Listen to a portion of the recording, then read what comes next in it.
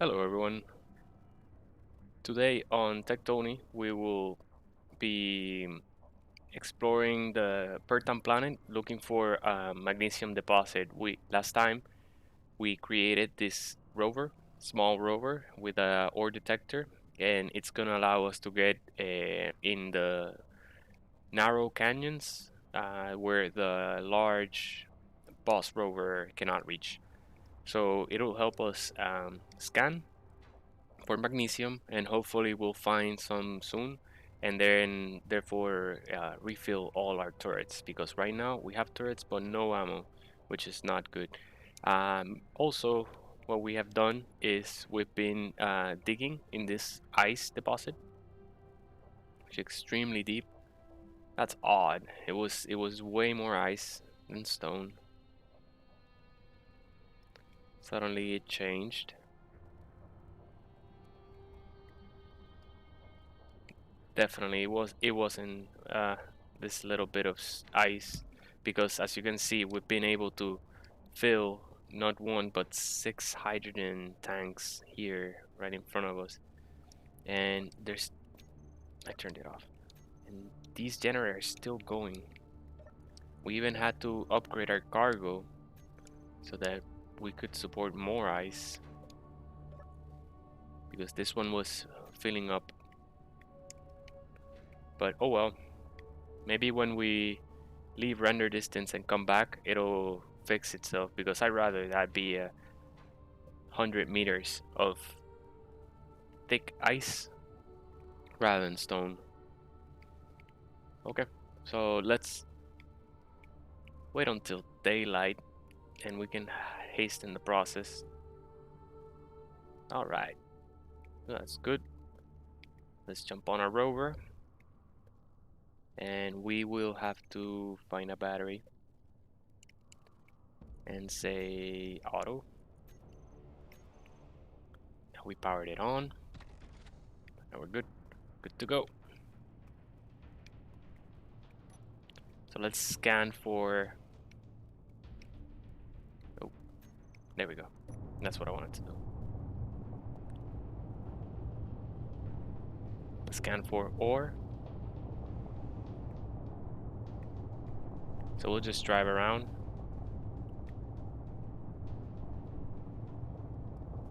We can get air.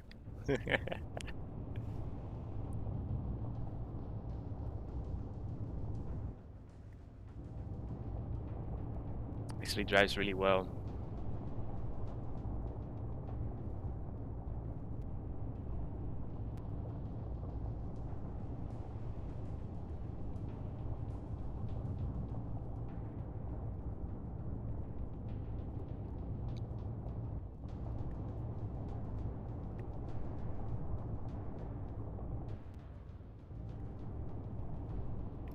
Gonna switch cameras.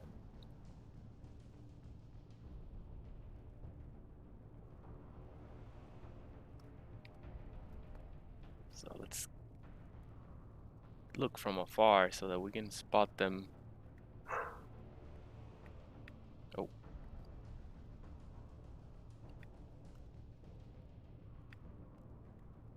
pretty good rover. It's going really fast, going 50 meters per second.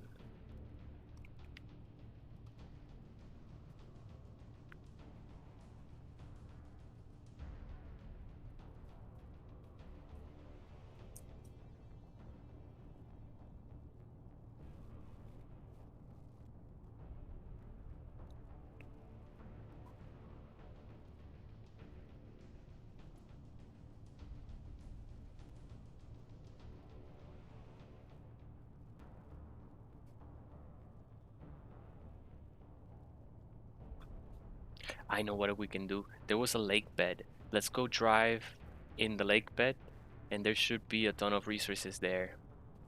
Surely one of them would be magnesium. Right?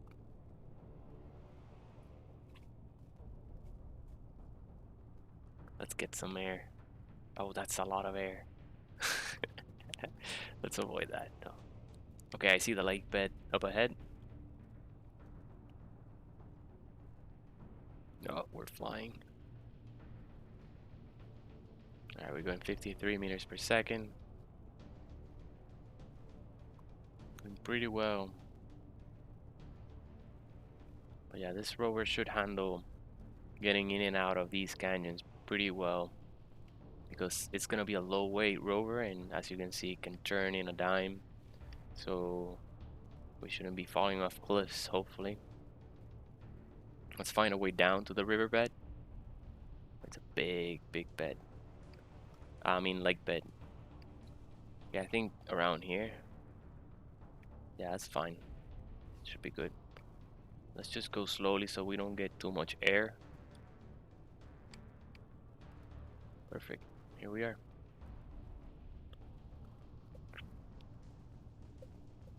Alright.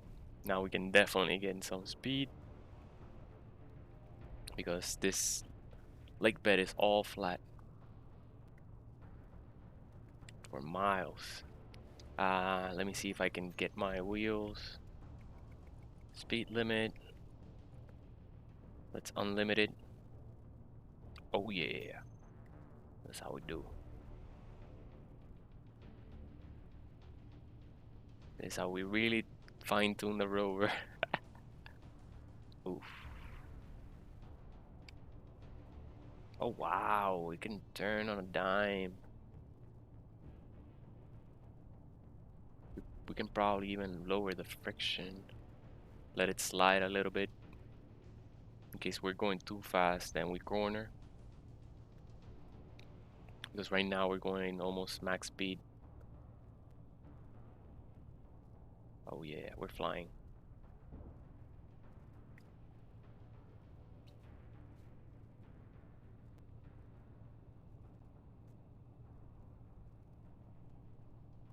I don't see any resources. Come on, land. Spaceship rover.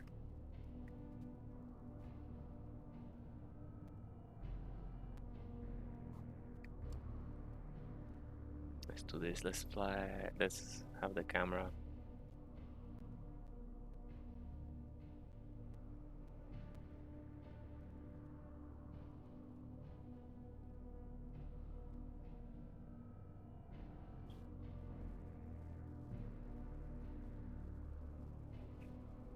Thought there would be more resources in this lake bed.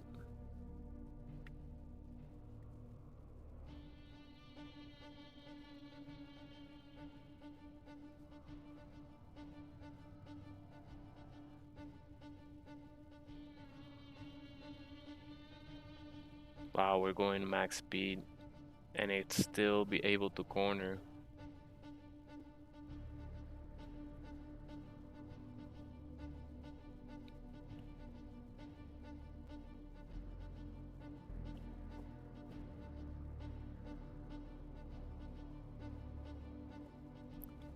I'm gonna call it the dune glider.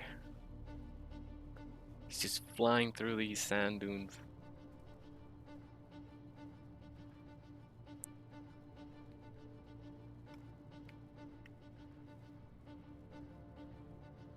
Oh, we found one, finally. Iron. Okay, slow down. Slow down, slow down, slow down. Good. What is here?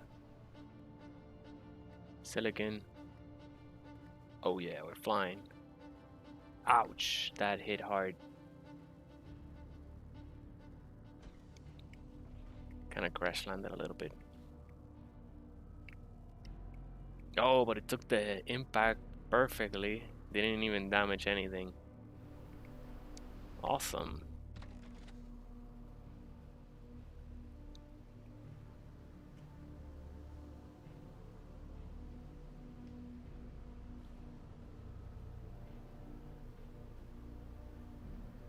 Oh no, we're gonna fly now. Oh wow, we're flying. No, don't flip. Oh no.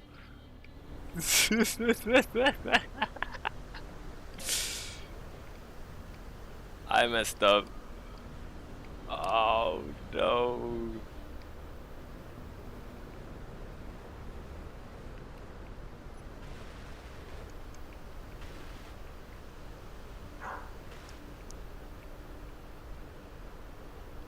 Luckily, we only lost the cabin.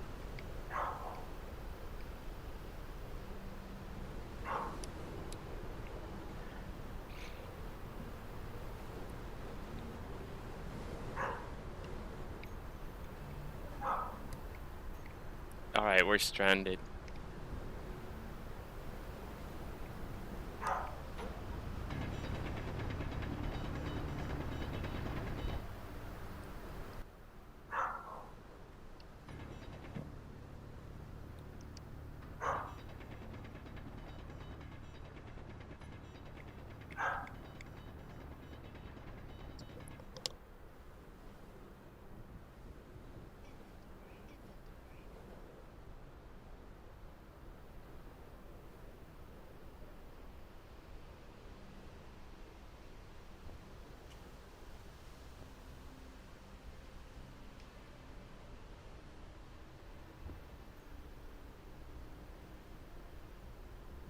Nice. We have a bunch of steel plates here as well. So that should help us.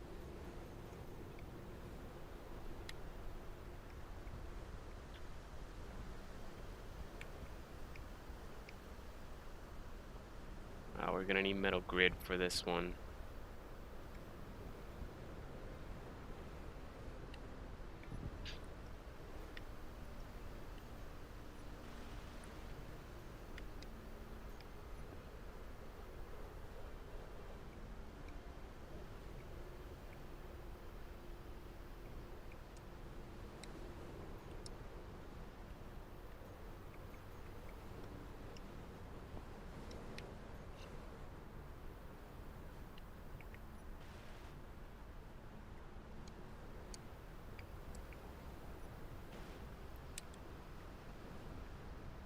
And let's set the projector.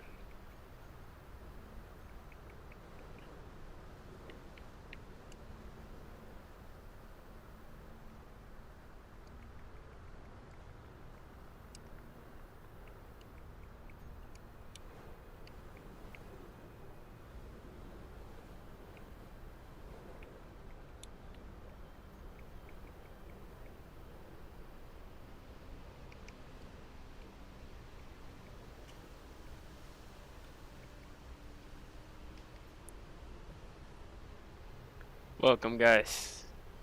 I flipped the rover and we're stranded in the middle of a sandstorm. So yeah, let's load the blueprint. Good thing I saved the blueprint after building it. We were kind of like testing it and flipped it. Yeah.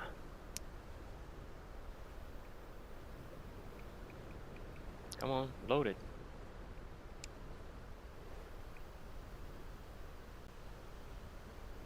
Okay, now we have to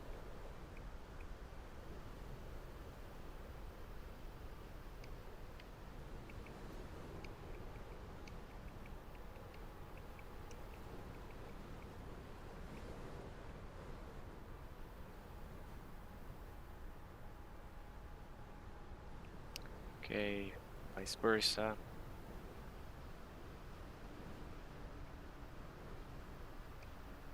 Okay. Minus 90. There we go. Minus 90.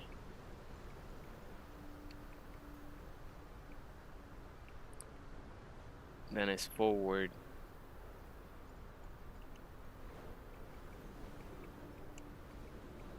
Forward offset. Backwards. There we go. Go back. Go back. Horizontal. And then vertical. There we go. Alright. That's good. So now I can just point at these and they get welded.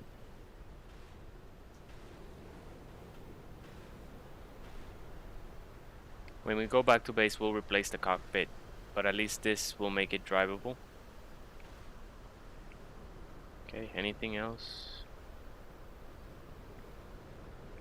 Alright, let's see if we got to build everything we needed for the cockpit. Cannot withdraw 30 bulletproof glass because we ran out of materials. So we'll need a little bit of more stone.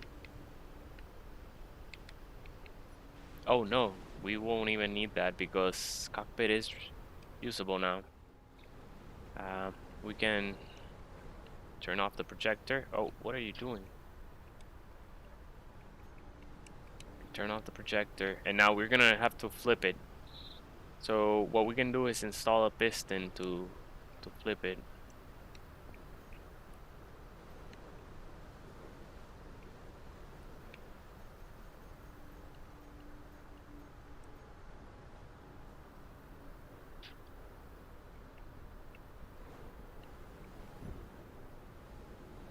Maybe we can.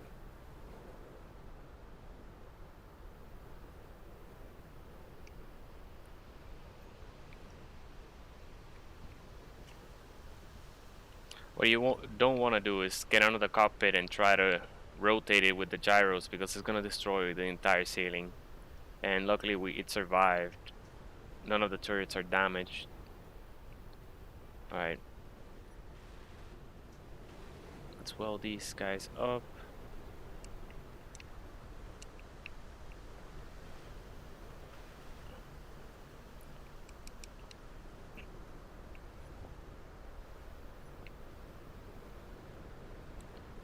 Then production.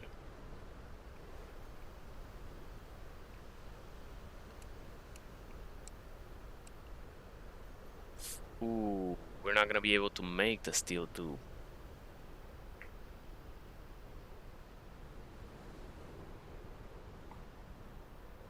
Okay, it ran out of materials. We'll have to get the steel tube from somewhere.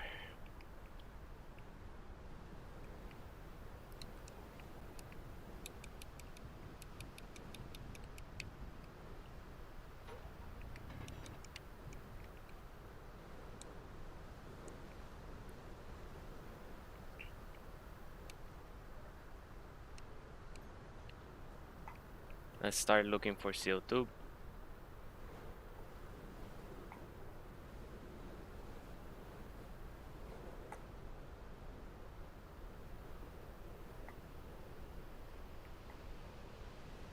Okay, probably the rocket launcher turret's gonna go. Oh, we just need small steel tube. We don't need the large one.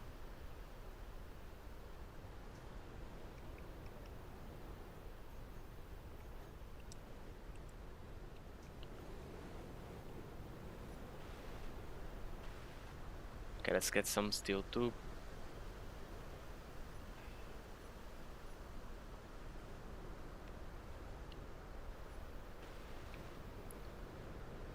Let's push that piston.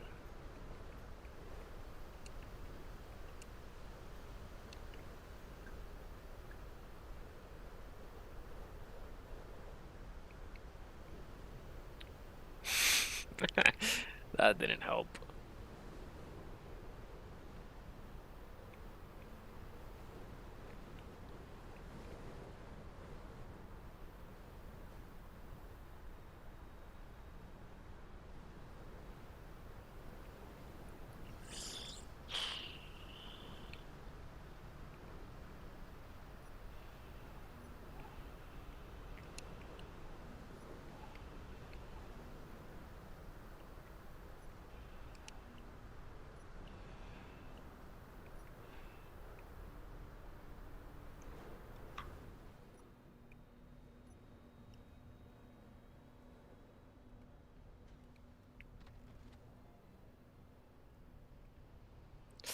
Yep, yeah, it'll roll.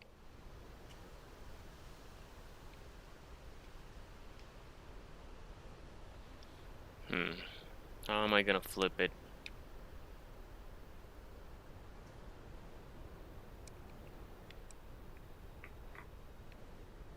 Maybe I can roll it myself.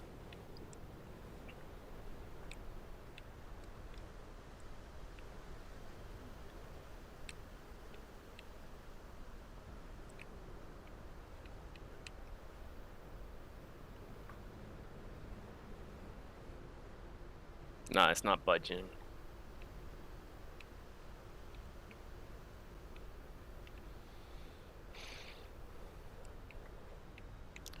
I don't want to install thrusters.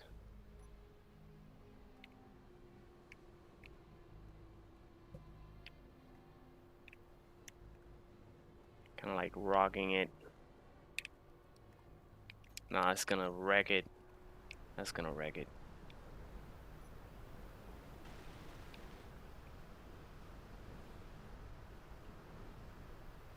I know. Okay, this is what we're gonna do. We're gonna put one thruster like that, this way.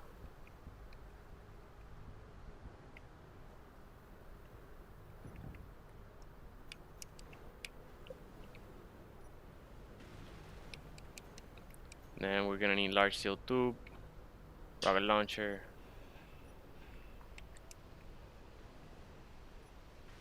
Then a bunch of motors. Where are we gonna get motors from? Get rid of the exhaust. 7 motors.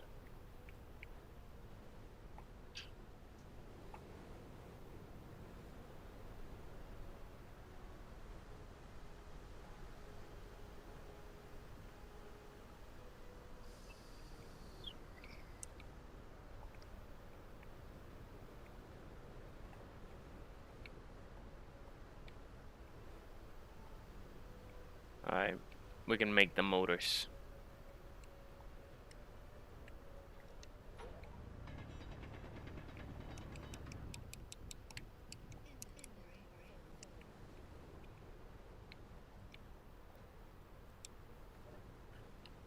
Production.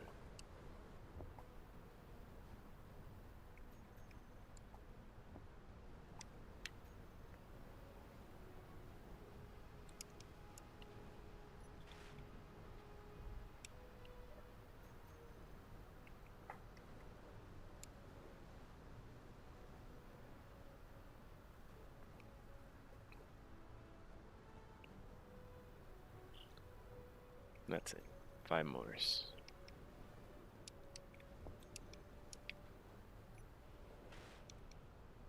Alright, and now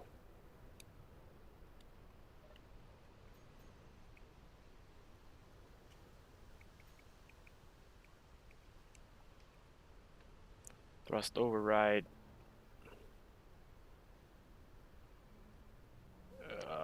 It doesn't have enough thrust to flip it.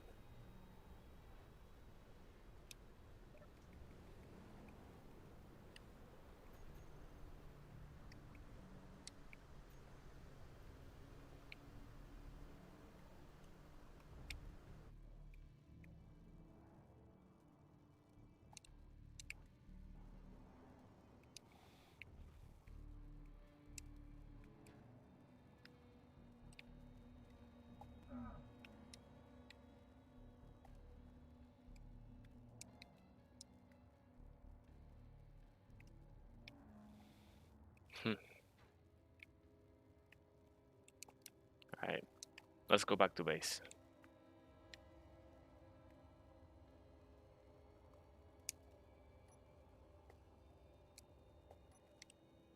Barely have any hydrogen left.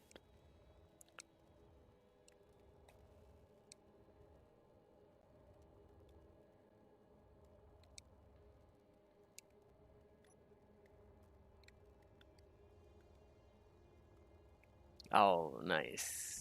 No, it reset. Can't make up its mind whether it's ice or stone. Oh well. Here we go. Hey, Liz Falls. Will he survive after these messages? Cliffhanger, lol. I don't know. What do you mean? We gotta flip this vehicle around. Oh, this is filling up with stone. So let's help our storage container not get clogged by allowing this sorter here. Changing this sorter. into a conveyor junction.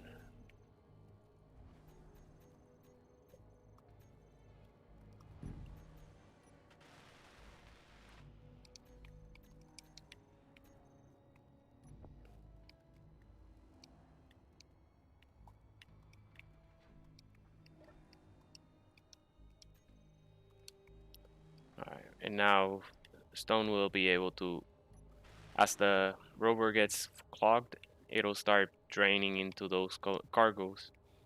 But yeah, the refiner will still have access to it. Okay, let's drop this down. Now, what we're going to do is bring a ship, but we're going to install on it a landing gear. Oh, we already have one. Already have one. How much power do you have? Only 5 minutes to charge.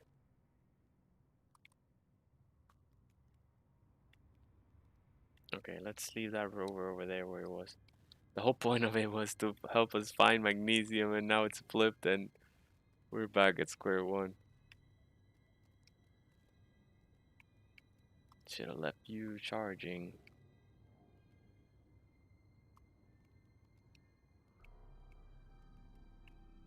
Nope, don't crash. There we go. Okay, and then power off. Good. Let's make sure your batteries, survivor batteries, recharge. Check them out. They should be recharged in 1 year. Why? Why? Because all the engines are off.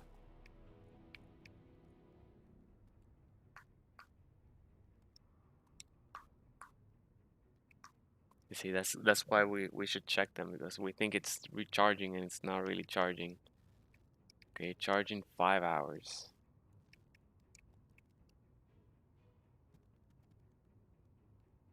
What if we have the batteries of our rover? Let's check how they're doing. These are the batteries of the rover.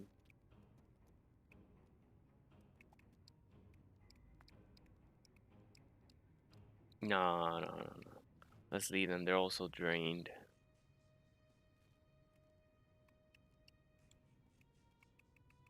Alright, let's leave it there. Let's leave all the engines on. We have hydrogen to spare. However, there's one more engine.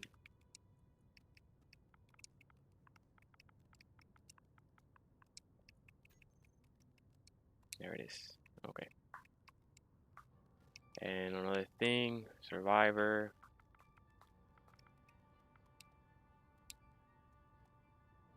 Okay. I'm gonna put its tanks on stockpile. It's the small ones here. Stockpile on. And now they're charging.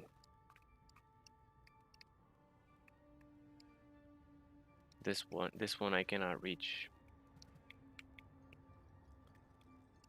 Okay. Good stuff. That's there.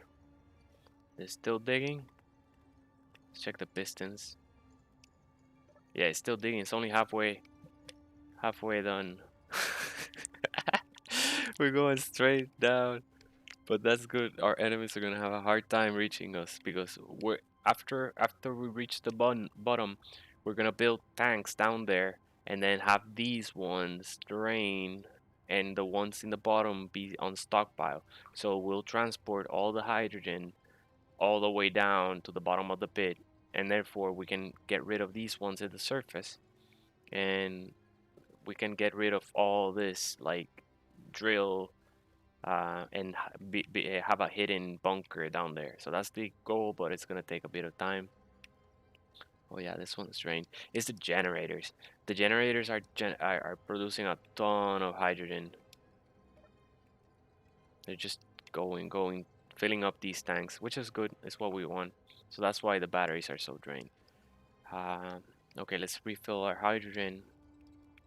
What we're going to do instead now, we're gonna build a rover. Well, that keeps building. I mean, drilling, and our survivor is getting charged. I'm gonna put some steel plates to make.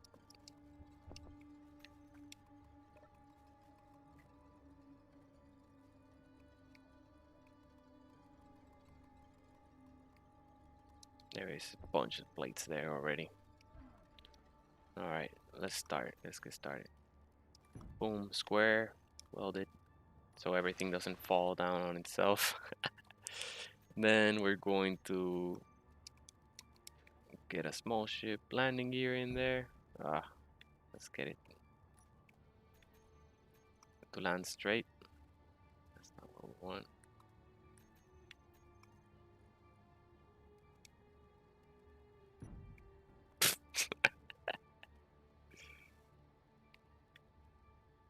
There we go. Got it. Now we're going to add a bunch of squares upwards.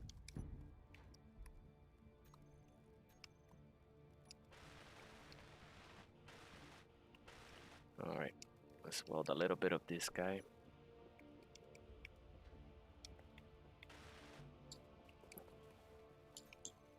Now we're gonna use a projector block.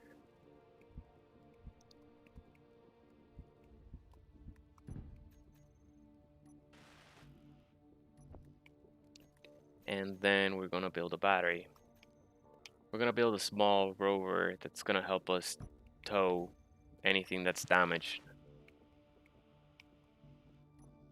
Or it's gonna help us flip it in this case. Let's also get the battery. And in order to control everything, we'll also need a control panel.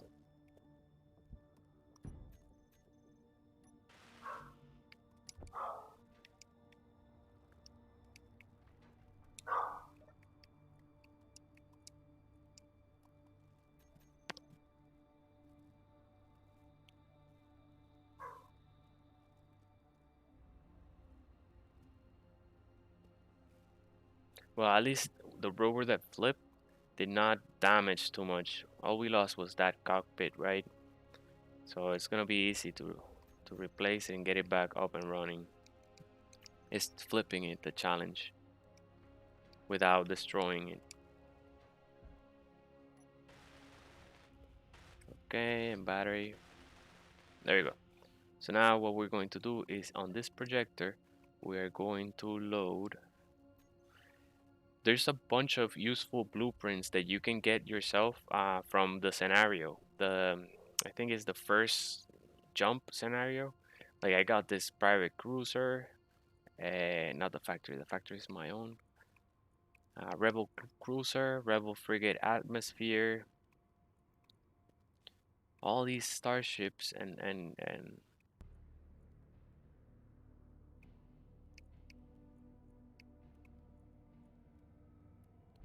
are from the rover. That's the garage. I use their garage in the scenario to then build the entire factory. You can probably see the resemblance a little bit. Yeah, but either way. Okay, let's find that tow. There it is. This one is from the winter scenario. Multiple grids are not supported. Okay, projector. Vertical, go up. Oh, it's a large grid one, no?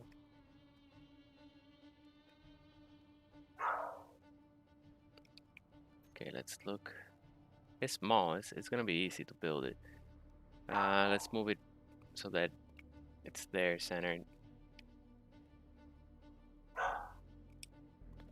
Okay, projector. Now forward. And then vertical So we see one block light. There we go. Perfect. Okay, no, not really. Let's go back up. Then we're going to move it horizontally. Perfect, that's the one we want. Okay.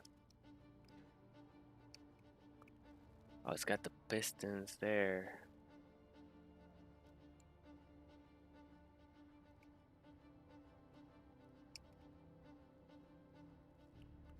Oh, it's an inexpensive at least. We'll fix it. We'll figure it out.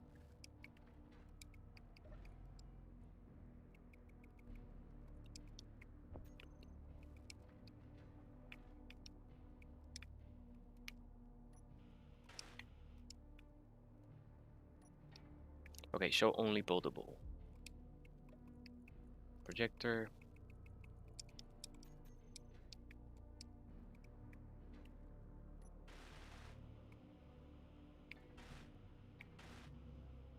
Why would you use heavy armor?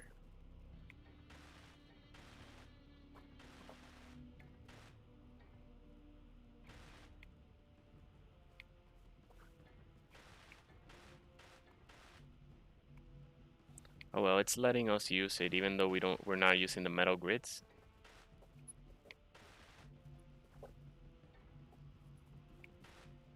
Well, maybe it's good that it's heavy armor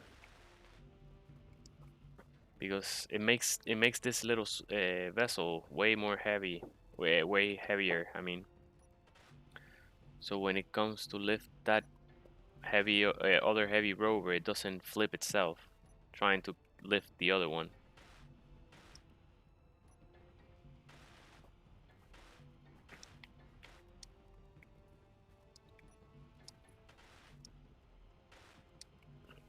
Oh, very simple tow rover.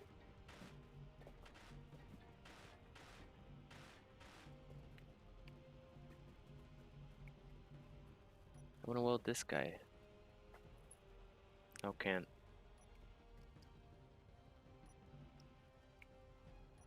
Interior plate for that. Check our tank. Our tank is fine. There goes the. We're not gonna use these tires. These are the regular old. We're gonna use the balls tires. The ones from this DLC, the Pertam DLC, off-road.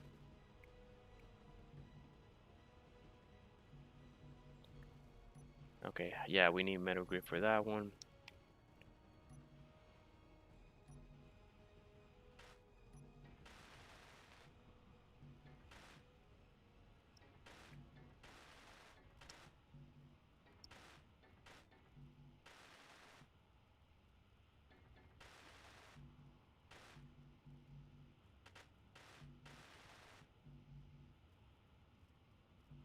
Come on. I got steel plates.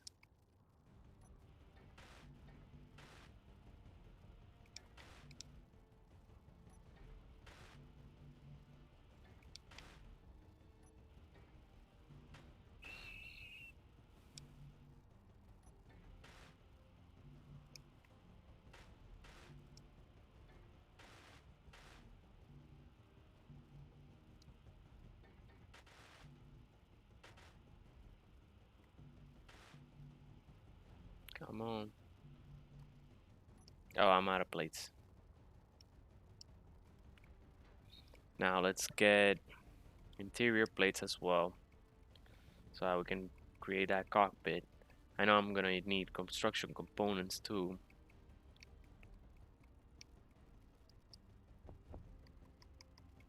We don't need that many.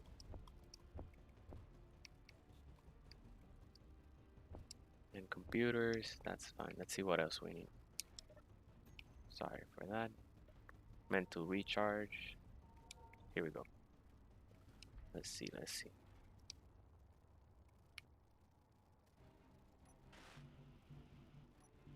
I got interior plate. Oh, it's the window it's trying to build. Come on, there it is. Okay, now let's add it to the build planner. Let's add that window. And that one too.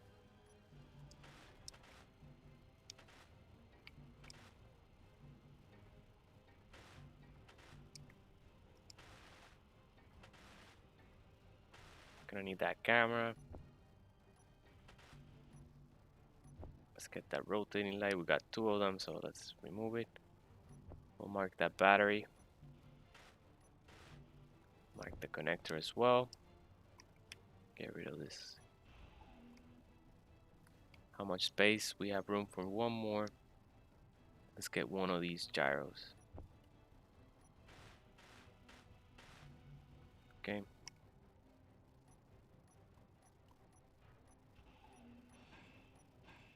Alright.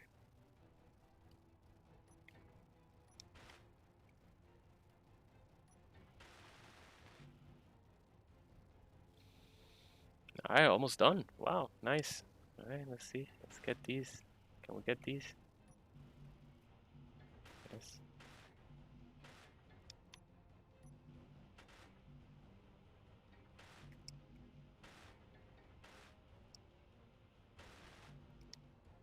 Very industrial.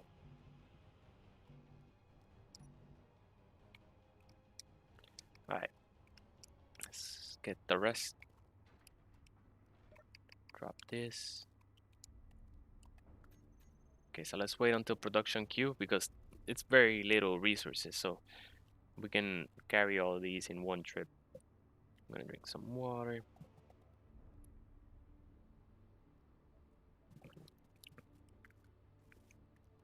Alright. Almost done.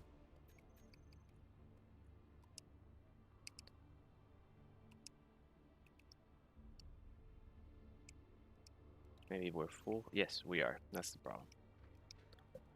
Okay. Oh, nice. It comes with LCD panels and everything. Okay, this one here. Top. Guess we used it on the wrong item.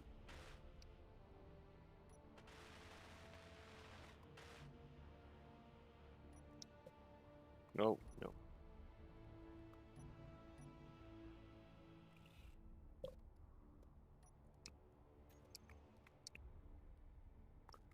Where's that motor go? Oh well. I'm gonna fix this build planner. It's all messed up. Okay, one gyro. Oh, two gyros. One connector. One camera. Let's see those LCD panels. Okay, it's fully built. There's one window there.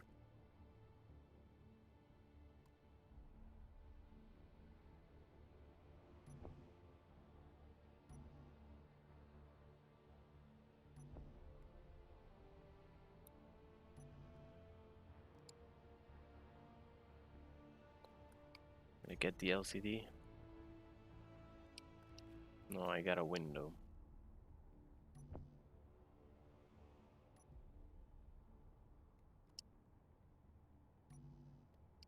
Okay.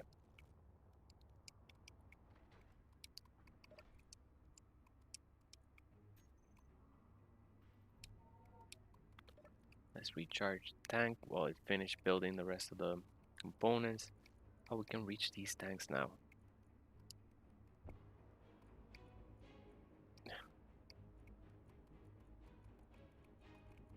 They're not set to refill bottles automatically, so let's just use the ones that are.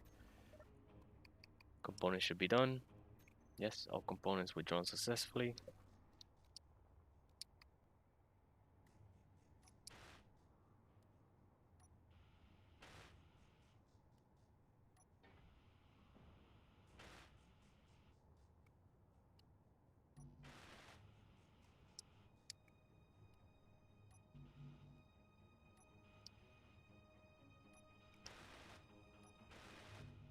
Yeah, it's coming together. Let's finish the gyros.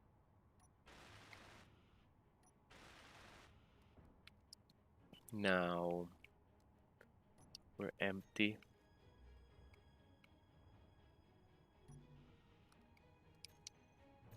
Let's get the control seat.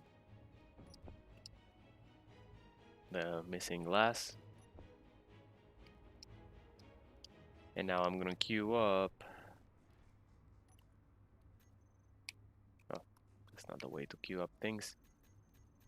Forward, left.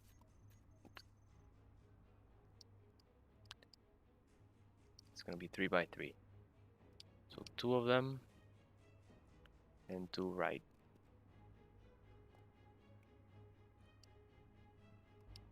2.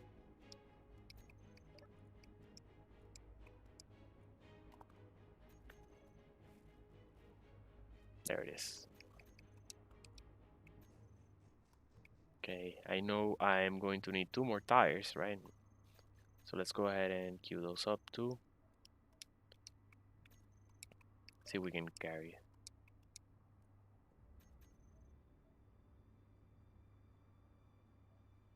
Okay. All components withdrawn. That saved us a trip.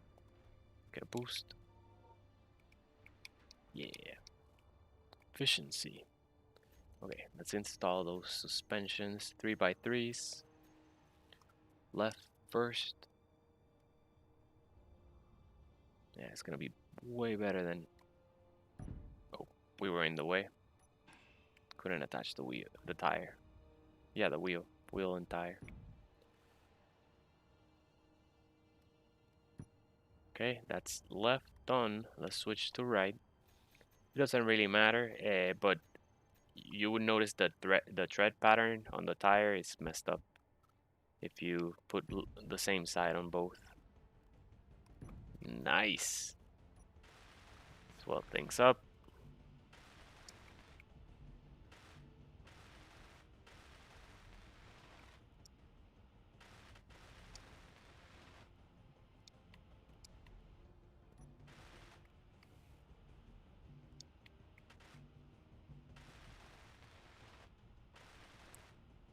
Nice, that looks good. Let's color them because it applied the color I had on my clipboard. Actually, I want this rust black. We're gonna paint the rims yellow.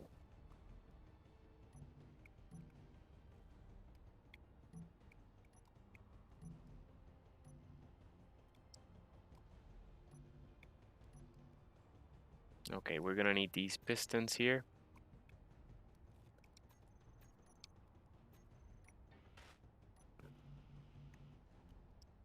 Okay, so now what we're going to do is queue 2 of these. 1, no, that didn't add it.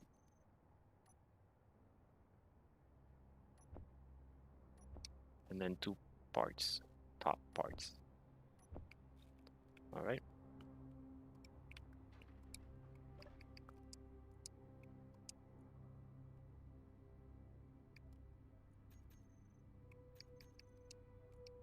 Should be everything.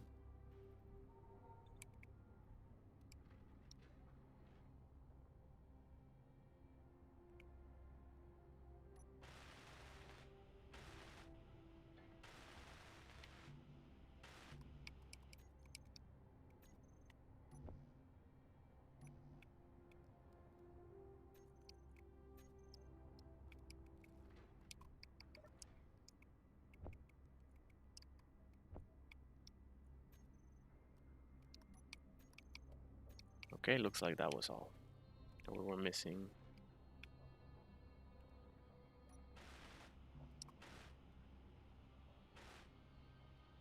Okay, it is 100%.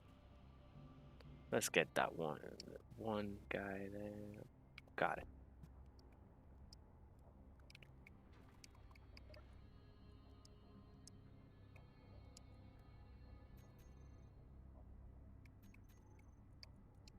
There's the metal grid. You can just make a bunch of metal grids at the end and then run through all the blocks, the ones that are heavy armor, and it'll add that missing grid. We'll do that eventually, but we don't need to. It could have been light armor block and we would have been fine. Alright, let's drop all that extra weight. Recharge our tank. the right tank.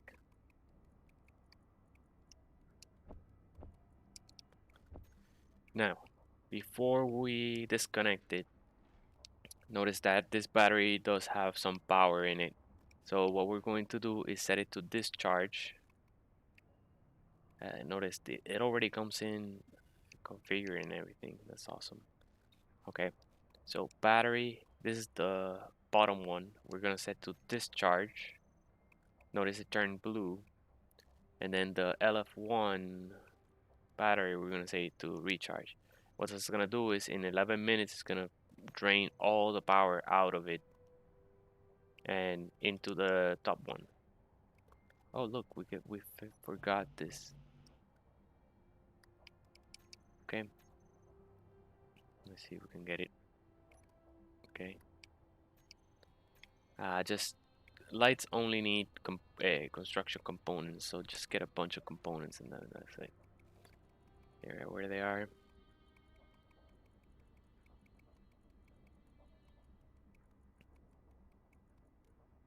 Yeah, I'm out.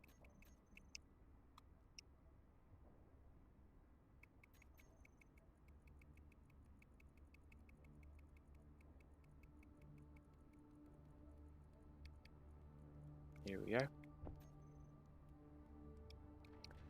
Let's look for those lights again. Aren't there lights in the front either? Feels like something would go there. I guess not.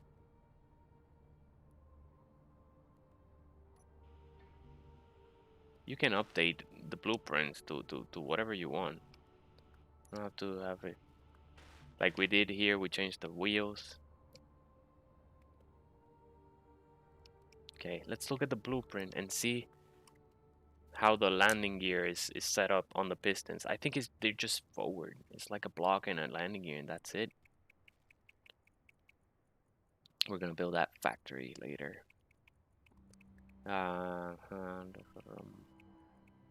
This is it. No, it has multiple pistons.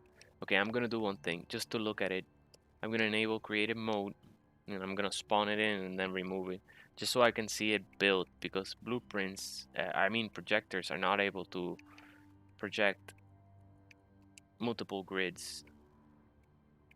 They just pick the larger one. Okay, you see it is a different thing altogether.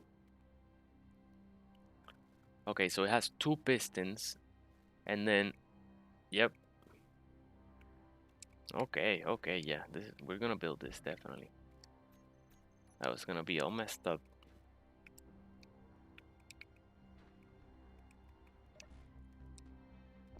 Okay, boost. Now, okay, pistons, and they're merged. They merged their pistons. I don't like the difference in color. They merge. No, they're different. Nice, nice. They're not merged. Merging them would have been a little bit challenging because of not being a large grid. Easy, easy enough. Okay. With their, let's pick the color that they have set for this, and it's gonna be like this. Oh, wait.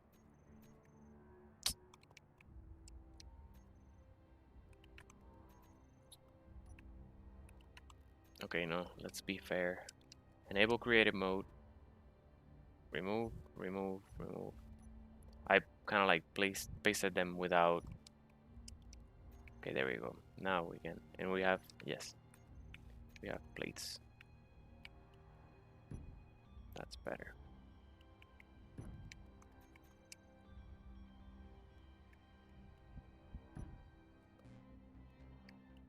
Okay, and then it's gonna be forward one square, and then half armor. Pretty clever blueprint. very minimal.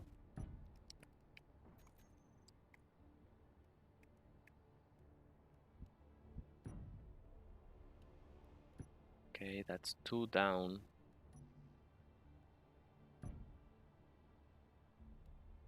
Two down. And it's gonna be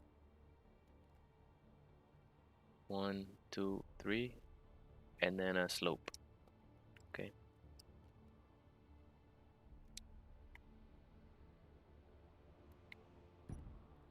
Down. Okay, let's weld that up.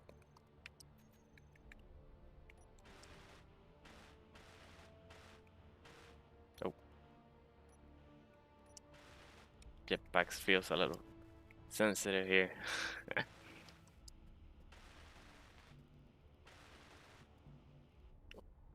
We'll get those later. But let's keep them in the queue.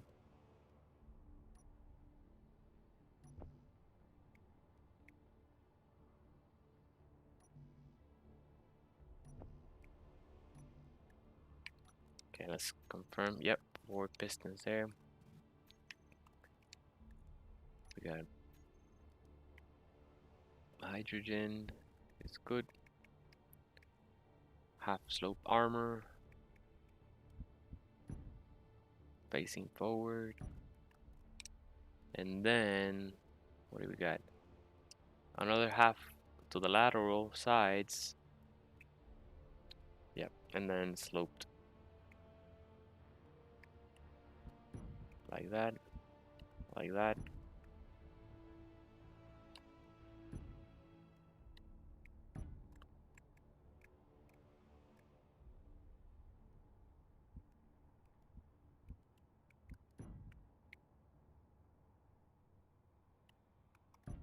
Nice.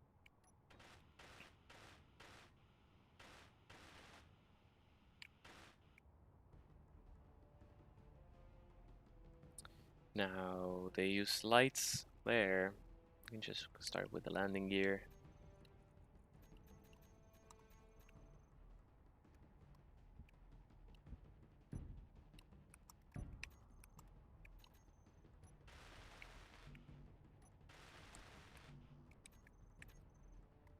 Mark those. And then mark 2 lights. Nope, no, those are spotlights. There we go. Got them.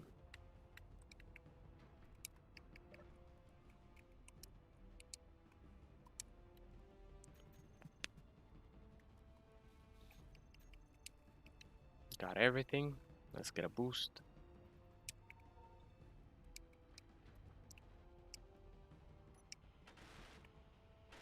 Nice, we did it. Yeah, it's a very simple tow. All we have to do, there's no programmable blocks or anything. All we have to do is group the pistons and extend them and retract them. Group the landing gear, unlock it, lock it. That's done. So now we can get rid of the one we spawned in, and we're back to normal.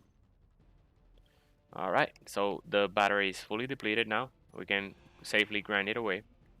And we can also now grind, but be careful because grinding this is gonna be a challenge. Rovers, well, it's a small rover. Let's try to grind them as fast as possible. So try to grind them as they fall, like that. Oh no! Don't tell me that this one is gonna be need another toe to get flipped itself.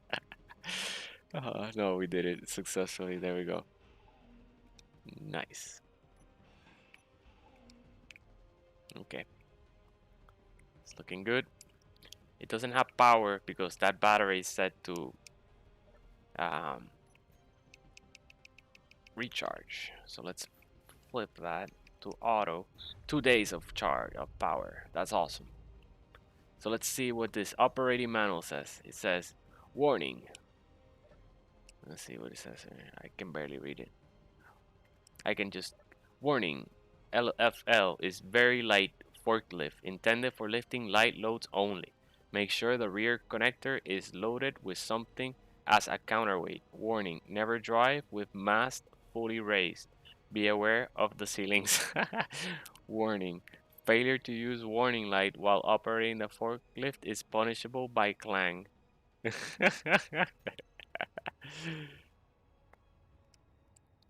Okay, and then we have the controls here. Say, okay, forward pistons extend, left pistons stop, down pistons retract. Okay, landing gear switch lock. It's good. Good stuff. Good stuff. Okay, so let's see what it says.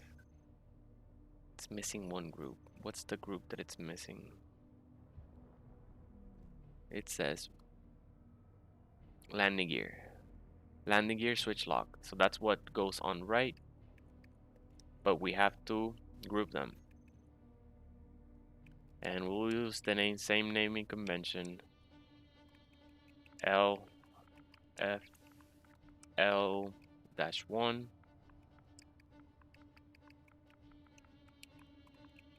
And we'll say LG for landing gear because I don't want to type any more than I need to. Toolbar off, terminal off, so we don't see them. Now, groups, there they are. Let's switch lock. Boom, landing gear switch lock. Now, next toolbar is batteries are good, recharge auto, connector is already there, camera view, emergency flip on and off. Awesome.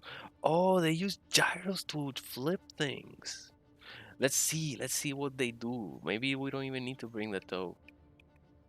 Emergency flip, gyroscope lift, power 100%, it's off.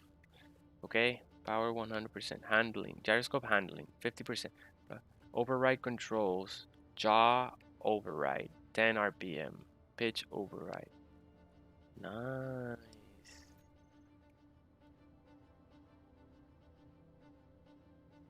Okay, I'm gonna write those down, those settings down, and I'm gonna try to flip it using a gyroscope, the other one, because it is equipped with a gyroscope. So I can remember power 100%. Jaw override 10 RPM, jaw 10, pitch 0, roll 0. That's it. That's it. And override controls checked.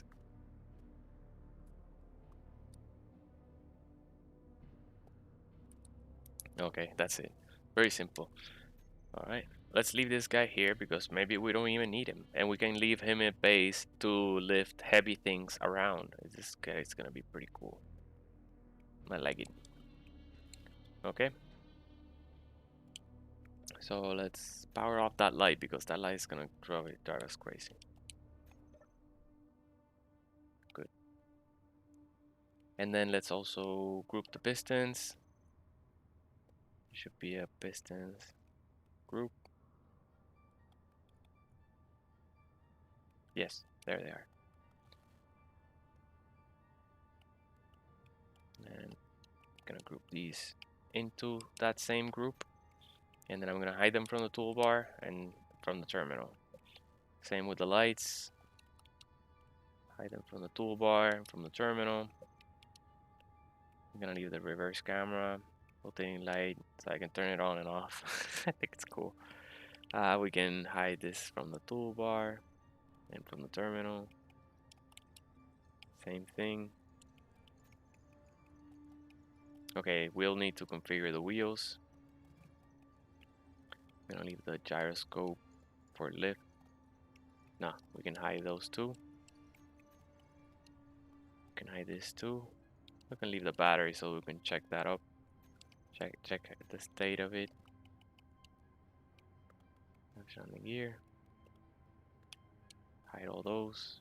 And we just shorten the menu to control this drastically. Okay, so left. Now let's find which one is since we used our own wheels, they're not gonna be configured. So let's go and see which one is front and which one is back. Okay, that one is front left. So turn it back on and then wheel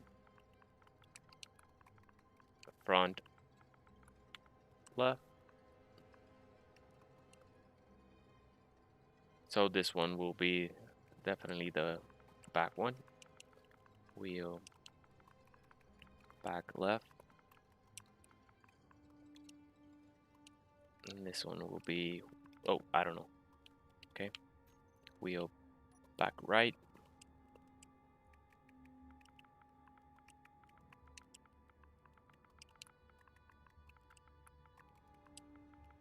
Back right. Turn it on. They're all on. Yep. So this one is back front. I mean right front. F front. FR. Front right. Wheel front right. Okay. And the main thing we want to do, besides, let's group them so that we can control their settings through the group. Wheels. And that way they don't fall out of sync. Wheels front.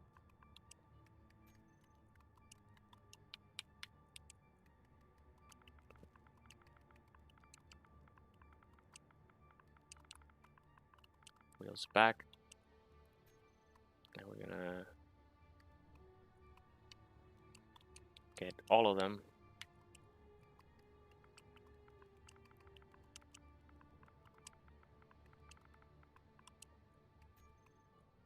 Toolbar, terminal, and now we can control them by axle.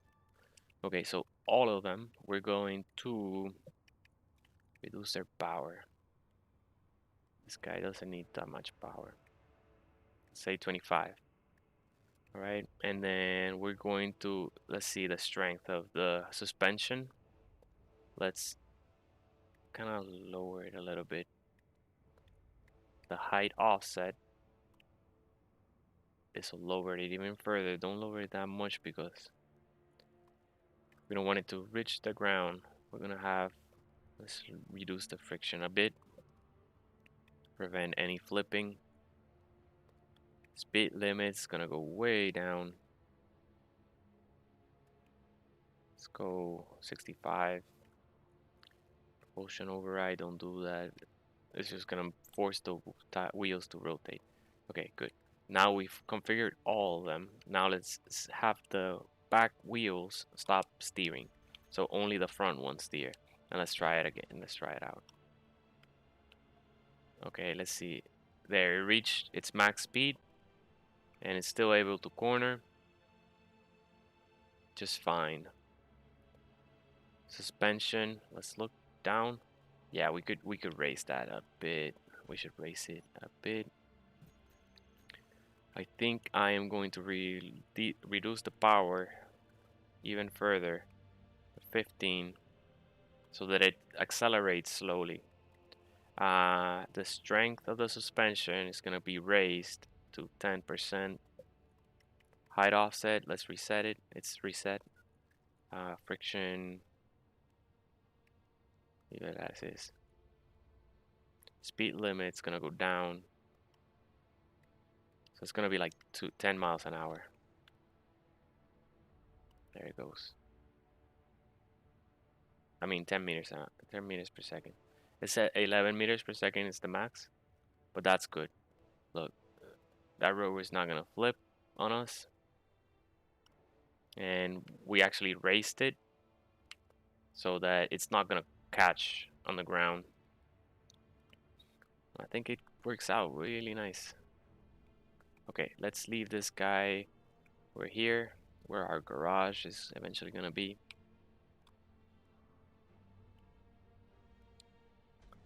Okay, leave him like that. I'm going to power him off. I don't know, let's not do that. Let's just do this. Let's have the battery set to recharge. Okay. Eventually we can put an engine on it and figure out how to, yeah. They said use a connector for counterweight, but we can now use the gyro to flip our rover over there. So let's try that. Let's drop all this. Get a boost in tank. Anywhere, any generator. Nice. A refiner Looks like our drills may have reached the bottom because looks like the stone is not clogging up the system anymore. There is some stone, but barely any. So let's check that. Let's check the pistons here. Wow, look at that. Suddenly turned into night. Okay, yeah, they look fully extant. They're not. There's still 14 more meters to dig. So let's leave them. There's our mule, or flip mule. So let's see if we can use the gyro settings in order to flip the mule. And now I'm gonna be way more careful this time. I'm not gonna have it flip again.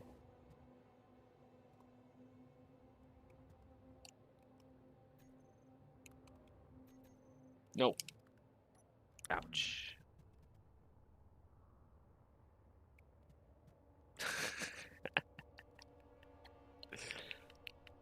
Alright, let's see. Let's see how this all works. Maybe it's just gonna blow up in my face. Okay. Control, gyro. Gyro mule. Here it is. Let's turn it off. Override controls. Jaw override is gonna be 10 RPMs. Wow, that's 60 RPM. Let's not do 60. That's fine.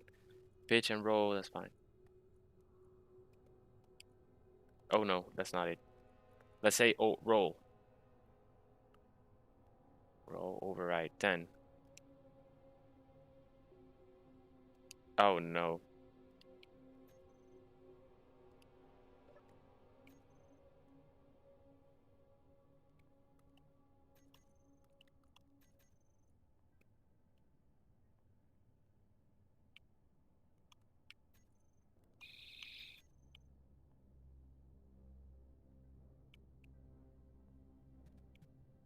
Alright, now let's bring our trusty rover.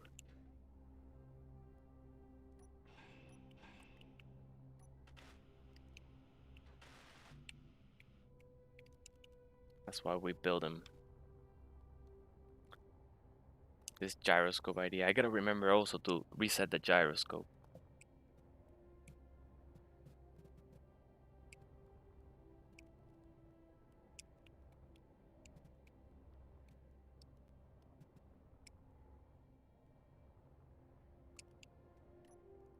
Alright, so we got a little trip ahead of us. Okay, batteries, auto. It's on. Yeah, that's how you turn it off. You don't turn it off by powering it off. You just don't fall in the pit. Set the batteries to recharge. Otherwise, trash collection may delete it. It may look like it doesn't have enough power to climb the mountain, but we can update that. We can add a little bit of power to the wheels by changing the slider. So but it looks like it did its job. It's also max speed, so we don't flip it again. We don't flip this one while trying to get to the other one. But it's pretty good. Looks nice and snappy movement. I think also if you reduce the power, it probably consumes way less power, electricity, because yeah, it doesn't need to send so much power to the wheels.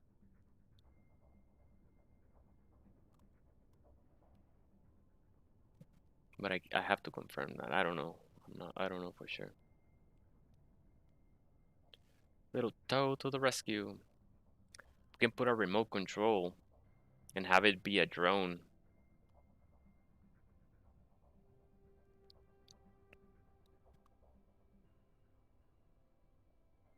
Yeah, it'll need an antenna. Yeah, we can fit all that. We can upgrade it to be but let's see. Let's see if it works out. If it gets to flip the toe the mule, then it's gonna earn a permanent place. And oh wait, there's a resource here. It may be magnesium, man. We can check. We can. No, it's nickel. Back on the road.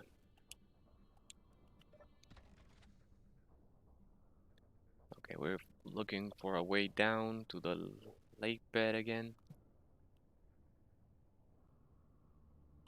Is that the mule? That's the mule.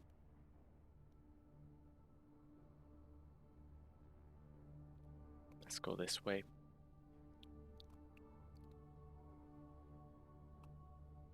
I want to stay pretty zoomed out so I can see any pits or anything.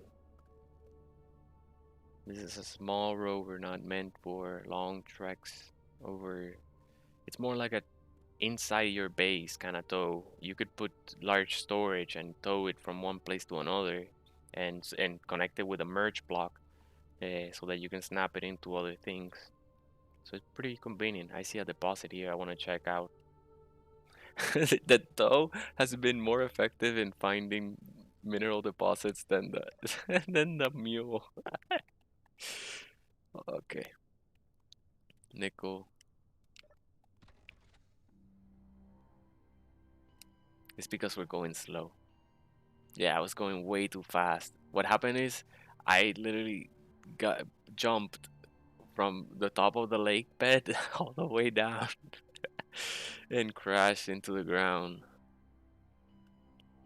It was the bounce. It bounced back and then flipped.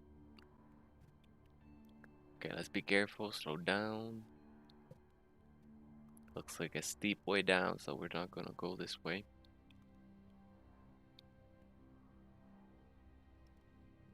Definitely not this way.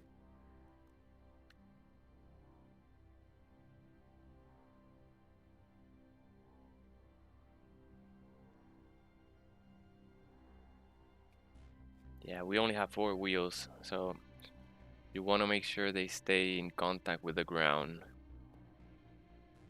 If we go over this terrain, we might lose. I think we can lower over here. Alright, committed. We're going down.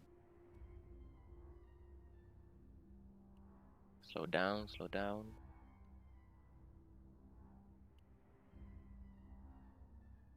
Take an angle.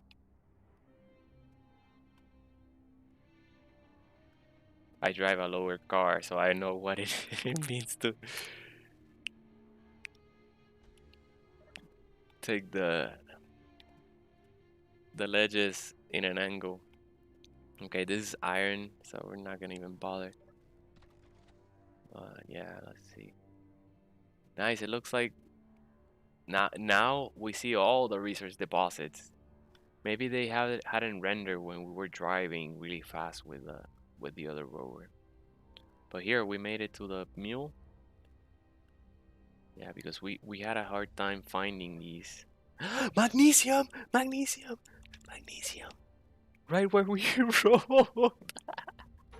Right where we flipped. Oh wow, yes, yes. It's super rare. Very rare indeed. Yep. And we found it. We found it. Okay, so look for empty, dried up leg beds and you'll find resources. Rare resources here. Maybe we find gold. We gotta get our once the rover is done drilling our bunker base in the ice, we will bring it down here so that it starts drilling for those ores. Okay, let's see how we're gonna do this. Oh, we don't have lights up front. Let's put one light on. I forgot them.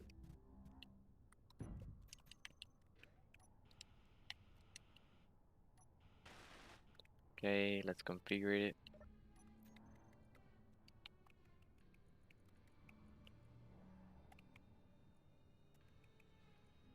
Radius max. Lower intensity. And fall off. Lower fall off. So it's like a soft but long reaching light. Now, let's try this. Pistons extend. Wow, they're really fast. They're really fast. Oh no. Okay. let's say, how fast did they set theirs? They set them at, oh, they set them at that speed. No, I'm gonna lower them. I'm gonna lower all that speed. That speed is dangerous. Let's do 2. And let's see.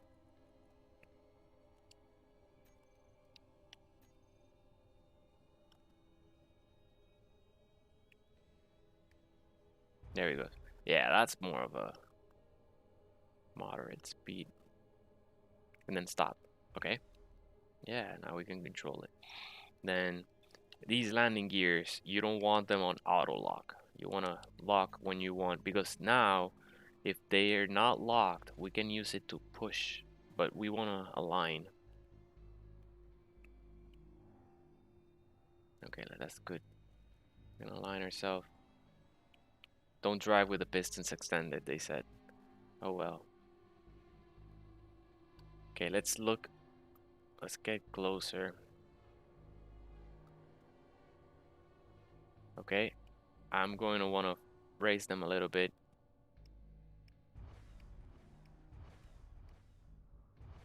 There we go. Booyah. Now let's push slowly.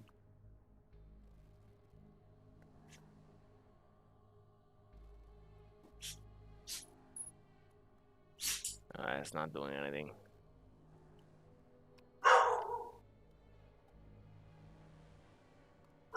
I needed someone else to help me. Maybe I should use the gyro now.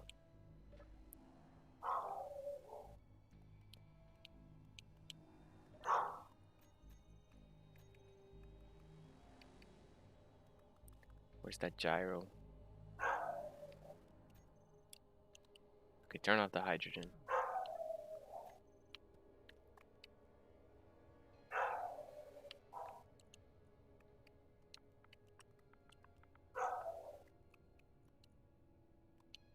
Oh, we have 2 of them. Let's do both. Okay.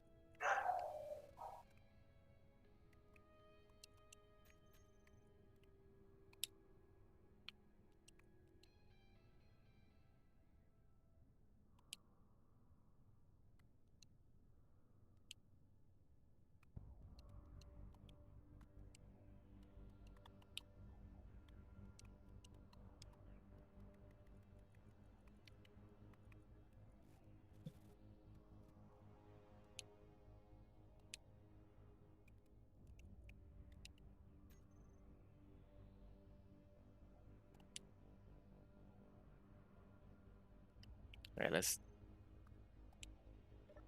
see if we can help it.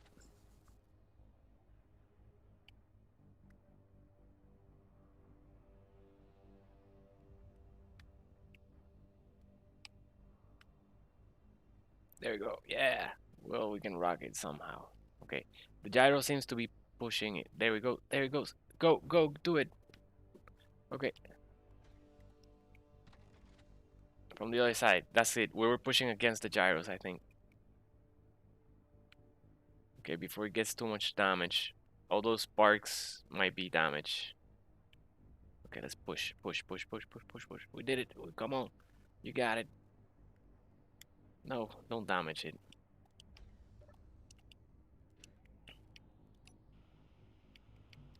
Okay, we're not damaging anything. No, that's not damaging anything.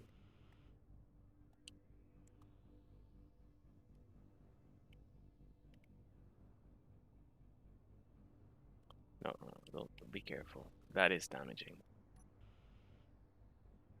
Yes, that is damaging. No. Tricky, tricky thing.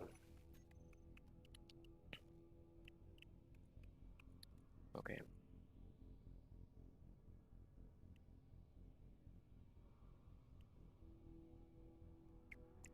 Ten override. I don't know. I'm just playing here.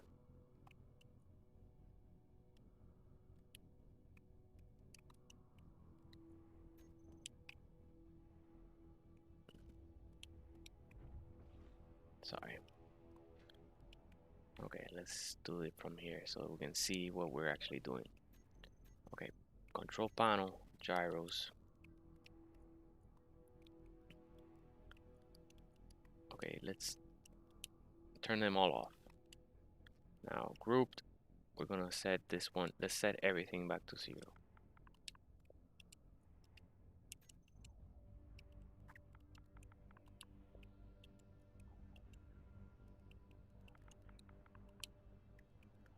All right, let's confirm.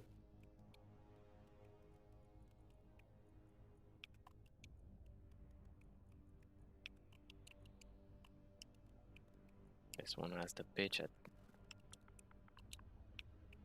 Okay, so let's try roll at max. See what that does.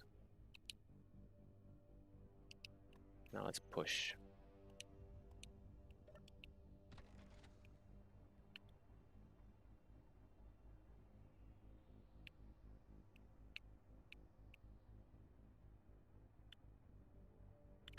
Oh my god, we almost got it.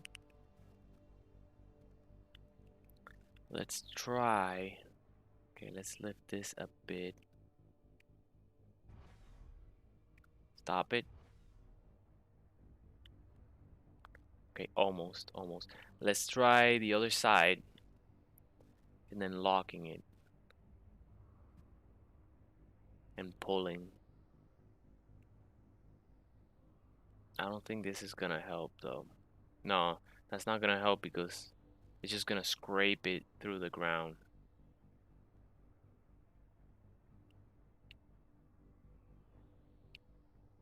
Hmm.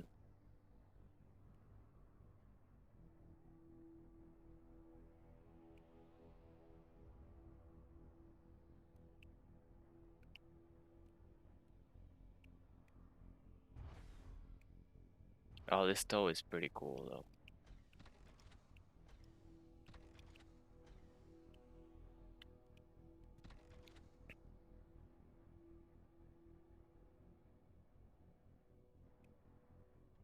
Okay, it's locked.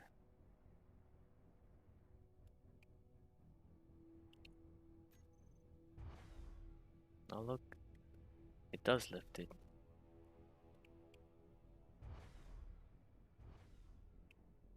Okay, let's unlock.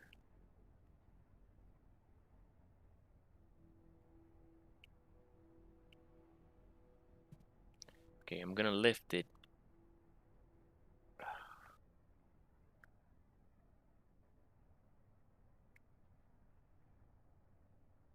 Okay, let's lower it.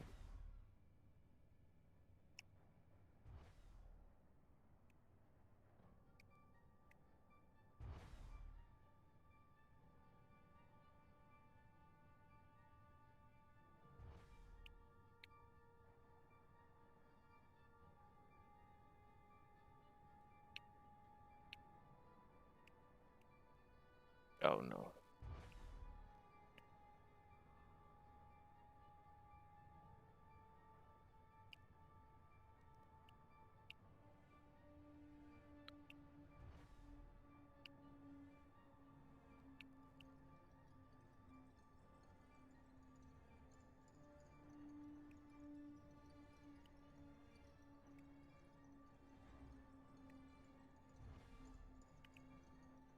Okay, it's locked. Go, go, go, go, go, go. Flip, get flipped. We're doing it. Oh my. Okay, let's see what once I release, where does it roll? Okay, it rolls this way. No, no, no. Park it. And lower, lower, lower, lower this.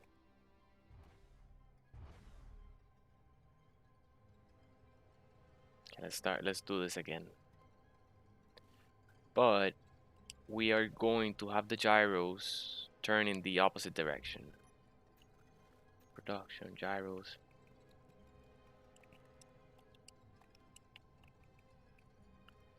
Roll override.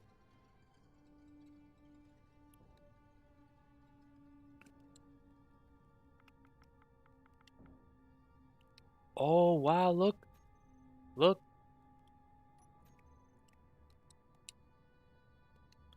Ah. Well, it's done. Okay, gyros can be used. So all we had to do is set both gyros to 100% power, override controls, and then use roll override. But what we did is we set roll override to 60 and then we flipped it all the way to -60 instantly. And that created that rocking momentum enough for us to flip the rover.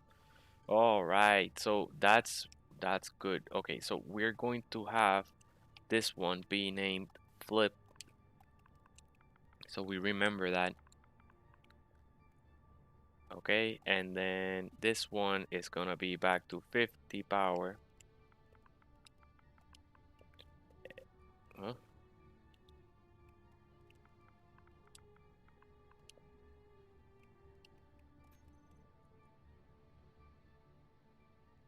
Yeah, it's 0 to 1, so it's percentage base. Okay, it has to say 0.5. Override controls. Nice. Flip, and it's off. Yep, and the normal one is on. Let's hide them. Nice. Our mule is back alive. It's a little bit of maintenance.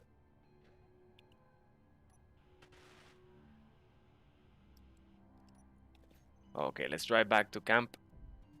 We'll leave the miner here. Nice, we found magnesium as well. Yes, yes. Okay, we'll leave this guy. Nah, we can come back because now we can arrive with the big rover, which has a large grid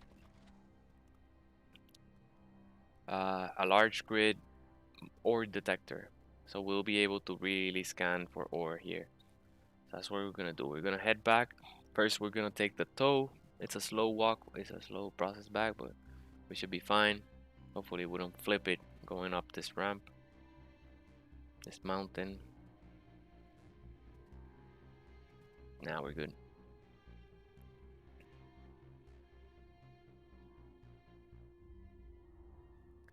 It's the beauty of off-road wheels.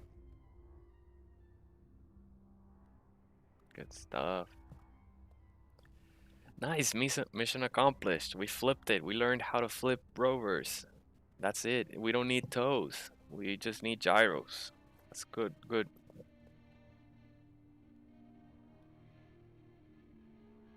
I feel like I leveled up in the game. Yep, that's the first challenge. Like, well, you flip your first spaceship or your first rover. How do you turn it around? How do you flip it back? You're not gonna abandon it and build a new one, are you?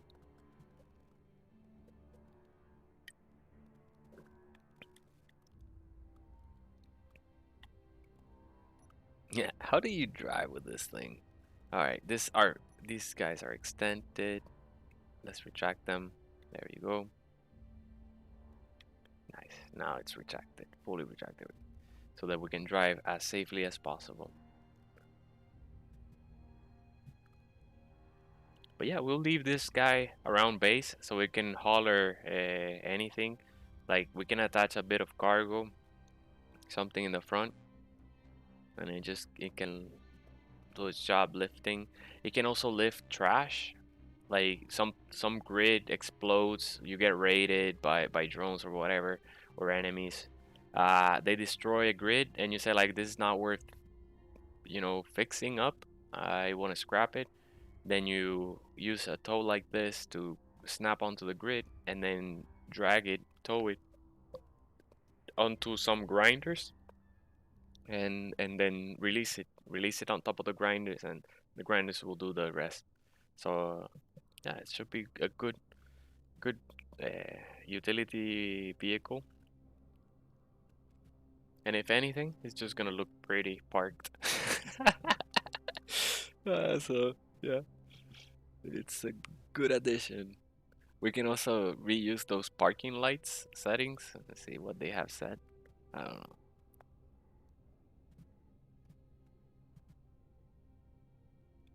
Almost back at base.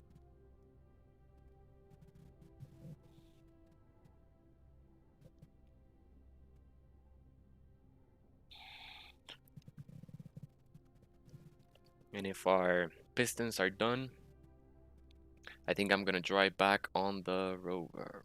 No, no. Not yet.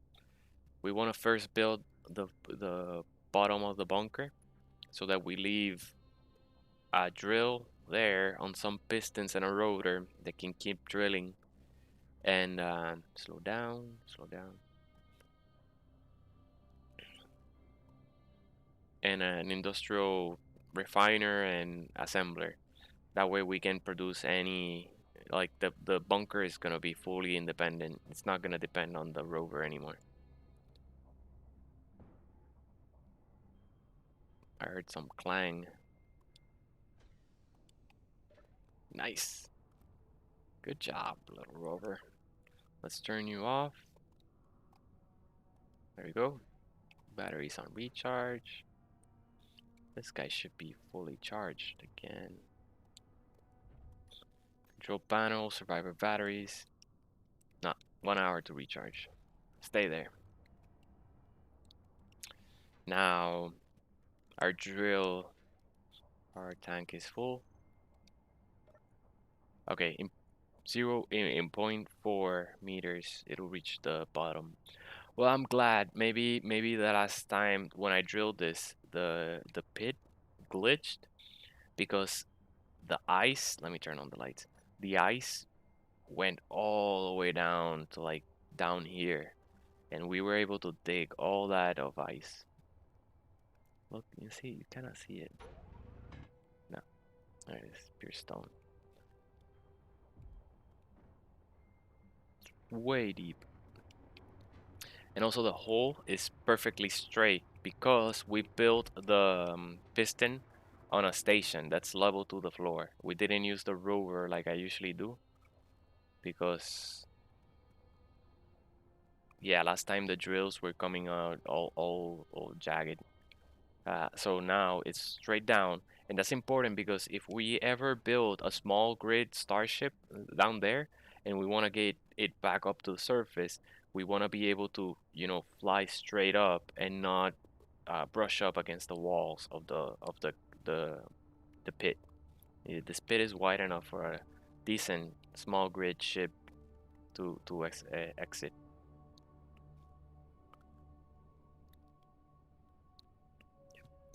You could even make it wider.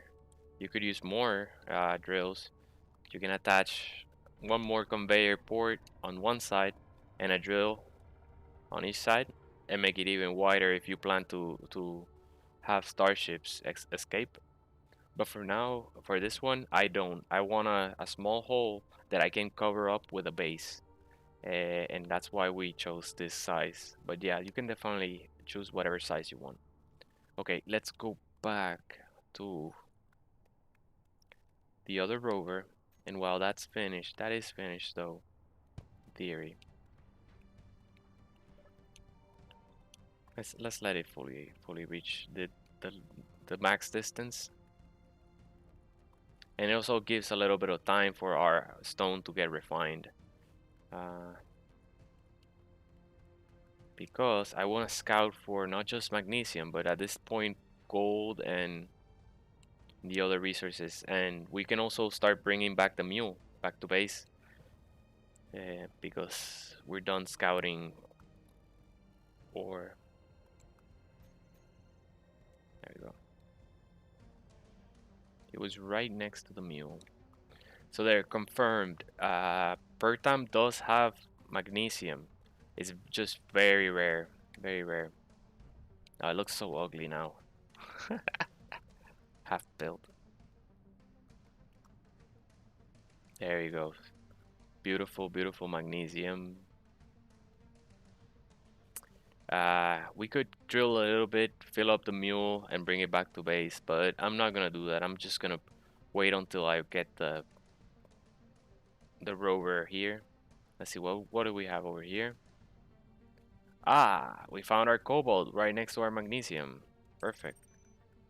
We're gonna create a factory right here. factory is gonna be able to produce to harness cobalt and magnesium. And what do we have over here? Nice. Silicon and nickel. Okay.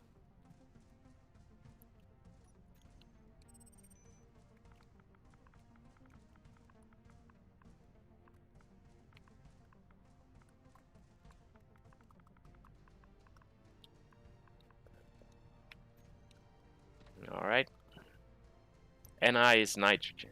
No, N is nitrogen. And we have iron. Nice. In this little corner, we have all the resources. Okay, we're moving base. We're leaving over there. We're making an outpost, but it's basically to harvest hydrogen and as a spawn point. It's gonna be like a spawn point. We can use I know we can use the hole as a silo, so we can build a starship that's like already facing upwards and just directly thrust upwards with hydrogen all the way up to the space. So that's probably what we're gonna do over there in that ice pane, because we're gonna need the ice to fill it with hydrogen. But yeah, good stuff. So we'll build the factory here next to the ore, and we'll build a launch pad over there in the hydrogen. Now let's see what else we have access to. What else could we have access to? Silver and gold, very important. You see how fast this rover is. This rover is able to go max speed. That's why we flipped it. We Oh no. Oh nice. I saved it. I saved it. Okay, let's do something. Let's be cautious. Let's be more cautious. Let's get the wheel. Speed limit not unlimited. All right, let's bring it back down, and then we'll start upping it if we need be. That's good. 40 meters per second is good. That turns on a dime and doesn't flip. Yeah.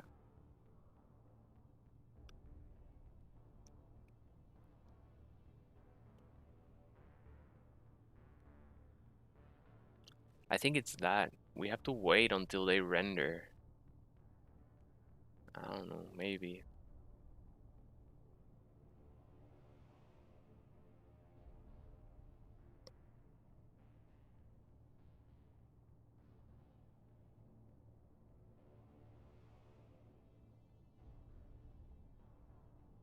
Oh well.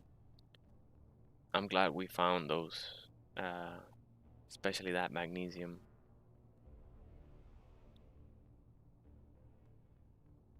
That's the iron.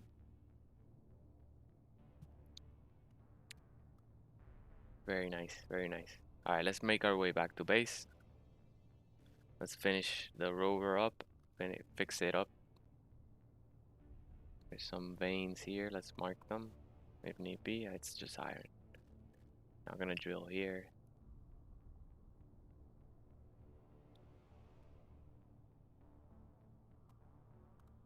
Alright. Oh, nice. It does corner really well. Oh, there's another one here. It's just nickel. Yeah, we're still looking for gold. I guess we can just run around and see if we can find gold and silver. No, we'll look in the empty lake bed with the large rover, because the large grid ore detector will be able to reach deep into the ground. Like I think it's 150 meters into the ground, so we'll be able to really find where the gold is. Gold and silver are usually deep down in the earth. All right, here we are back at base. Good job, little rover. You did well. You accidentally found magnesium by crashing into it. All right, so let's park right here, and then let's get rid of this cockpit.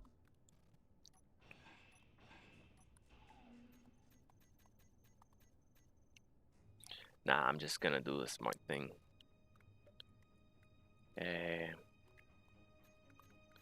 Projector.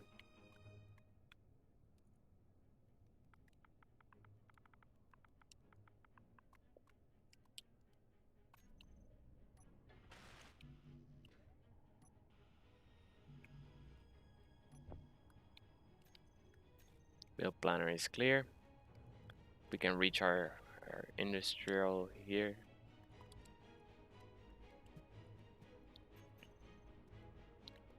Producing. Let's also get some steel plates.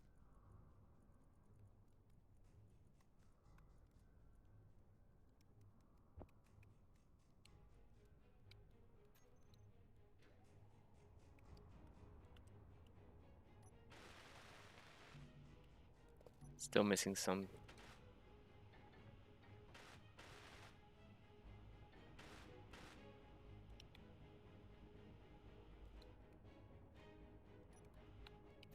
Okay, clear the build planner. Get that light. It got it. And get the rocket turret. Nice, that's it. It'll be fully functional again.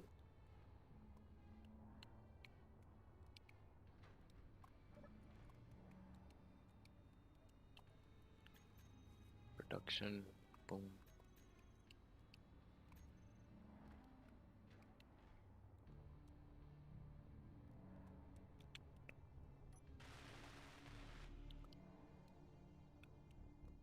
There you go. Oh, this light looks like damaged. Maybe.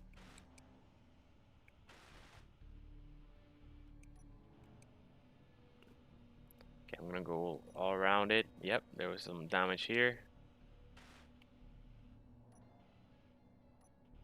Some damage around here. Where is it?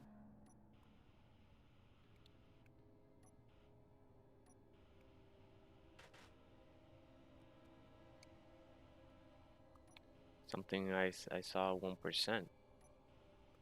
Nah, everything is fine. Down here. Check our wheels. Wheels are good. Alright. Cheese balls again. Balls, balls, balls. Let's check up your batteries.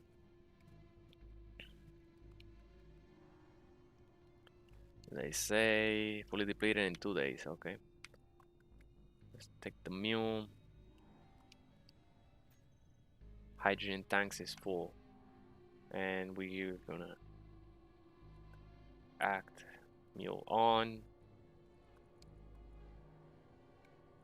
Mule off. Trigger now. Oh yeah. They're off. They're not gonna drain. Very good. Good stuff. We found magnesium. That's the most awesome thing. That means we can fight. We can go after cargos and sentinels and not sentinels. You know, NPC hostiles, pirates. That's the word I'm looking for. Space pirates. So yeah, man, I'm pumped. I'm pumped. Yeah, we couldn't go out to space until we had magnesium in bullets.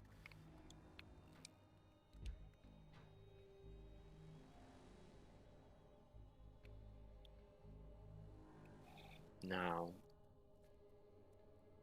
let's check our pistons. They should be done. Wow, look how deep it is. Okay. Piston, I can just, it's easier this way than just searching for the piston. Where are you?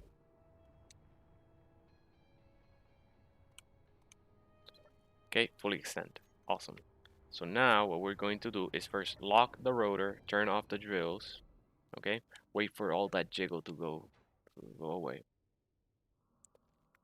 Because I want to raise the pistons, but I want to raise it a little bit faster than pistons down. Here they are. Velocity minus, there we go. Let's get the drill out.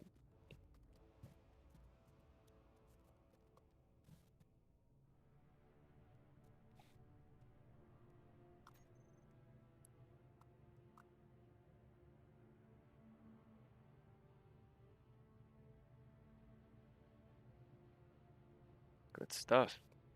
Okay, fully retracted. Now, in order to stash all these items, all we have to do is throw them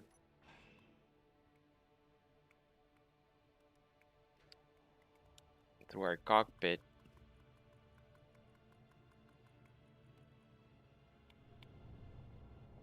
There, like that. Just press select, they should be fine.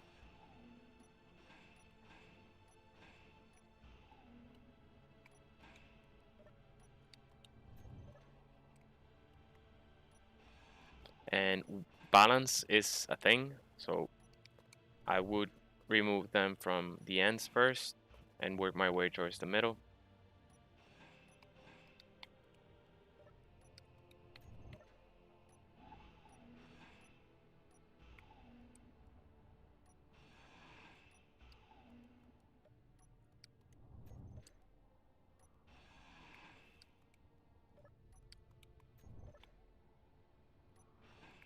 Now, before you grind the cockpit off, notice there might be items in it.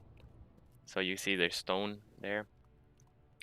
Let's have that stone fall somewhere else. So they're in the cargo ice. Good place.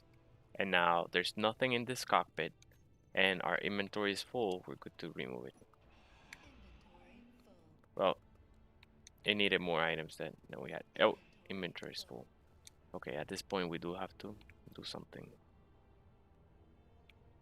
Let's just drop it here.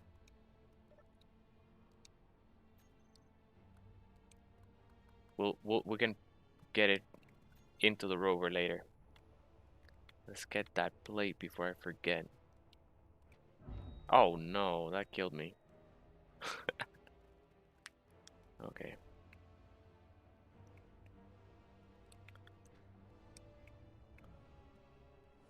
Okay, our hydrogen is still recharging. Oh my god, almost killed myself with a light again.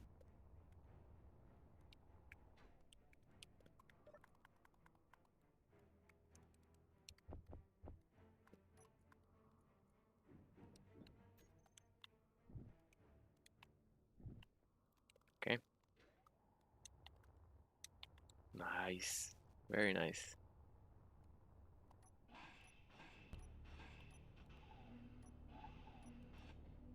Okay.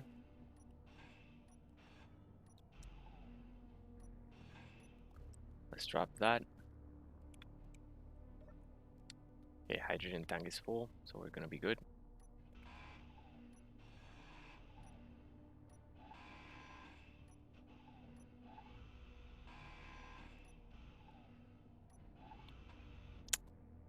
Okay, we lost a bit of the malt tubes.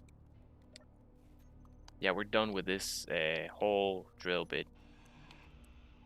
And we're gonna reuse these pistons down in the pit to keep drilling, but now we're gonna drill to the sides of the wall, the wall to the walls, so that we can make a nice space down there for our base. And I'll show you how to do that. I'm gonna use rotors and everything. It's gonna be dope.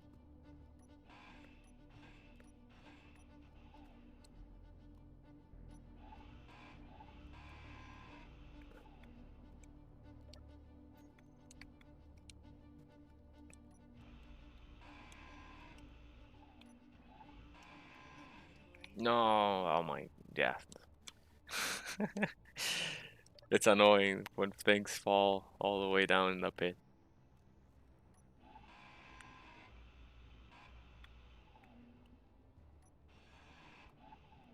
Okay, let's drop that. Check our hydrogen. We're good.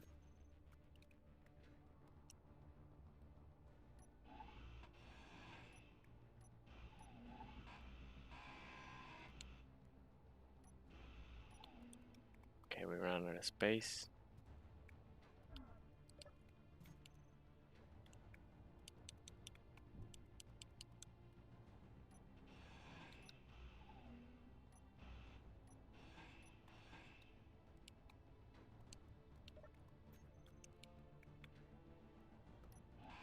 Nice. Done.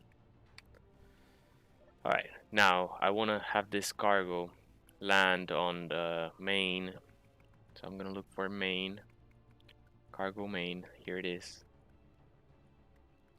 And now all these items are gonna go back to main. These ones too.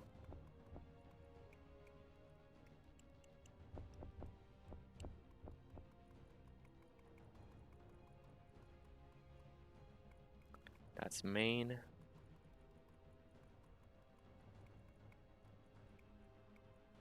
Alright, we did it. Organize. So now this should be empty. Yeah, just ton of stone. Let's check our ingots cargo. And then we can just search for ingot.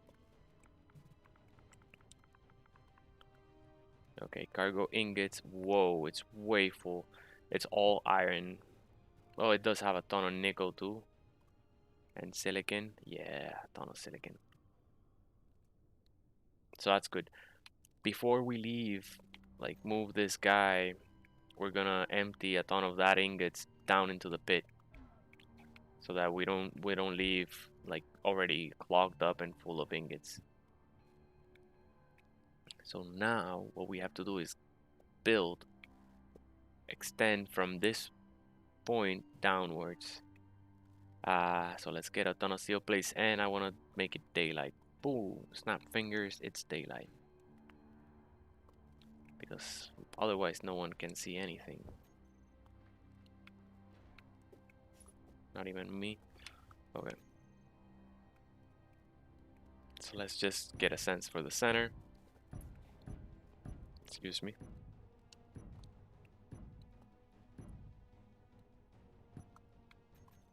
Okay, 1, 2, 3, 4, 5, 6, 7, 8 wide. 9 wide. Perfect, because now that means we have one single center.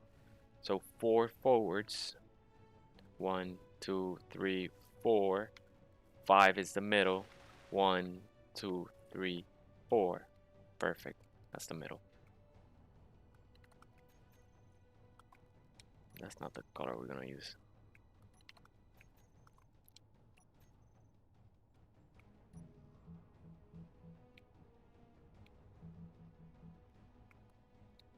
Okay, I'm welding this so that everything doesn't just come crashing down.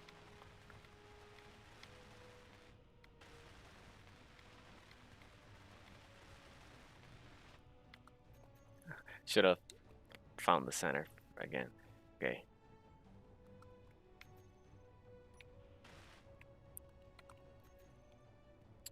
One, two, three, 4, and 5.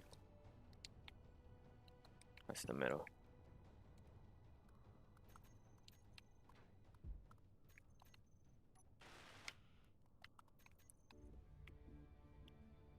And then here, 2, 3, 4. Oh yeah, perfect middle. Perfect middle indeed. On all directions. 1, 2, 3, and 4, 5.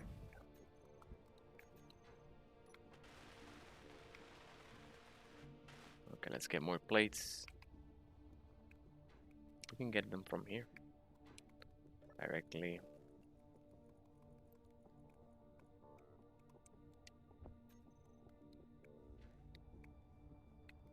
So yeah, that's why I didn't build up like an encasement or anything yet, because I knew I was gonna demo all that in the surface.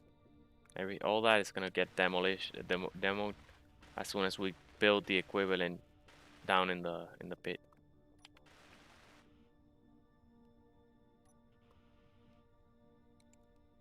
Okay, now we need a connector,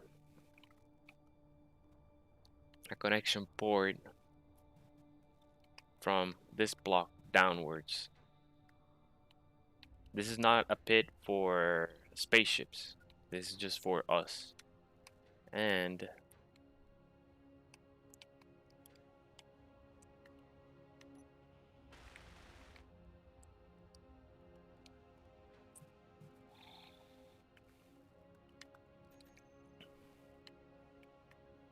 oh well, let's just bring lower it down. I'm gonna lower it down on a wall.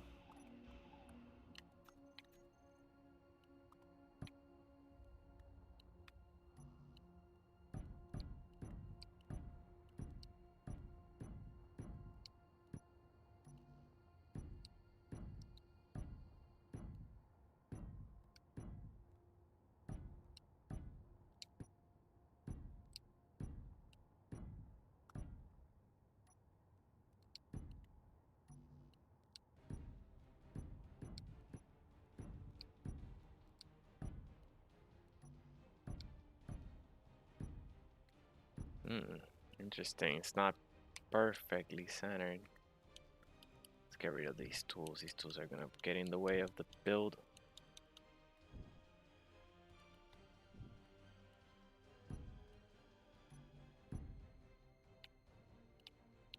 Okay, this is gonna be the ground level, the foundation.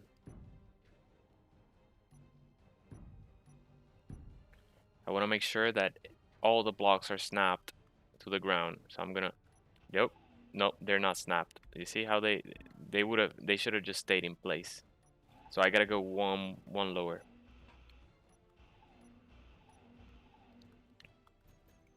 Okay, that's fine.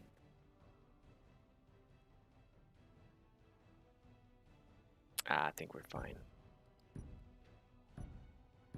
It'll be snapped on the walls. It's not gonna break.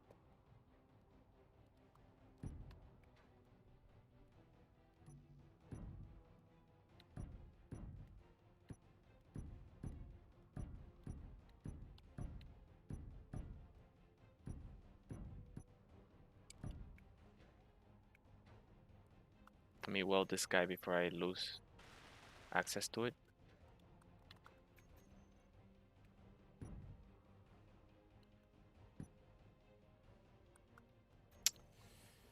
Actually, I can save PCU count if instead down here I use interior plates. That's what I'm gonna do. It's gonna even look better.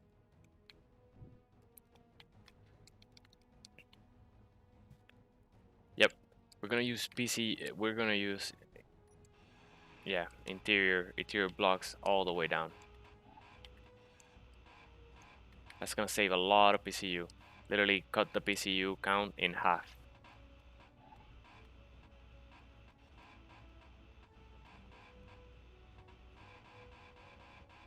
Plus, interior plates are way less expensive, like almost like half expensive compared to steel plates. Wow, refiner is going through that stone, no problem.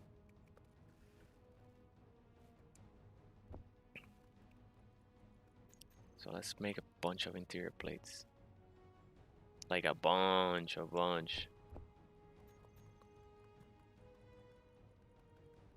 That should help us go through that surplus of ingots. Okay, I'm full. Fuel, low. Let's go to this tank right now. Drop this in. I could use a boost of power. Let's come here.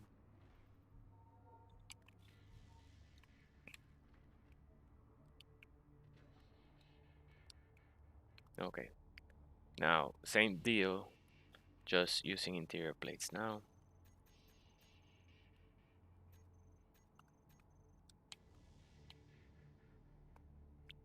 You see PCU count? 1. Then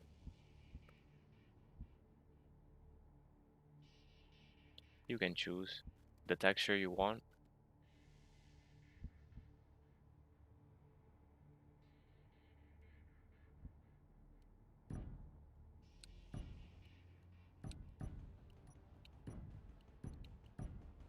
And even if you leave it like this unwelded, it still will occupy the 1 PCU versus the 2.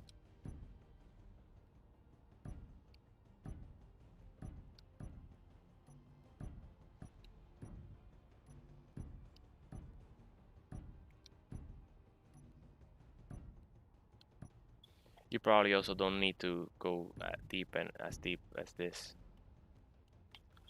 but I don't want to. Nah, we'll see. We'll see.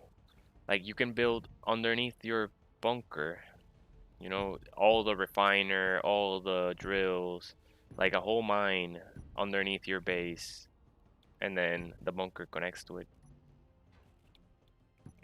There we go. That's way better.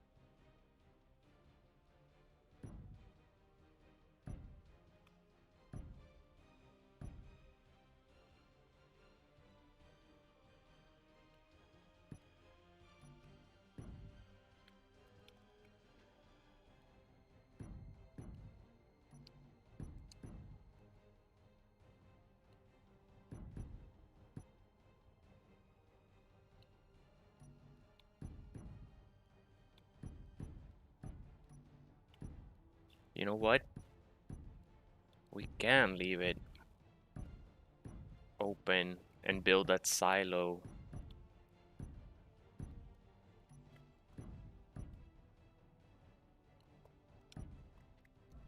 Let's do that.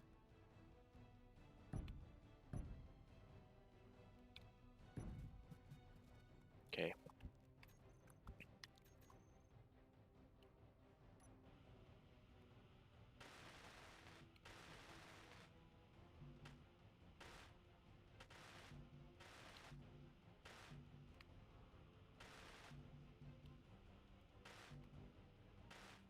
I wish we could get.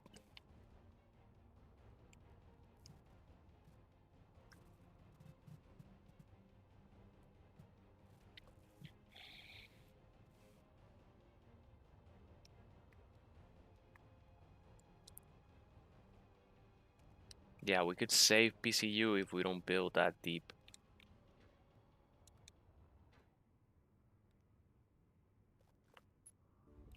Yes. Yeah. No, we'll build a silo over there in the where the lake bed is.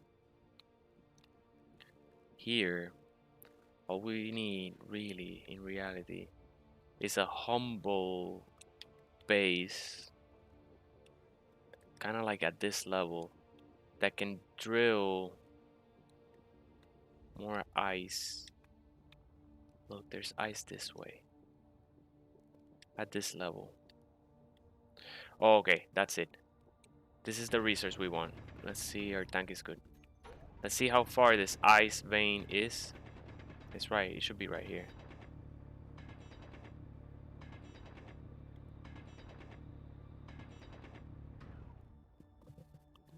What, are you kidding me? Where's the ice?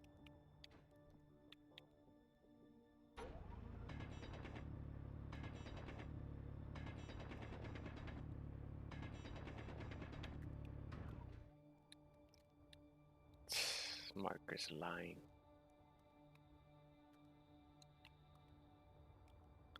Okay, let me look outside.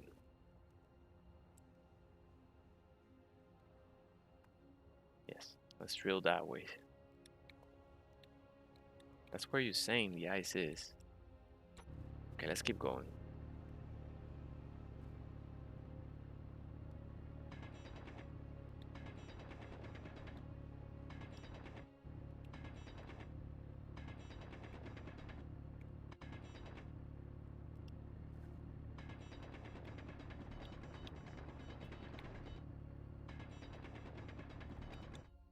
No, there's no ice.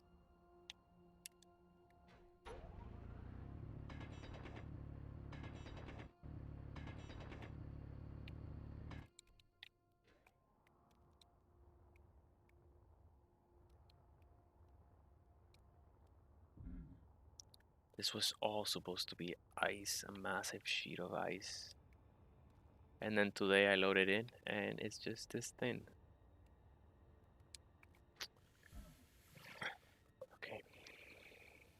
Let me try leaving. Let me reload. Let me reload and see that that does it. Saving game. Loading world. Because that's a big thing. If it's, wow, it was thick. Well, we were able to build, I mean, we were able to fill 6 hydrogen tanks, large hydrogen tanks, uh, with just the ice we got by digging downwards. So therefore, maybe the bunker is not even effective. No, no, yep, it's not. It's not. Okay, here's what we're gonna do, because why we're gonna build so much bunker? At least all that ingot lets us build our first starship. So instead of wasting it on a bunker that's all stone and it doesn't have ore, doesn't have gold, doesn't have platinum, doesn't have anything. Yeah, let's use that, all that PCU and resources on a spaceship and GTFO out of here. Build somewhere with actual resources, or in a nicer place. But our first starship would be good. So I apologize for all this mess, but it is good to like really brainstorm what you want to do so that you don't change your mind halfway through the project and then it's way more resources that are lost and spent and all that time. So I am glad. I am glad here. We can still make use of this, all right? And this is how we're gonna do it. Okay. We're going to, okay. Oh, yeah. Ouch. We're going to build this cargo. This cargo can be emptied and moved. Okay, let's put it, all those there. Now, let's take all this off. Then let's move it where this block is. Well, we can leave it like that.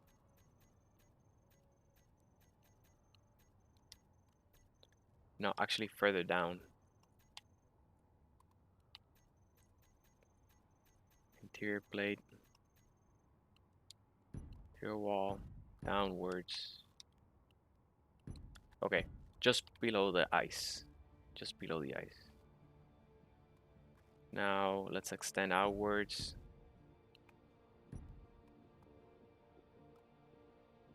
So that it locks.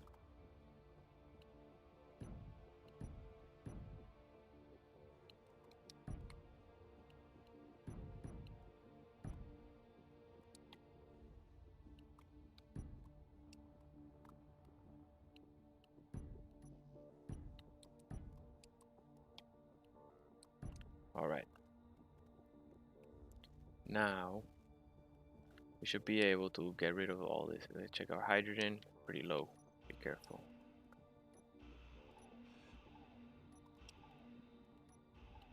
Okay.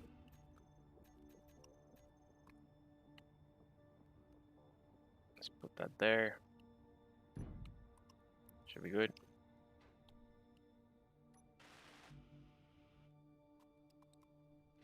Now,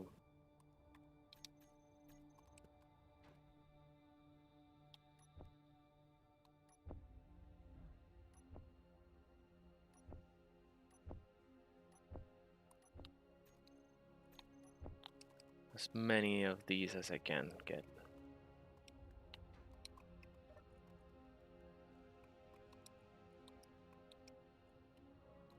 While that builds construction components, let's get a charge here.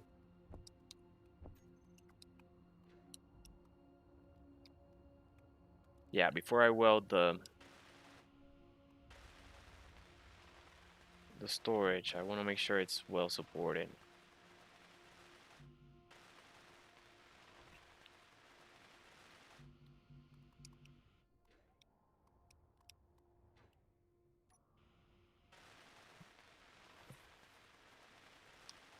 Actually, we can save even more. Let's put generators on each side, alright? So let's stash this here and start getting, we can get all this. Inventory full.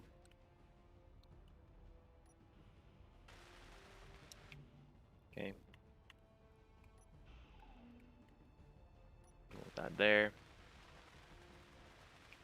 Okay.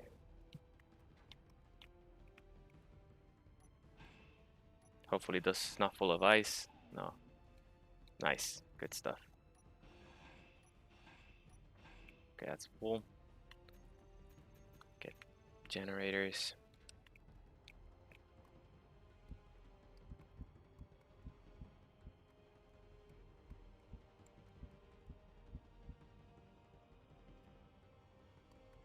I think I'll place them facing downwards.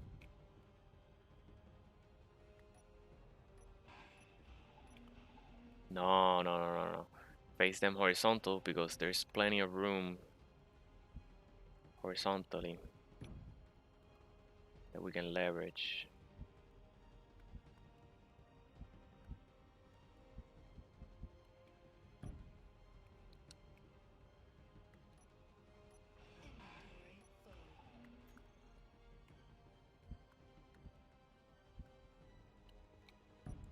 You could set some vertical, some horizontal, whatever you want to do.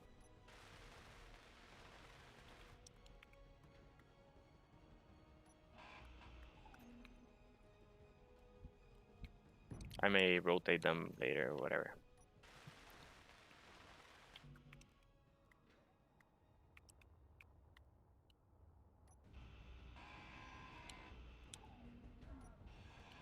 Energy low.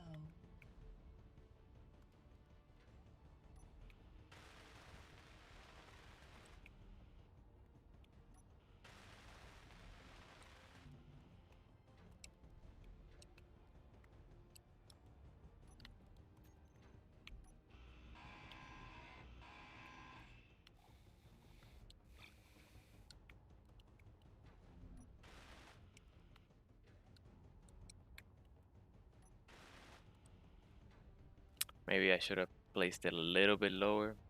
Oh well.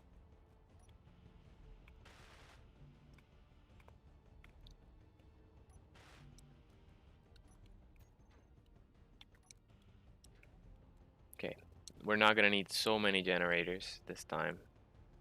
So let's stash all the resources.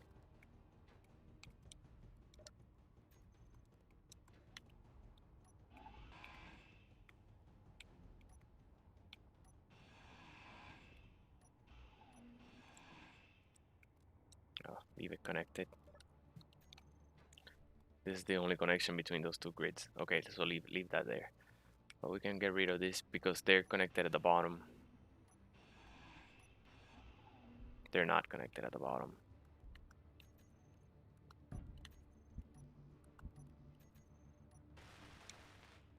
Okay. Yeah, they're merged. Oops.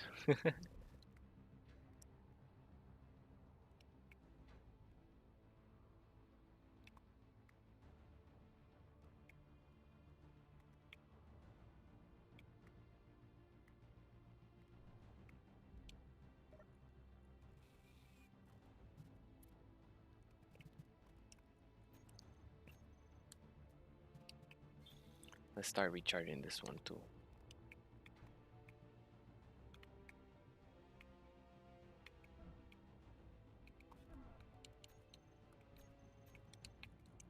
Okay, let's get a boost of power.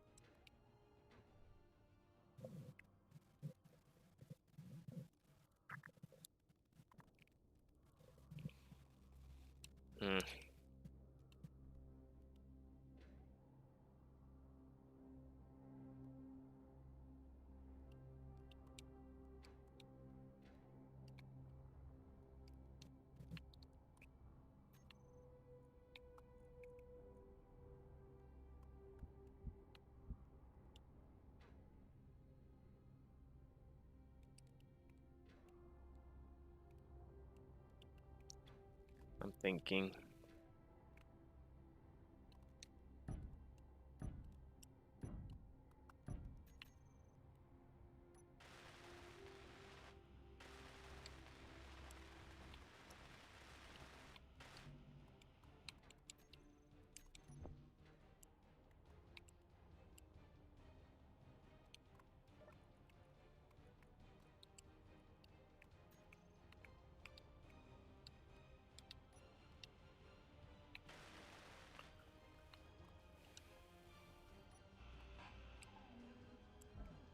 That's it. Good. Okay. We're gonna connect this cargo through this generator here and this port here. We're gonna turn that into a conveyor underneath so that we can connect down here. And in here, we're gonna put a rotor that can only rotate to a certain limit. Here, boom, stops. And then we're gonna set a timer block to then reverse it. And then it's gonna reverse. And then it's gonna reach this limit. And then the timer block again is gonna reverse it. And it's gonna keep going until it digs as much of the ice as it can. But along with the ice, it's also gonna get some stone. So we can either eject it or we can set a refiner, which is what I want to do.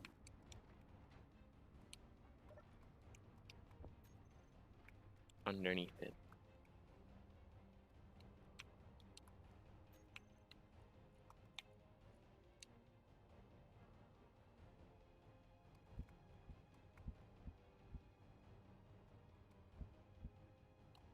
This way, it can process all that stone.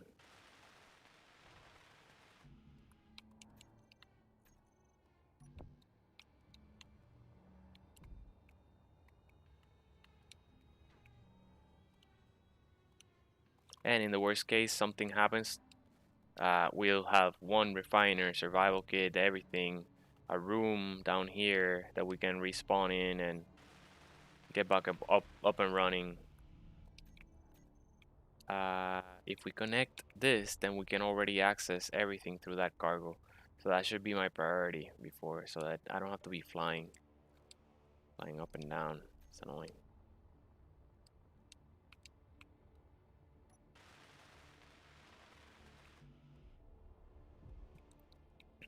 So let's do that.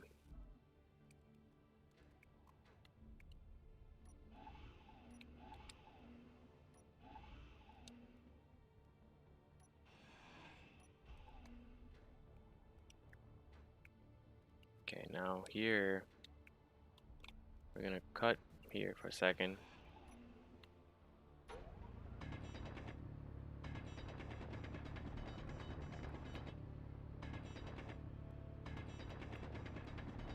That should be far enough.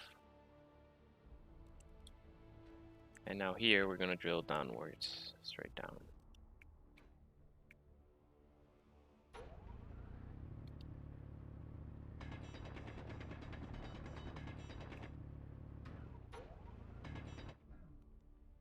Nice, there's our connection. Now here we can use generators again.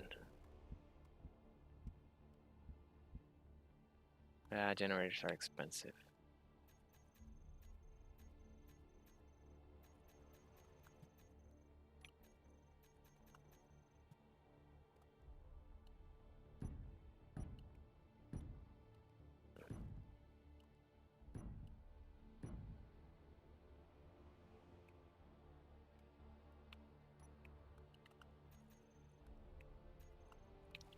Nope, there we go.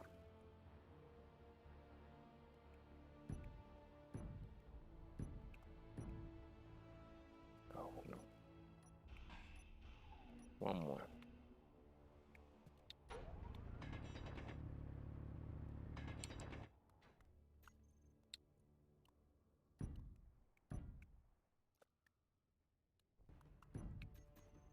Snapped.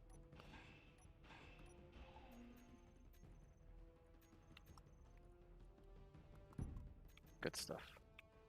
They're connected. Okay, now we have to build the conveyor. So all I'm gonna do is queue up all these. From here. Tank is extremely low.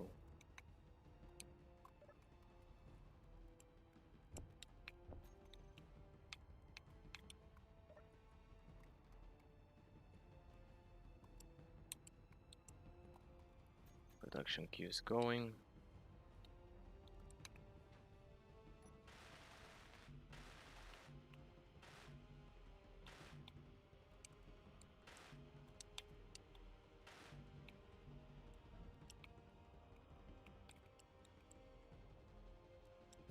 I cannot reach all of them.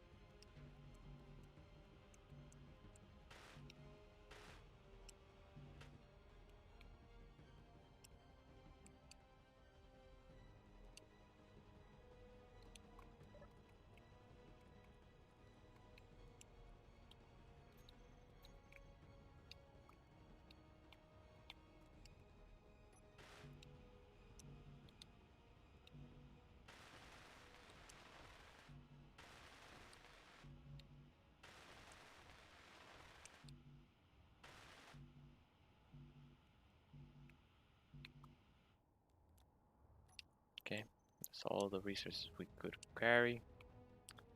Let's get another.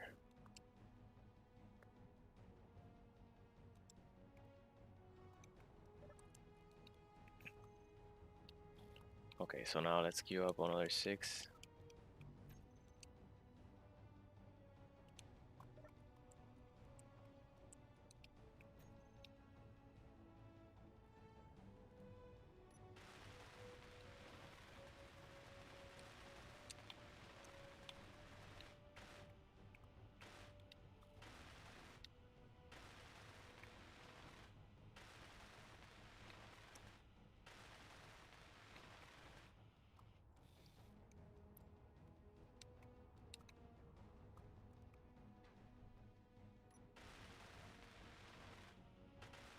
All right, we're good. So now we have connection.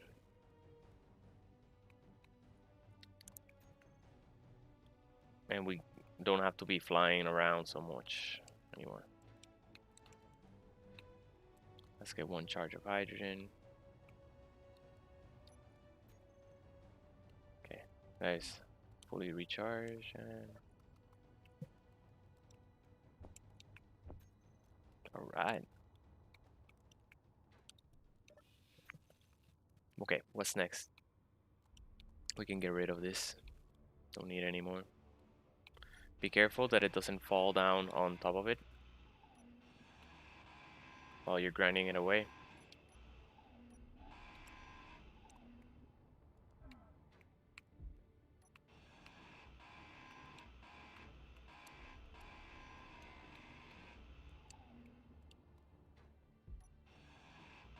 Inventory full.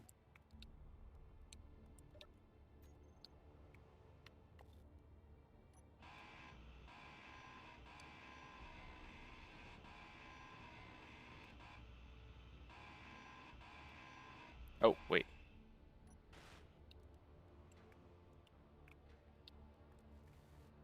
We don't need it.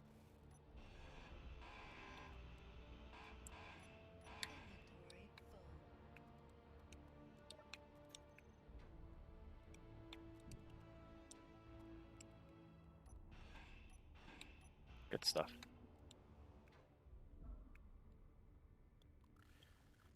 Nice. Where's this battery? Fully recharged in 2 hours. Alright, do your thing. Ah, refinery.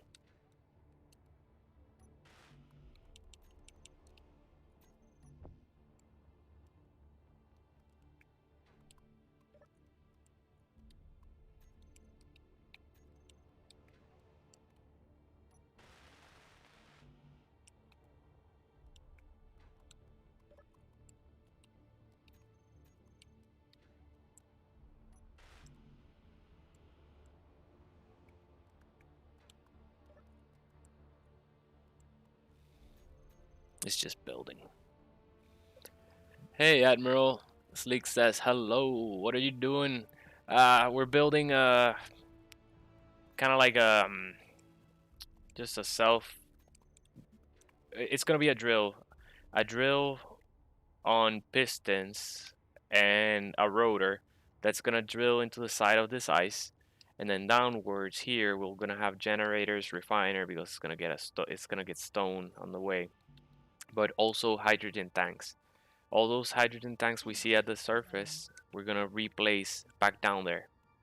So therefore, we're gonna be able to hide this and just have a little connector in the surface that when we need hydrogen, we'll come back, park, stockpile, drain all the hydrogen, and then go back and leave.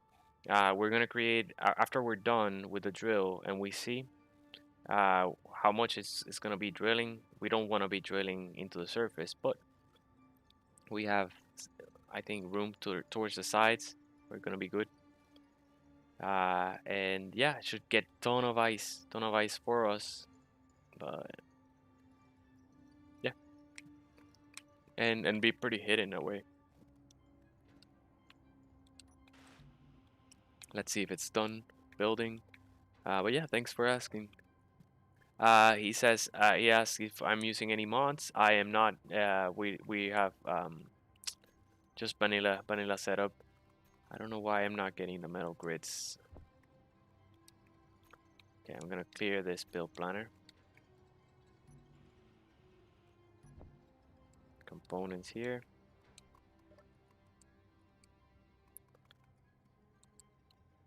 Okay, now it's producing. I should be able to drain directly from here. It's odd. Maybe the build planner doesn't track other grids. I'm having these components get created on the rover. Okay, we need motors. That's probably it. The build planner only has access to one grid at a time. Okay, there their motors are. We have a refiner. And then you do want to use speed modules because look, they are only one PCU each. So let's queue up 4 of these.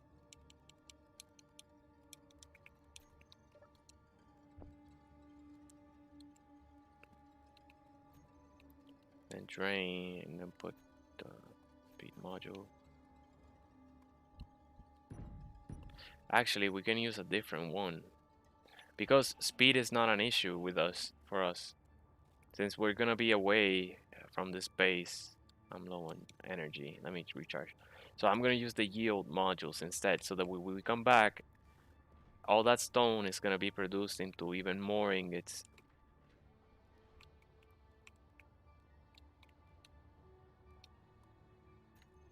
So let's use the yield one here.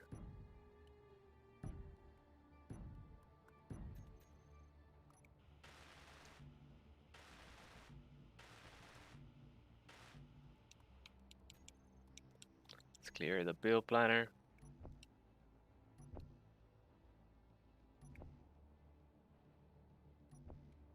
Alright, we got 4 there.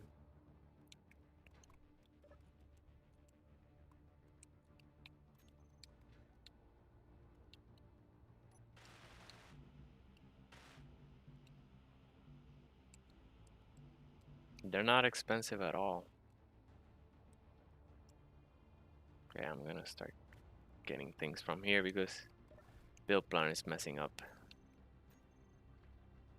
Okay, it's producing. It is producing. Alright, well, let's leave that there. The superconductors looks like it's gonna take a while.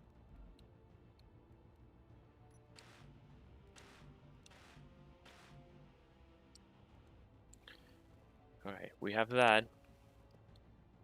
At the bottom of it, we'll attach a cargo container and a sorter so it pulls the ingots out of the refiner. So let's go ahead and do that. We can probably use this spare cargo here we have, since we don't need it anymore. Let's move this over here so we can delete it safely.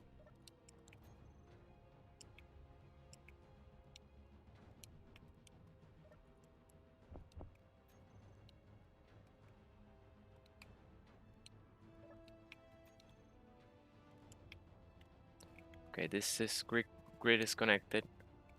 Okay, conveyor is not connected. Look. Ah,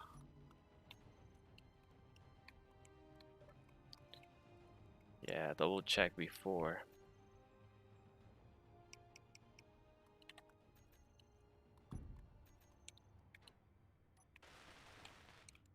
That's the bad thing about doing like min-maxing kind of thing.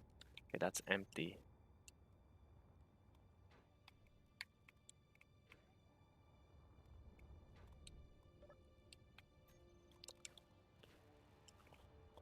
Okay, let's check. Good. Oh, I forgot. First, we need the sorter.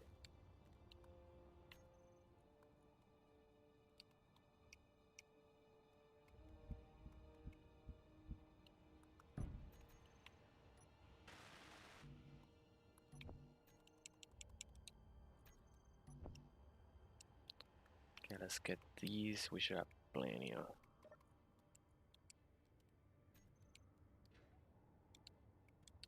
Yield. Build planner's all messed up.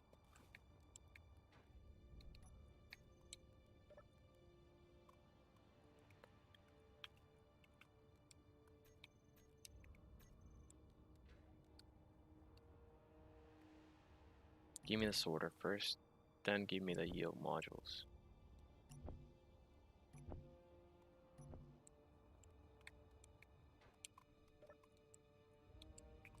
It's annoying, man. Alright, we have to fly. The connector doesn't allow the build planner to. Dude, what the? It's the build planner is bugged. It didn't, even though I cleared it.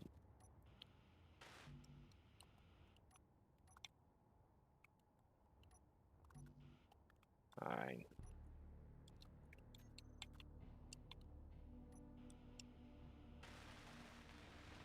Okay, we got that. What's wrong with my welder now?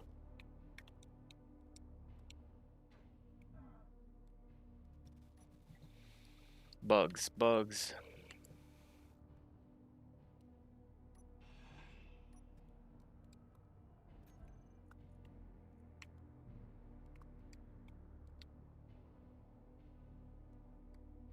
Remember, it's suspended only on a sorter. So we want to extend outwards. And what we're going to extend is an assembler.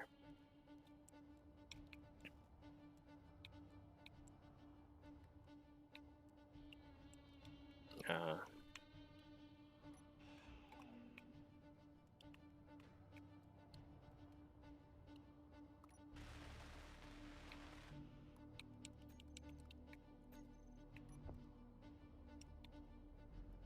the rest should be here.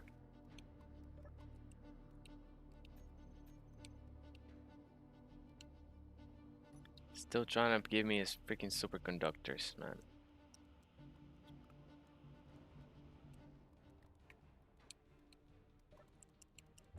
Just gonna take things manually.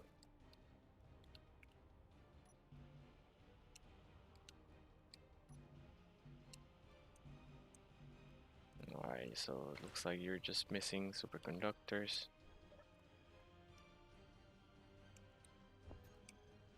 And what about you?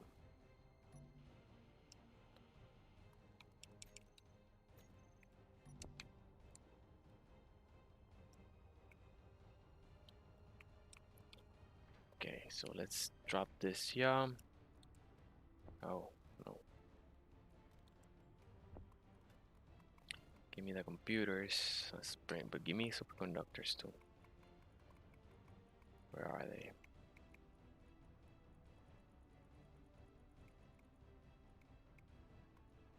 Oh, we cannot make them.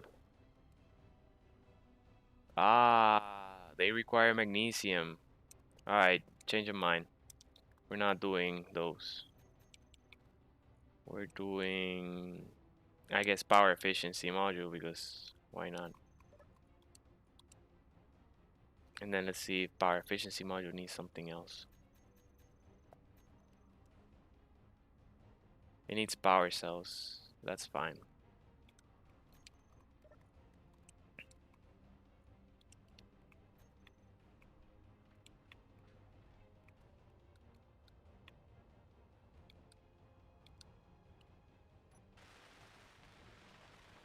Alright, we have our ingots. Okay, no.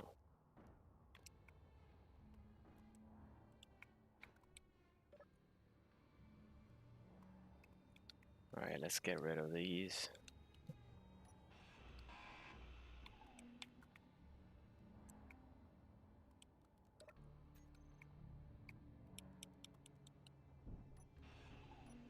Hydrogen is really low.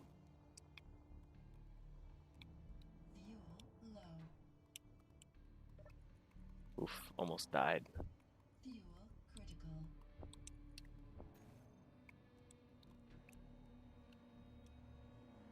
Come on, come on, come on, get a... It lagged, almost got me killed. Okay, speed, no, not speed module, power efficiency module, whatever.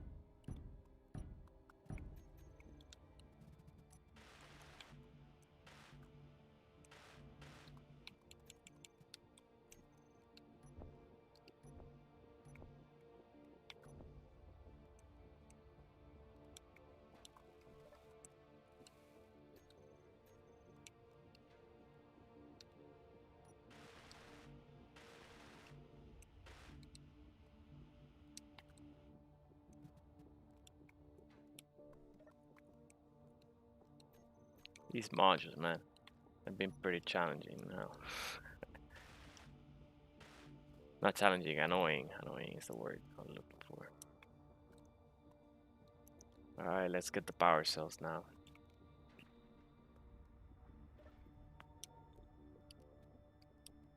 Admiral says, I'm guessing you don't get viewers often. Uh, what a jerk. Dumb. Oh well.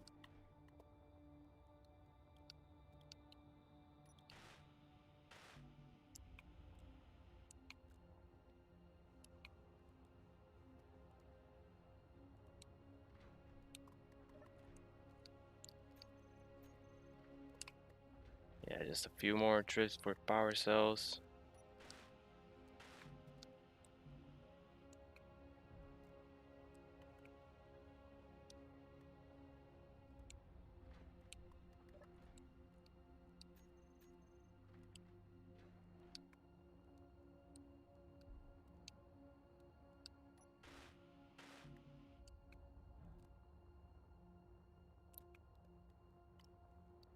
This should be the last trip.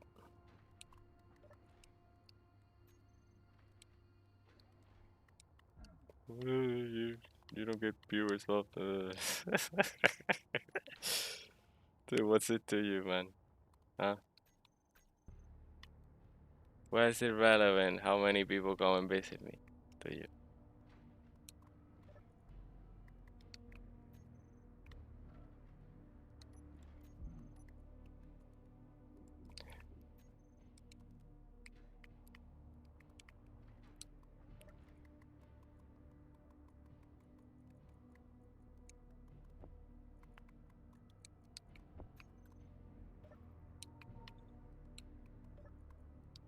You can just keep on doing your thing. We don't need you, yeah. We do have a community, it's pretty good. The important thing is good people, quality and quantity will come. It's just a matter of time, man. Everything.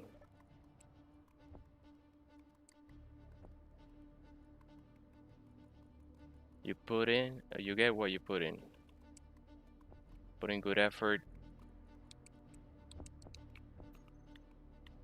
do quality things, and success will follow.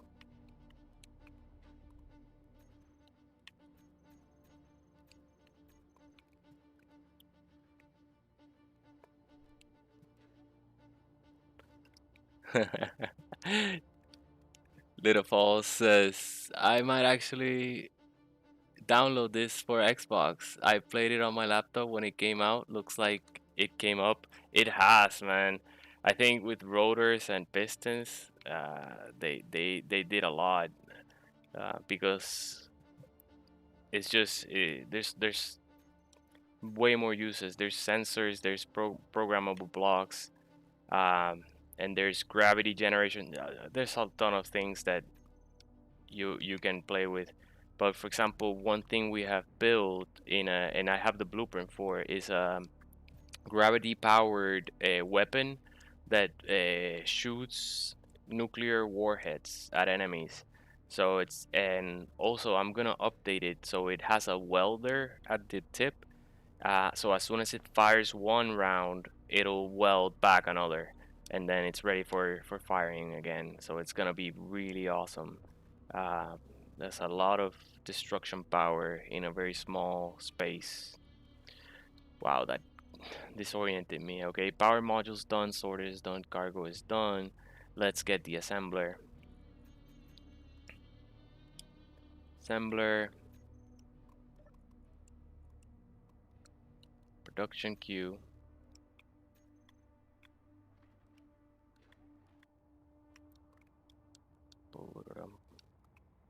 Alright, we're not gonna go crazy with assemblers because it's just a like last resort kind of thing. So we're going to put survival kit. No, not yet. First we're gonna find our way. Okay, we're gonna put an assembler here and we're gonna do the same thing. We're gonna connect it. And it doesn't have to be all the way into the stone. Because what we wanna be able to do. Nah. Okay, we wanna get the ingots. Eventually the ingots we can use the same sorter. We're gonna attach a sorter. Back up. Yeah, back up here. That's it. That's it. That's it. Okay, conveyor junction. We don't have interior plate.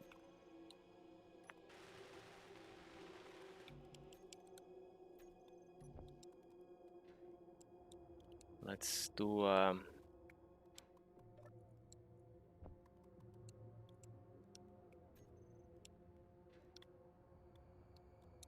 conveyor junction upwards.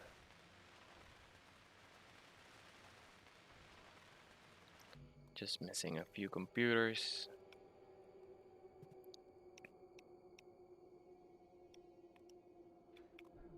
Gotta step away from it a bit. Alright, one conveyor junction there with a sorter facing upwards. That way, whatever gets created is able to be drained out, but also doesn't create a feedback loop of the ore trying the ingots, being drained out of the refiner, but then again being pulled up through the system by the same sorter. So this sorter will prevent the ingots from going, you know, going crazy on us. Okay, let's get all this in the build planner.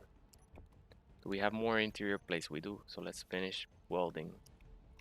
We don't need more sorters. Just junctions.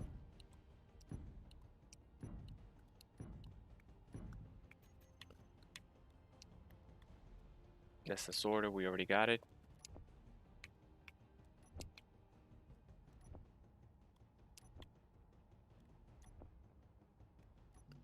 Okay, we got all but one junction.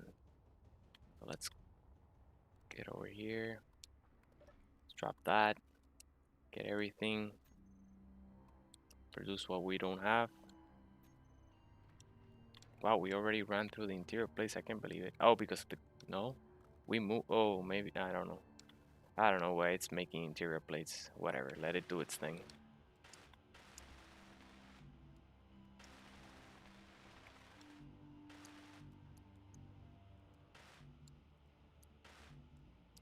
Okay, no, we're out of resources.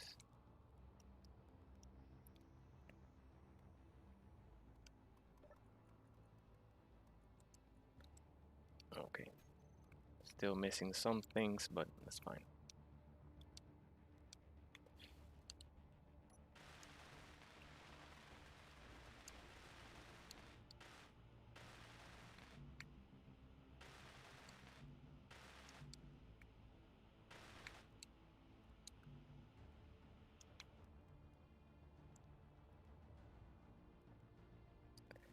Not, Light says that sounds tight. I'm sorry, your name. Uh, if if tall fails, if it all fails, I got it now. Sorry, man. If it all fails, then what? If it all fails, what? Then what? Start again. Try again. Don't quit.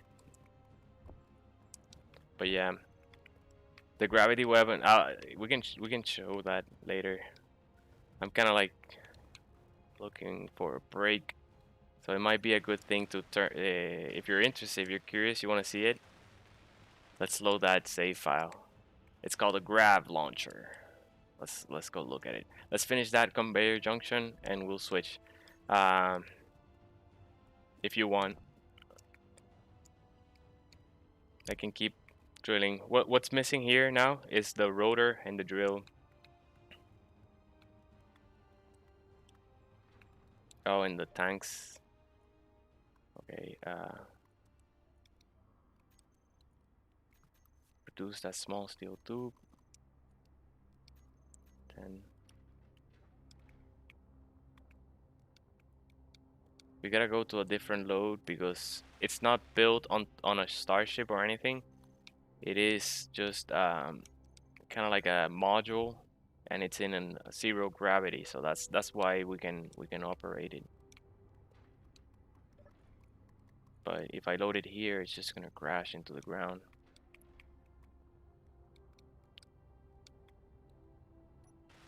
Plus, I don't want to be shooting nuclear warheads here.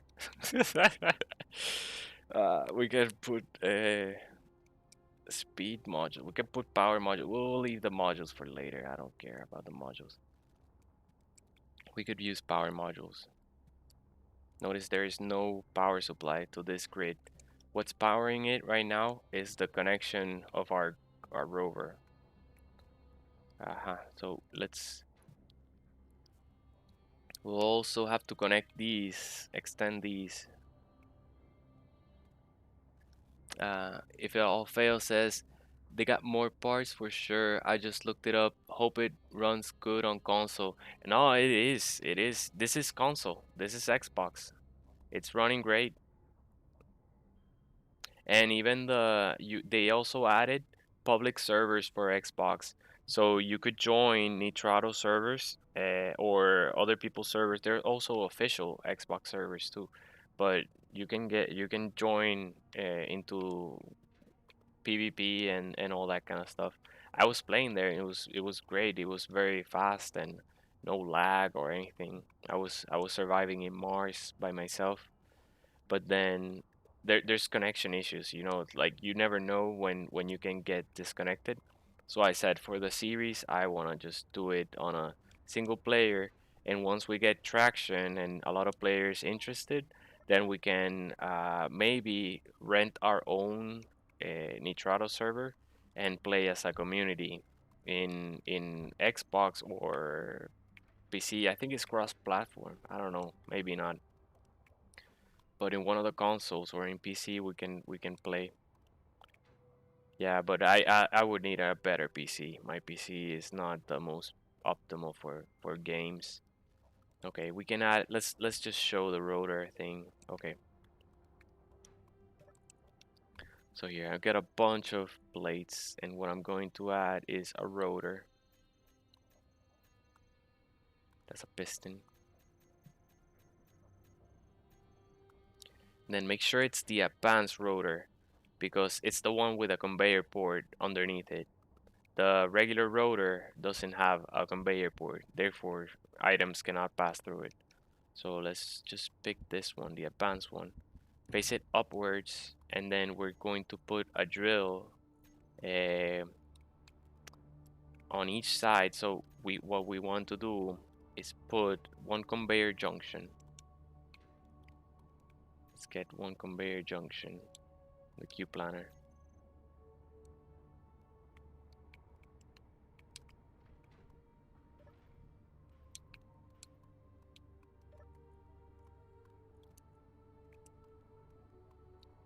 And then the rest. I'll need small steel tubes. Drop these plates, get the tubes, get the plates. Got them. But yeah, man, and also the rovers now drive so well. Before they were a mess. Um, no, you gotta see the space station. Building space stations and starships is awesome. And then fighting them. There's cargo ships, enemy freighters, pirates. So you can go out like this world is not just empty. It's empty because we're starting out and we haven't attacked anything, so things are leaving us alone. But as soon as you start attacking NPCs for the resources and stuff, and you can steal their starships and all kinds of stuff. Um, this is not what I meant to do. That's what I meant to do.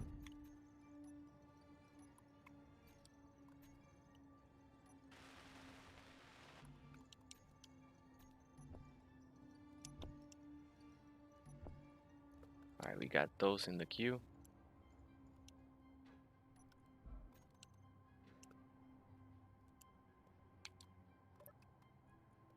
So let's drop this yarn. Let's get the rest. Put the rest to. And with the queue build planner, like I don't even have to keep track of all the resources and all the items, and it's really. I think the game is really well thought out. Now we want piston horizontally so that it can push into the walls. And you see like everything we need to do, we have to figure out a way around it. I love that. Like just challenges all around. Ouch. I don't know. Okay, so we want to have it balanced because the rotor bits, the top rotor parts are very delicate, and if that drill snaps and falls on top of all this, it's gonna start creating explosions, and they might even just come crashing all down. So one thing we may do is once we settle on a bottom, we would create a floor on it so that if anything falls, it's not going to destroy the entire floor and the whole thing is not just going to fall down. So that's important part. Be careful with the rotors because they are delicate, the top rotor parts. And I'll show you how to configure them. But first we're going to put the pistons. Let's put it on these sides.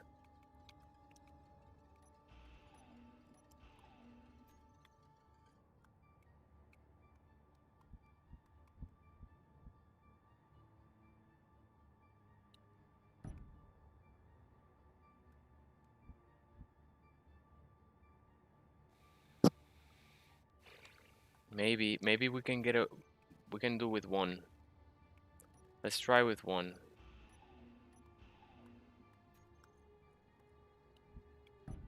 Hopefully it's not too much weight on the rotor.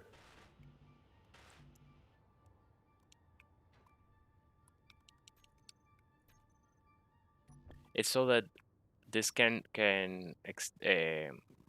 rotate all around because if I put on each side, then once it starts rotating, then it has to reverse, and once that the drill on this side reaches this corner of the circle, circles don't have corners, Antonio. Then this one would have already reached this side. So we don't want that. We want this part that's behind me to be undrillable so that there's still surface on the top. Alright, you'll see what I mean. See what I mean. Hopefully, usually you want your drills to be balanced. Your rotors to be balanced so that they don't less risk of breaking since there's equal force on either side. Let's get all that. Cannot withdraw to computers.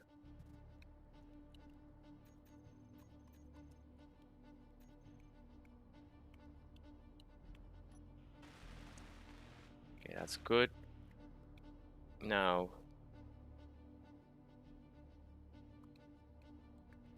we are going to add a drill. Obviously, it's not gonna fit, so we'll have to drill forward.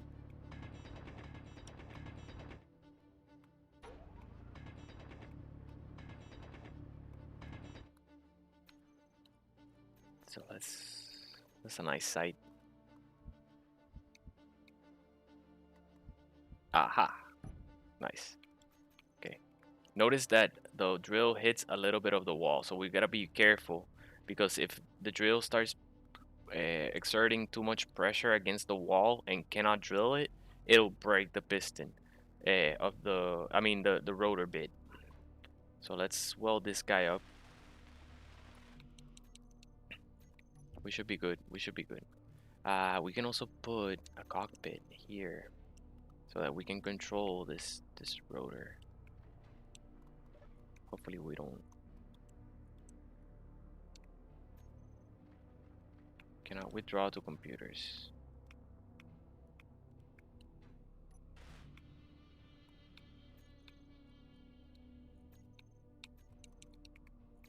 So let's get the drill. Let's get a cockpit. That's it. Oh, you gotta see the DLCs, man. The planets are awesome. Like the Europa, it's all ice. One of the moons of Jupiter. You get to visit it. Mars is almost identical to like the Mars, the real Mars. Like you can see the shape of it. Like they took the real Mars into consideration. So it's a beautiful planet. We can go there. It's one of my favorites. Okay, let's start the drill. Turn the drill. Let it dig things. It's gonna naturally just fall into this cargo here. But the generator is gonna do a good job. Actually, we should have the tanks ready. Otherwise, we're gonna get clogged. Clock system. We don't want clock system. Let's leave that like that. Let's put the cockpit.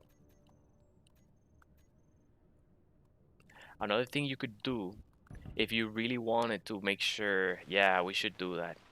We should do that. You could use counterweight. You could use counterweight to make sure the drill is safe. Let's do that. Let's add some counterweight. Okay, all components successfully drawn. Let's see if you're right. Yes. Okay.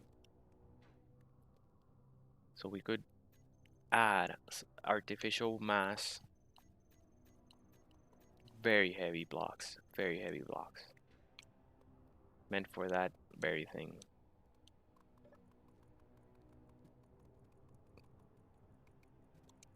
Hopefully it's not too much weight either. So look for the gravity generators, and there's one that's gonna be...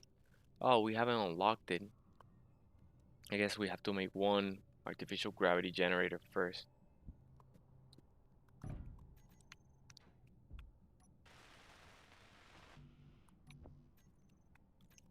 In order to unlock the blueprint. We need gravity components. Missing items. Oh my god, look at all the items we need. We won't be able to... No, sorry. No. We won't be able to make gravity generator yet.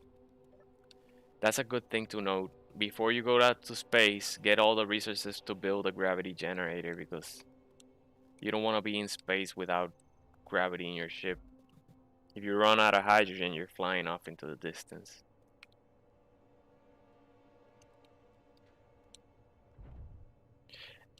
At least you can respawn easily by just opening your helmet and dying.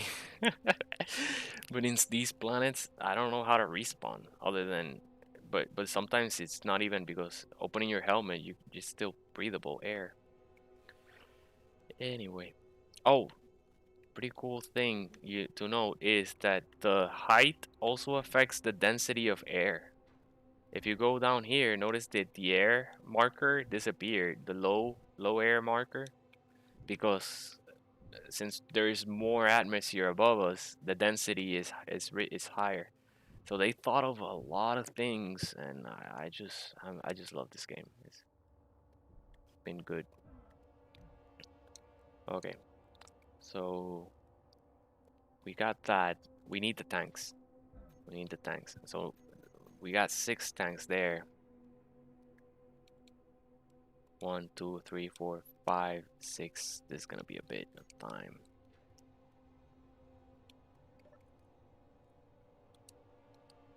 Okay, let's draw them out first.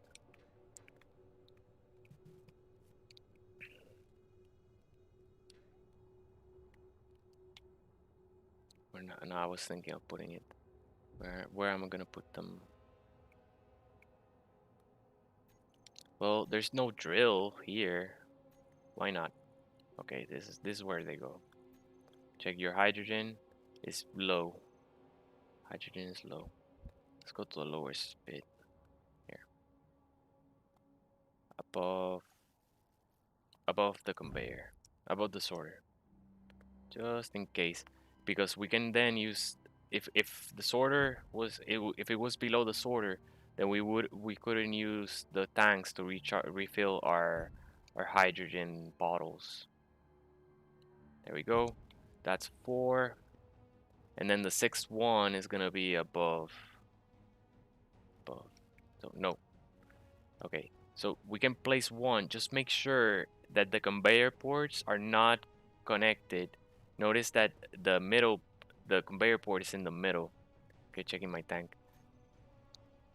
If I were to connect the top part of the sorter with the bottom part of the sorter, it would defeat the purpose of the loop of the sorter, and it would create a loop, since the resources could find their way around the sorter. Like the sorters are one way directional. Okay, but this way the tanks will never fall from this because they're snapped into the wall. Now it's a lot of trips. Let's empty this cargo as much as we can. Oh my god, it's okay. We can access it through one of these generators.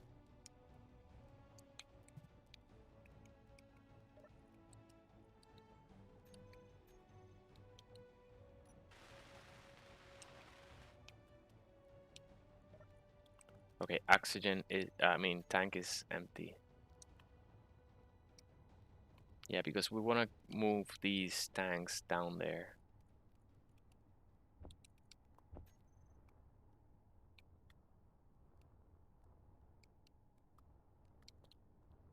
If you had asteroids turned on, you should not build anything on the surface level. Like one asteroid would land here and blow all 6 up, and it's gonna be all defeated. All the ice that we processed is gonna be totally destroyed. I think we can stop charging this guy, because I'm gonna remove it. I'm gonna grind that battery away. So let's not have it drain all the power. Just gotta get more items.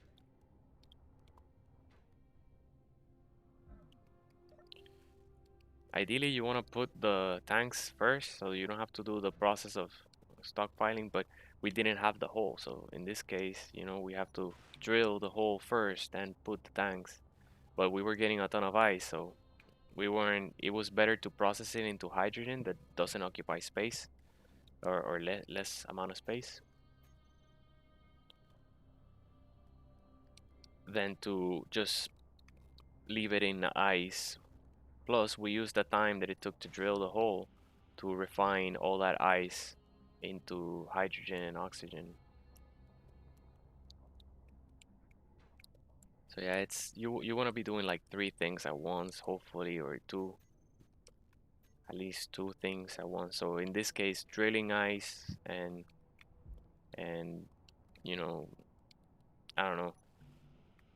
Like if I turn on the drill to dig a hole, I'll start building something else on the side, just to not waste the time. Because eventually I'm gonna want to build that same thing. So Might as well build it while I'm waiting. Plus the stream is not boring. Me just looking at a hole get dug.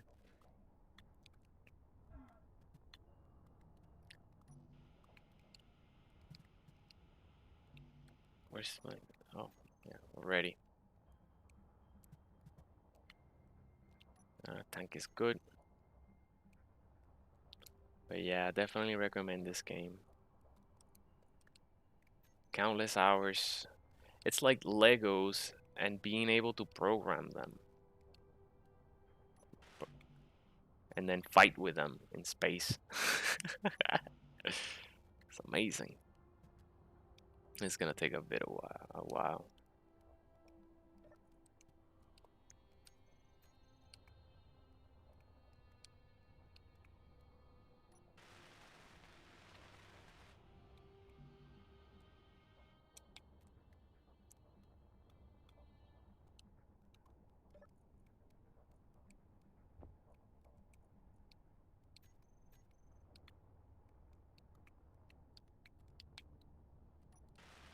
Nice, we got one.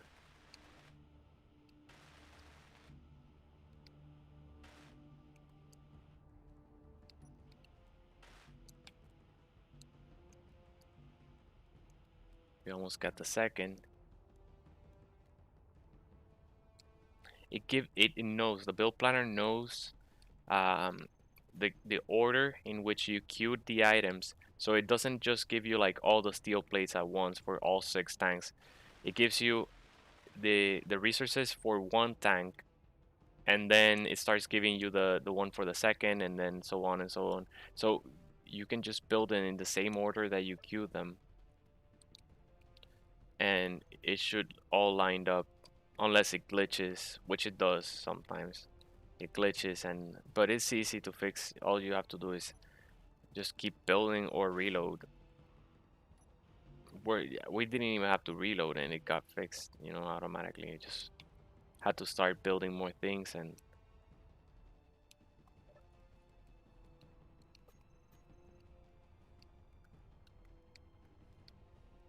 the latest glitch was due to not being able to generate the superconductors. So it's like the build planner got stuck, and it wanted to still build those, give you the items for the yield modules, or whatever. We're past that. But in case it's relevant for debugging, it's a bug report. Okay, tank is kind of low.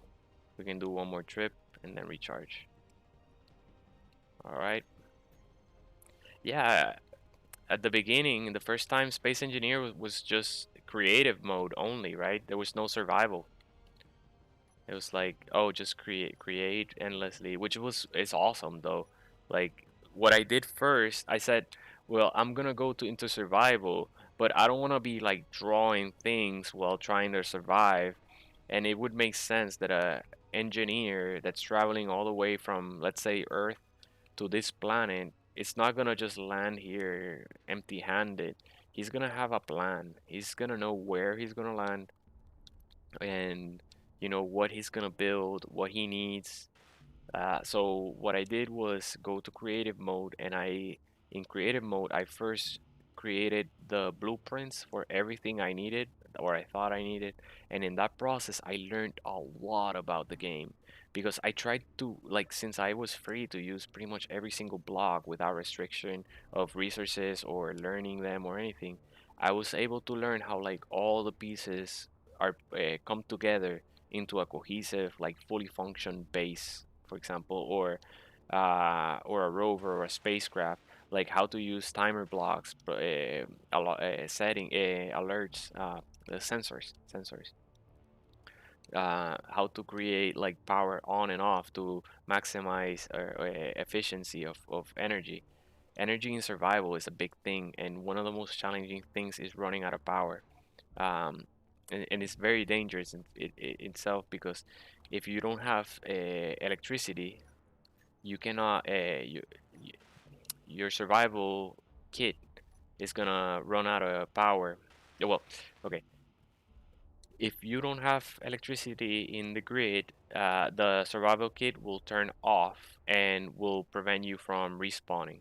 If all your grids, you could have a whole functioning base, but then it's out of juice and you'll have to start from scratch because the only place you'll be able to respawn is in a spawn respawn pod. The first spawn survivor pod that you start in. And yeah, that's gonna be a bad start. It actually creates like a brand new space engineer. So it'll lose ownership. You'll lose ownership over everything you had built. Uh, so even if so, but there's an easy way to prevent that from happening. Okay. And the thing is to have survival kits in multiple spaceships rovers. For example, every single rover that we have, including this is not a rover, but this survivor pod, and this one doesn't. Each of them has a survival kit. So if I were out on this pod rover and I die, I can spawn on this rover. If something happens to this base and runs out of power and I die, I can spawn in this rover or I can spawn in this. And as long as your batteries, if you have your batteries on recharge, it'll still turn off the survival kit. So no, like you'll see. Uh, like all these batteries are on recharge right now.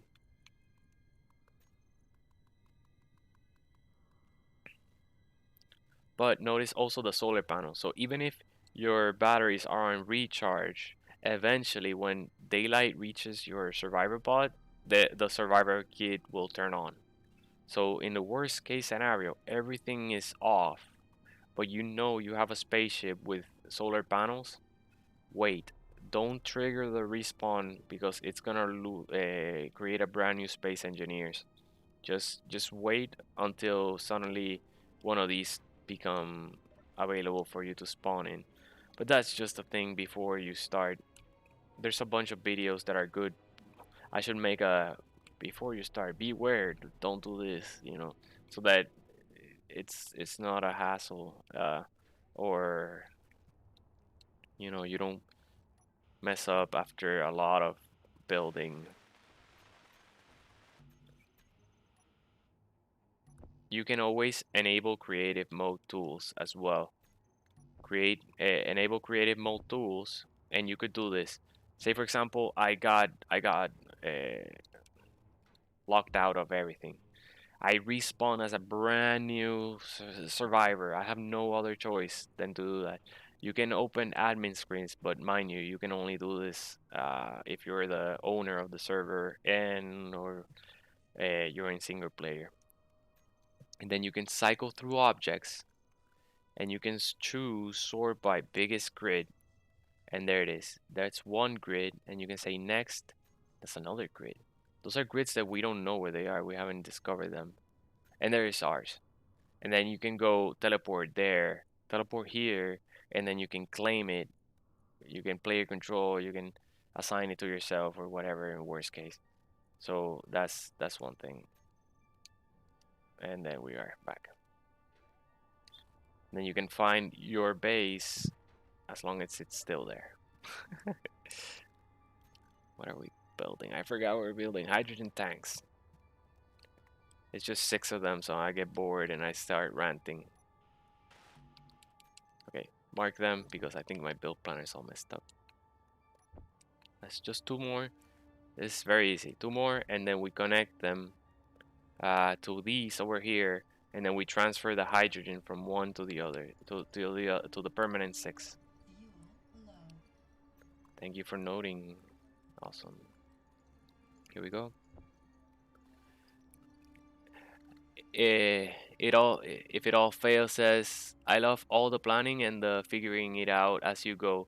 LMFAO, that'll be a bad day. I like making the underground bad case. Yeah, man. Like if you get used to underground, like that's the best. You're gonna be set up for PvP survival. You'll notice that all the PvP servers, like people are built underground, and it's because the easiest way for people to raid you is if you see a base that's on the surface, you just drill. You get away from the turrets, drill underground, and then keep drilling, drilling, drilling, drilling until you're underneath the base. And then you drill upwards, set explosives, and boom, you're in. Um, so that's why you build a base all the way down here, so that there's very little chance. And even if they drill and try to search, they still have 150 meters in order to hit a very small area. So it's gonna be they're gonna have to be very lucky in order to even find the. Plus, you can cover the surface. I don't know. You can hide it. And as well, when people are flying above from really high up, this surface kind of like glitches. Not doesn't glitch, but the render distance is not quite the best. And you see, you don't even see the hole on the ground, so you don't know there's anyone there. And obviously, this is ice, so it's highly sought after. People are gonna want to build here. But if it was any other resource, they would not even they would just fly above your base and not even pass, not even notice it. Hydrogen tanks, okay. So that's why, especially because it's so deep down that not even the blocks will render because they're just still too far away. It looks like one more trip maybe. Sorry, I'm the worst multitasker. That should be a good quality for a streamer, and I'm lacking. Because you should be able to like keep playing and keep talking about something totally unrelated at the same time, right? So that the people interested in what you're saying can listen, but the people interested in what you're doing can still see, and both everyone is happy. It's like a one-man band. That's exactly what it is. It's a one-man show. So my dog got excited because I laughed. No, Mar, I'm sorry. It's okay. But yeah, today was a good day. Today I did my spring cleaning, cleaned everything, including the refrigerator. I took even all the drawers out and washed them in the pot in the sink. It was epic. Oh, the apartment is like sleek. Okay, this one is done. We're just missing one more. Then a bunch of conveyors.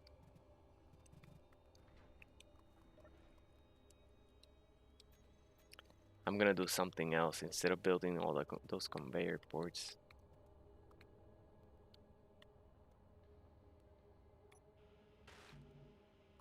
My God, it feels like I cannot get everything. But it's because the large steel tubes, I can only carry 27 at a time, and it takes 80 per each tank. So I gotta do a lot of trips in order to get all those tubes. Okay, your tank is kind of low. Very good. Alright, we're done with the large steel tubes, so that means that one more trip and we're done with the tanks. Awesome, awesome, awesome. Yeah, there's no point in starting that drill if we don't have hydrogen space. It's just gonna clog the system. That's the other thing you have to deal with. Uh, a clog system is it can be challenging, especially because the engineers inventory is very limited. So if you think you're gonna like chug you know, a million kilograms of stone out of the cargo is not that's not happening. Plus, if your cargo also runs out of space for ingots, then the refiner stops refining the stone. So then it really jumps up. And at that point, you really need to use a ejector system to purge all the stone out of the system. But that's fun stuff. That's things that in reality you would have to deal with. Inventory management becomes fun here. All right, so we have set up our tanks. Good stuff. Now we need to connect this setup here. So what I'm going to do is I'm gonna get a bunch of steel plates. A bunch of steel plates for it. Oh, we already have them. And we're gonna lock these two grids together. Yes.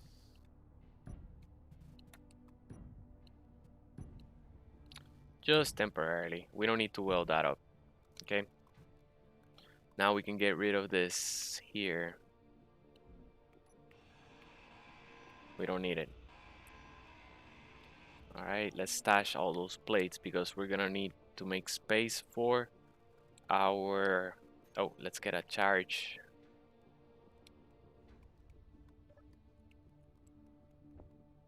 There we go. Okay, now instead of building a bunch of conveyor ports, I'm gonna use these generators here and lay them out like that horizontally so that they occupy more space.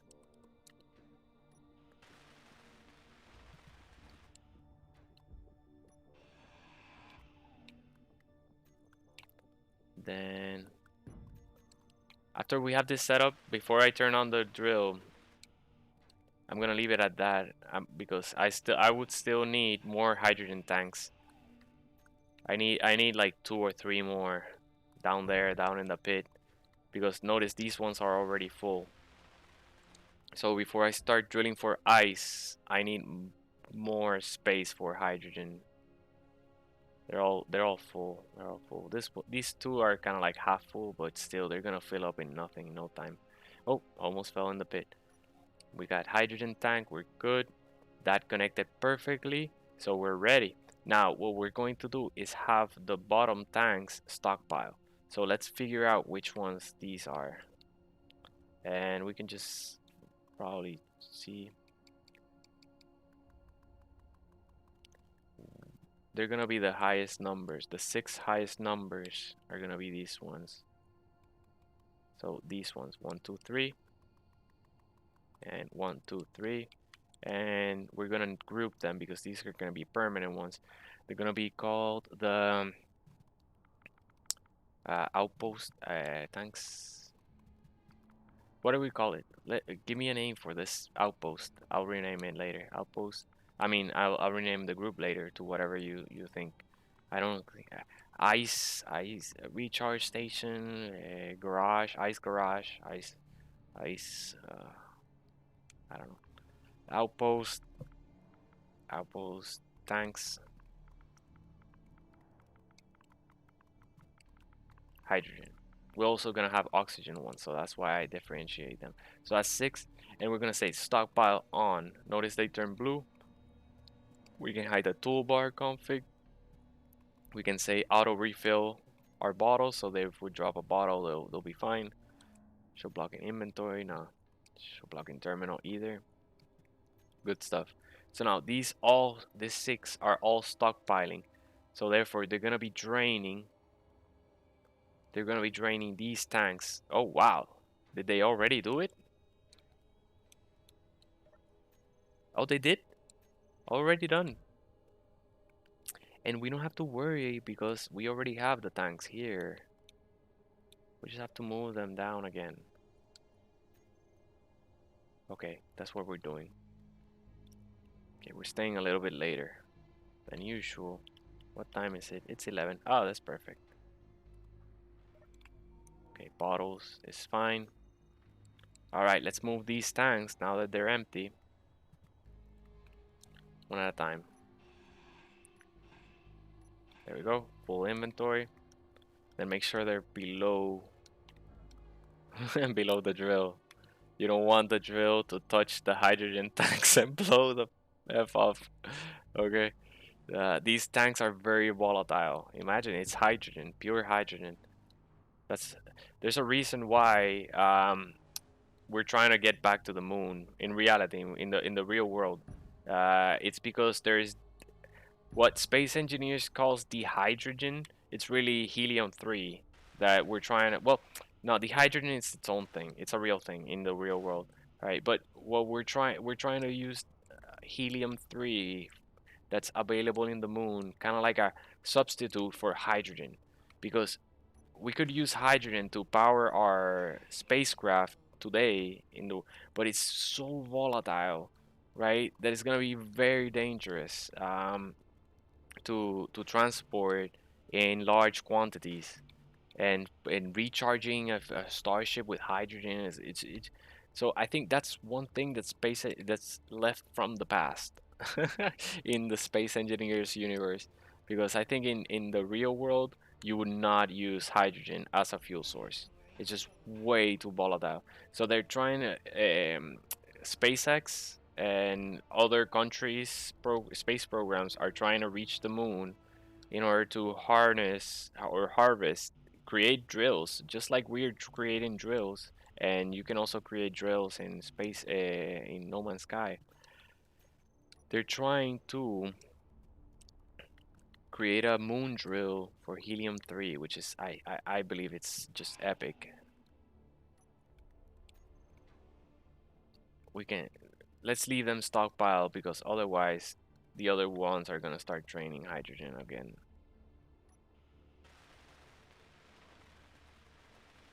Nice, we have one done. Ouch. Smack my head with one of the generators.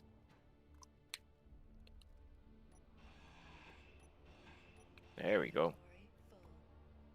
It's way quicker now. We already have all the ingredients, all the resources there.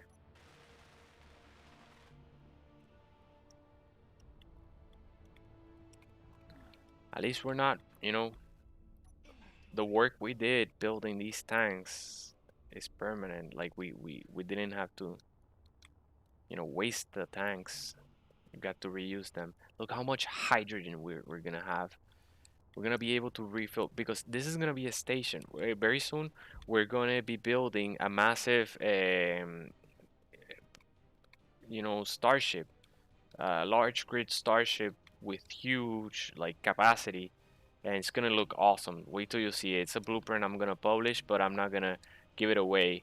I've been working on it on my off time. Like for example, today in the morning I made breakfast. I made some coffee, and then I just sat here, space engineers offline, out of camera, working on that blueprint, and it's coming out really nice.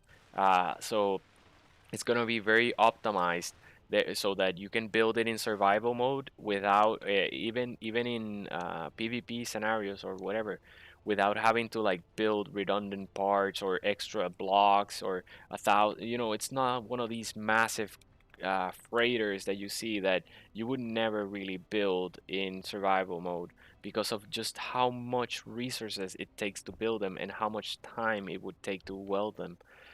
So what we'll do is we'll use that blueprint, optimize it, and it'll be our cruiser. It's a cruiser that's meant for transporting resources or hydrogen from one location, from one planet to another, for all that matter, because it's gonna be space wearing, or what's the word I'm looking for? It's gonna be able to travel through space. That's what I'm trying to say, and be able to come back to the planet. So it's gonna take a ton of hydrogen to power that spaceship. So even though it seems excessive to have all these tanks, it's not really. And we can always grind them. Eventually, we'll have a small ship similar to this survivor pod here that will be able to grind things efficiently. Maybe I should have done that earlier, and I would be flying with that drone, grinding things, not doing it manually. But these are tight quarters, so like a starship would not be able to fly through all these tight quarters. I guess we're fine. We're doing right. Everything is just a matter, like a question of efficiency. Am I wasting resources? Am I wasting time? Am I wasting energy? It seems we're not welding, but we are. We are moving the items.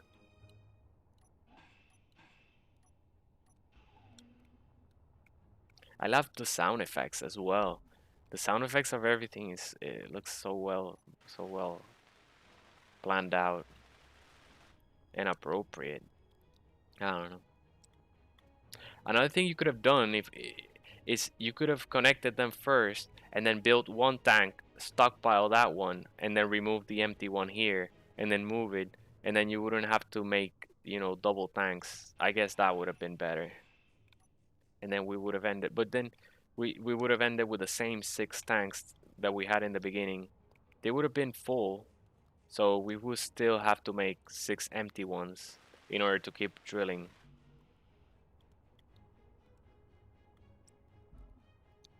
But this is gonna be a permanent ice solution. So even if we travel far away from Pertam, whenever we come back close or wherever, we'll always have a recharge station here with plenty of ice waiting for us. And it's gonna be real close to our base location, which is gonna be where that magnesium deposit is that we found earlier today. Um, that's where we're going to build the actual base. This is kind of like a recharge station. We can even make it look like a garage. Eventually, when resources are easy and we have a welder ship and everything, we can decorate it and make it look like an airship garage, airplane garage. That's called a hangar, Antonio. Nice. Nice. Will fit even two more tanks down there.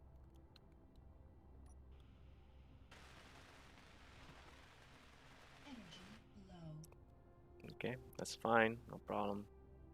Ouch. Keep smacking my head against the generators. Get some power.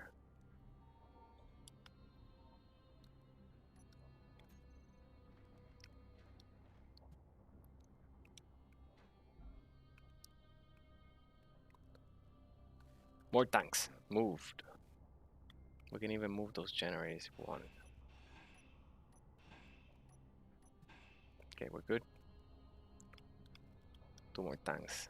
That's awesome. So much hydrogen. And they're very inexpensive. Like, you shouldn't think about components expense by materials, because materials are very easy to make. Uh, like, I measure the expensiveness of a block. That's the actual term, the correct term. A block by the PCU count. PCU is how much the limit, like there is a world limit on how much PCU you can build. So when you try to optimize things, you want to make sure that you build whatever you build is built using the least amount of PCU possible. Obviously, without building like a unwelded kind of mesh of things that is nonsensical. But you know what I mean, because you don't want to run. Notice that when I hover my welder, it says underneath, above the component list, it says PCU 10, PCU 50, and then PCU 10. This cargo. So the cargo, even though it's massively large, it only occupies 10 PCU count, versus the generator is way smaller. It occupies 50. So I can, if I were to connect using generators, I could do that. I could use generators to connect, but I would be using pretty much 25 PCU per square instead of using 10 by using conveyors. So that's a way to keep things efficient, and it's very important because in the public servers, your entire faction will have a 100,000 PCU limit, and after you reach that limit, you cannot place anything else. You're done. That's it. So you don't want to have to like grind away your base in order to build something else. Oh, that worked. Okay, luckily nothing blew up. I grinded the hydrogen tank that was that the survivor pod was connected to, and it just came crashing down, but it didn't blow up, thankfully. It was not tall enough or high enough in the air. All right, Check your tank. Our tank is low, so we're gonna have to refill. And those tanks are still on stockpile, so I'm just gonna do it here. So I don't have to mess with the inventory just yet. What's wrong with these tanks? Why are they not recharging? Oh, I know why. Because when we drain them, let's put these guys on stockpile as well.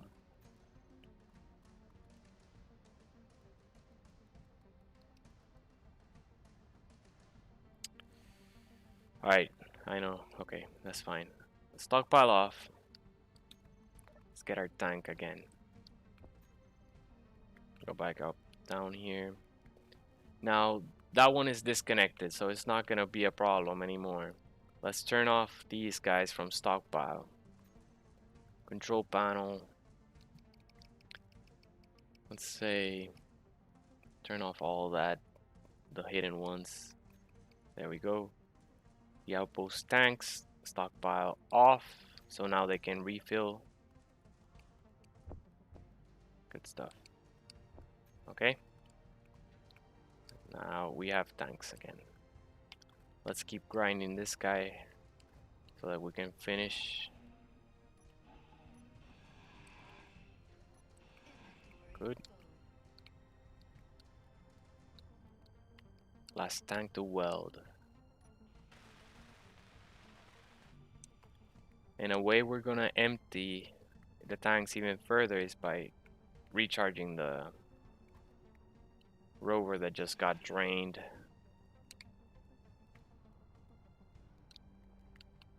So there's gonna be plenty of space for the hydrogen. Ouch. That generator has like 40 dents, all coming from my head. My helmet smacking. Let's, never mind. You should be careful too flying around, because if you have a part like this one that's unwelded, say for example you have one of those wind turbine towers. Most people leave them unwelded. They just put steel plates on the way up. If you were flying and you hit that tower, it's gonna crash. It's gonna destroy the tower because it's unwelded, and it'll come crashing down with a ton of momentum. Cannot withdraw 6 computers. Let's craft them. And yeah, anything underneath those windmill towers is wrecked. So if you ever like lift up a tower, one of those towers, make sure there's nothing underneath it. Drones will come by and will shoot. Meteors might fall and hit one of those towers. You just want it when it falls, because eventually it'll fall, to fall away from any base, any rover, anything you have. Make sure they're far away. So if I were to build windmills, I would build them kind of like far away. Let's make it daylight.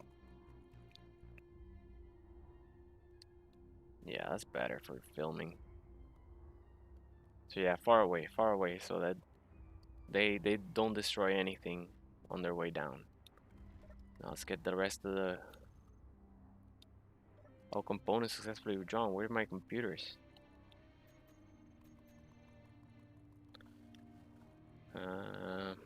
There they are.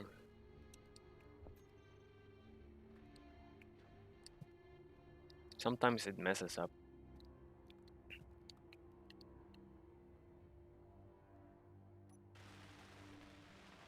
Maybe I already had the computers. I don't know. Okay, we have set them all on stockpile off, but we created 6 new ones, so let's find them. Here they are. 1, 2, 3, 4, and there should be one more. No. 1, 2, 3, 4, 5, 6. Those are the tanks. Now let's add them to the outpost tanks group by also selecting the that group and then hitting save again. That added the new 6 ones. So let's select again only the 6 ones and then turn off the toolbar config. the inventory screen and the terminal, because otherwise it'll toggle the ones we already configured. It'll flip opposite, like, and then you'll just have them, the configurations flipping. It's not good. So yeah. So now what we're going to do is gonna recharge the rover before. Ooh, deja vu. Massive deja vu. You see? Ha! Admiral. When I have deja vu, I believe I'm doing what I'm meant to be doing. I'm not wasting time. I'm doing exactly what I'm meant to be doing at the moment that I'm doing it. All right, we can name these cargoes later. Um, let's call these generators. We'll figure it out. Okay, stop that. I'm looking for the tanks in this. No, these ones. Turn them on so I can see them. Let's look for them. They should be highlighted. There they are. Okay, filled 0. This one is filled. Let's have this one stockpile on. There it goes. It's filling up. Let's wait until it's 100%. Let's also have this one. This one is already on stockpile. Awesome. So 50, 60. Excuse me. There it goes. Good stuff. Now both of them are stockpile and 100%. Now this rover is ready for a trek. It's ready for leaving and going about its business. But we're not done building here, I guess. Yeah, definitely not. We still need a place to survive, a survival kit, or a medical bay. We're gonna build a medical bay, which is better than a survival kit, so that we can respawn. Then we also have to build engines, hydrogen engines, so we can generate power here out of the hydrogen that we'll be harnessing. We'll also add solar panels in case when we turn off the hydrogen engines that we can still recharge. So the solar panels will add solar panels so that they recharge the batteries when everything is powered off. So we'll power everything off and we'll add solar panels until it says, instead of fully depleted in 8 hours, until it says fully recharge in 50 days or whatever. I don't care how long it takes to recharge, as long as the energy is not draining, because therefore we can leave forever and come back to a powered station. Actually, it'll have more power, even if it's slightly more than when we left, because nothing is going to be draining. All right. So, uh, but then we come back and we're gonna turn back things on. So then we turn the engines on, and they're gonna generate a ton of energy that's gonna be able to recharge the batteries using the hydrogen. But we don't want to leave those engines on because they're gonna drain. They're gonna stay on even if there's no batteries to fill up with power. They're gonna keep draining hydrogen until you come back and turn them off, or the hydrogen runs out. So that's what is actually gonna happen. The hydrogen is gonna drain entirely, and just because you left those engines on and left for a trip, you know. So let's avoid that and add solar panels. So that's the whole mindset, but it's gonna take a bit of time. So we're not gonna do it in this stream. We're gonna do it tomorrow. But this is a good step. We're gonna leave the rover here connected. We're still gonna use it until we have the base fully powered and with a medical bay underneath. After that, this base is gonna be pretty much independent. It's not even gonna need the rover. We'll detach the rover, and then this rover will move it back to the magnesium and then reestablish another bunker there. And that's the idea. The rover in PvP should be your first build because one, it's gonna give you mobile protection from enemy players or whatever. These turrets, if you should start in Mars because Mars is abundant with resources and it's flat, very flat, a lot of sand dunes, and there's plenty of magnesium compared to Pertam. Pertam barely any magnesium at all. So magnesium is needed for ammo. You start in Mars, find a magnesium deposit and establish your first drill there. Drill down. The stone that you're gonna get is gonna give you a ton for resources. Uh, But yeah, I can show you guys that. Actually, the day one of this series video, if you want to check that video out, shows us how to go from survivor pod to the first rover. I built this rover in one day, from spawning in the world into building it, and eventually I'll publish the blueprint so that you'll also be able to build it using a projector, kind of like how we built the toe here, the small toe earlier, that we used a projector so that we could just go over it and weld it and not have to place blocks manually or individually one at a time. So yeah, that blueprint is and you're gonna be able to build it and not worry about it. It's already gonna be configured. All the settings of the wheels and suspension strength and all that is gonna be configured already. So it's a good thing. But yeah, first day, get the rover, and then once you're done with setting up your outpost like this one, you pack up and you move. You leave this one here and you find a new one, drill, establish a new one, and keep going. That way, when your enemies actually catch up to you, find you, destroy your rover, you'll still have 7 different spawn points, each one equipped with power supply and an industrial refiner in order for you to industrial, yeah, refiner and assembler in order for you to get up started quickly and build this rover in a few hours, just like 3 hours, and you're up and running again with a rover. And you're like, okay, enemies, haha.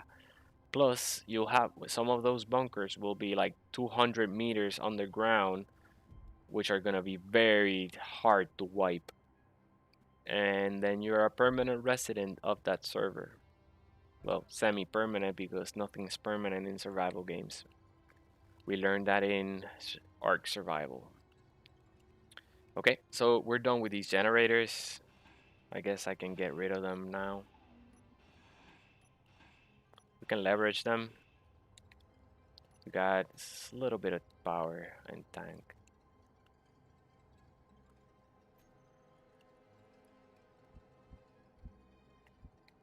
Let's see if we can. Yes. So what I'm doing is I'm checking if these modules are snappable. Like if I can snap the generator there, and since it's green, it's telling me I can. So that's good because I can create a structural point of rigidity by attaching these generators here, because it's gonna connect the hanging thing here with the wall. So that's a good place to put them. So let's start here so that it snaps to the like that. In case we want to attach something on the side. And let's start with that. There should be 3 of them. No, I think it's 4.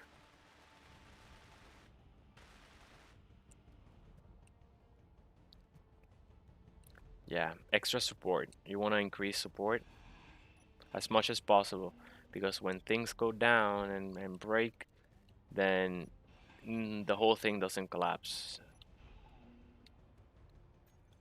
because some parts will still remain attached. Yeah, so now this whole middle part, instead of only being supported by this generator there and this one in the bottom, now is supported by these 3 in the middle as well. We can also add more things like a tank, oxygen tanks, definitely. Oxygen tanks right there, that's where they go. It's the perfect shape, you see? Like that, and snapped, and snapped. And then we'll have plenty of oxygen, because once you're in space, you're gonna be draining oxygen from your starships. And we don't need this. Nice. That's a good start, right? Good hydrogen supply for all your spaceships. Now, before I log out, I want to show you that gravity launcher, because you were excited about that and you've stayed with us so long that I'm so humbled and grateful that I want to show you that so that you get an idea of what's to come. But yeah, this is the setup. That battery is gonna get grinded. We can get rid of it too. It's all drained. That's nothing. We don't want to get rid of these conveyor ports. They're connecting everything together with the rover, and the rover is supplying the power. Let's get rid of this so that we come back to a clean environment. Don't need this.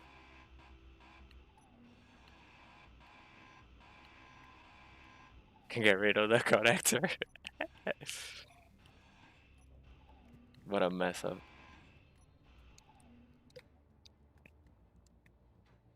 Okay, drop all that in there.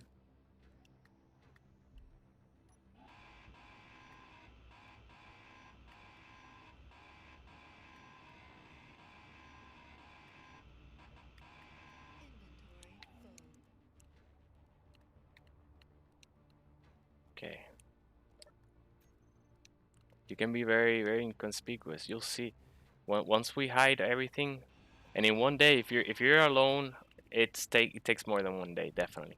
But if you have two, even three people, man, you get in that like hidden really quickly. I mean, like stealth. You know what I mean? Undetectable. This one is easily detectable though because it's so close to the surface so that we can get access to the hydrogen. But that's because like players are not aware of issue. But yeah, ideally you want to dig way deeper.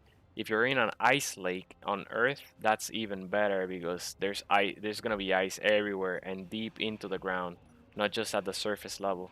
So even if you build like semi, around the middle of the pit, you'll still be, somewhat deep into the ground.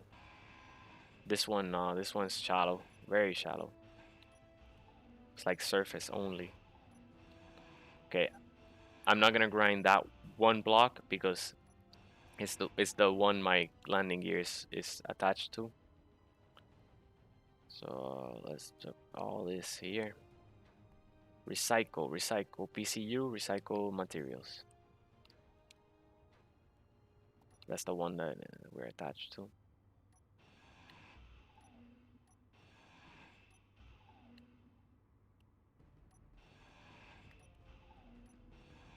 All right, good stuff.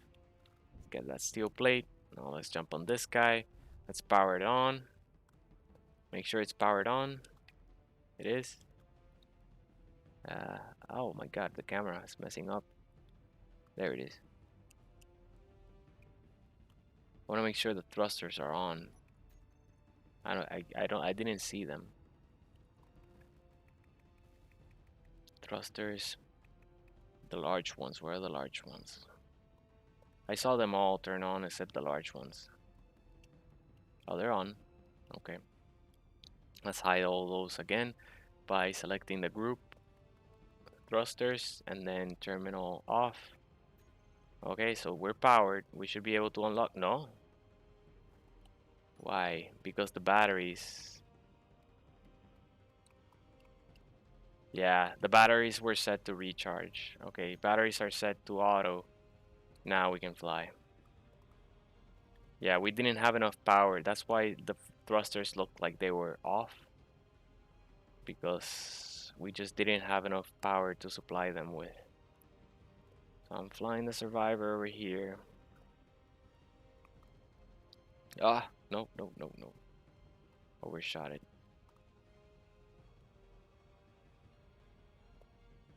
This survivor pod is not optimal. I'm gonna optimize the blueprint. It's like heavy and has a lot of more thrusters than it doesn't even need. And then it has fewer than it needs laterally. It's a mess. It's a mess. That's why it's good to build things, in creative, but also build them out once, if only once.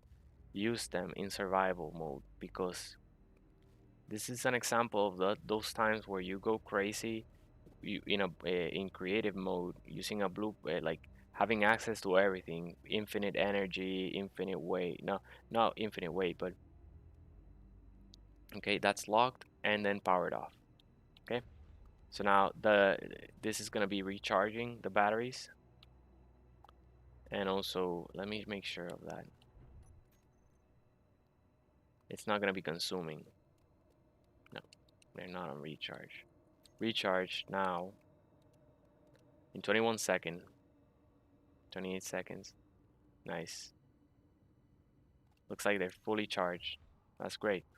So we don't even need it attached. I'm gonna set one thing, power. I have these are the function blocks. These are gonna be like in programming world, like what a function is equivalent to. Okay, let's hide these. No, these are not it. Okay, let's say act. I always name them act for action. They're gonna be on this grid, so they're gonna be highlighted by white, like this. The text color is gonna be like this gray. So act power on and act power off are gonna be the two function blocks. I call them function blocks, but they're really called timer blocks. What they allows you to do is set up a bunch of actions to one click event, to one trigger. So I have here on power on, I have to set my batteries, but these are not the batteries I want to set up. I want to set up the survivor batteries. That's why it was messed up.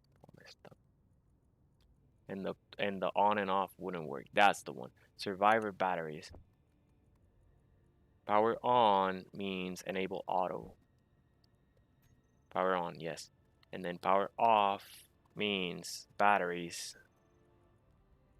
but not any battery, not all batteries, just the survivor batteries. Recharge on. So, and also remove the other group for all the batteries, because that's also gonna affect the batteries in our large rover, because they're grouped using the same name space. Now, these batteries, before we disconnect, notice they're on recharge. So I'm gonna I'm gonna trigger on. I just turn it on, and I'm gonna check if it worked or changes to the programmable block. And yes, now charge mode is auto on all our batteries, and our thrusters should be on. Yes, they are on. We can see them shooting beams of wind. So now we should be able to safely unlock, and we're not gonna come crashing down.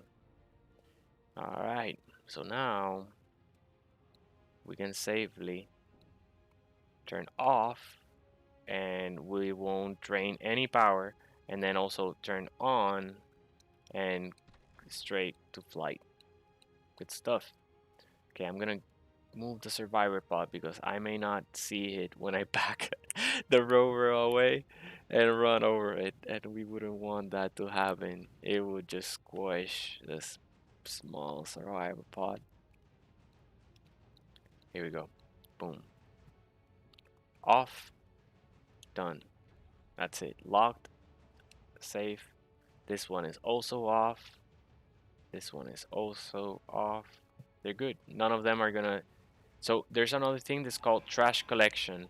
When you're in a public server, any grid that is not powered, meaning that their batteries are fully drained, will get destroyed, will get removed by the trash collection. If a player moves away from them from a certain distance, I don't know how many kilometers or meters it is. It's kilometers. You gotta go a bit away, but logging out could do it, because your character may die, and then there's no survivor near it, and then trash collection gets it.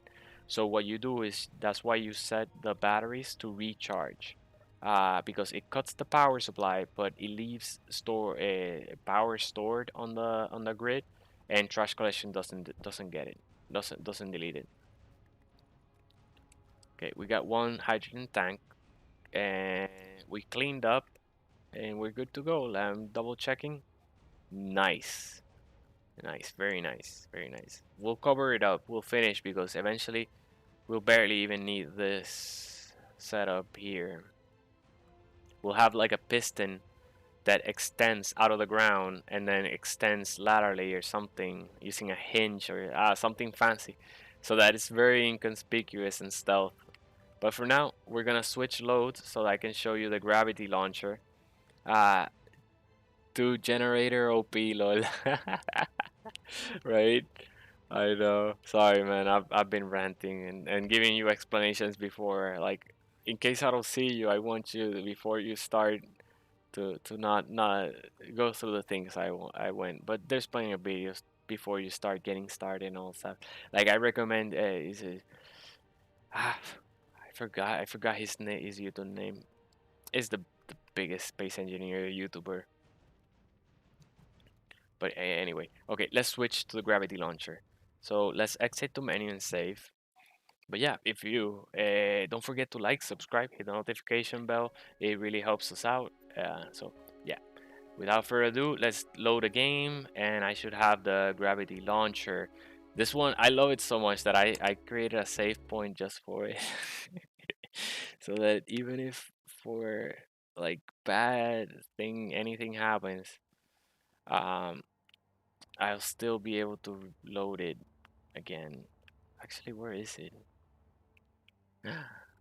Okay, no, no, no. That's bad. That's bad. The whole point was to have it in a safe point in case I lose the blueprint. But I haven't destroyed the blueprint. It should be at the way bottom. It's one of the first blueprints. Well, one of the first, like, worthy blueprints, because look at this. I would build things that were like not really survival friendly. 6,000 blocks. That's 27,000 PCU. That's 1/4 of the PCU count that a server can have in order to build this starship. One starship, and it's a small grid. It looks awesome, I think. Well, let me shift it. It looks pretty awesome, right? But it's a small grid starship, and and notice the functional blocks. This one solar panel there. Then it only has like, well, it has a lot of up thrust. That's good. And it's just all armor blocks. It's all armor blocks. Oh, it has a whole decoy. These are, oh, this is pretty cool. This is pretty cool. Check this out. Of course, doors are sensor. Okay, we pressurized. Okay, pressurized. It's done. It's not done. There it is. Done. Okay. We got energy saving on and off. All these I programmed myself. Oh no. Oh no. That's why you want a gravity generator. But small grid ships do not support gravity generation.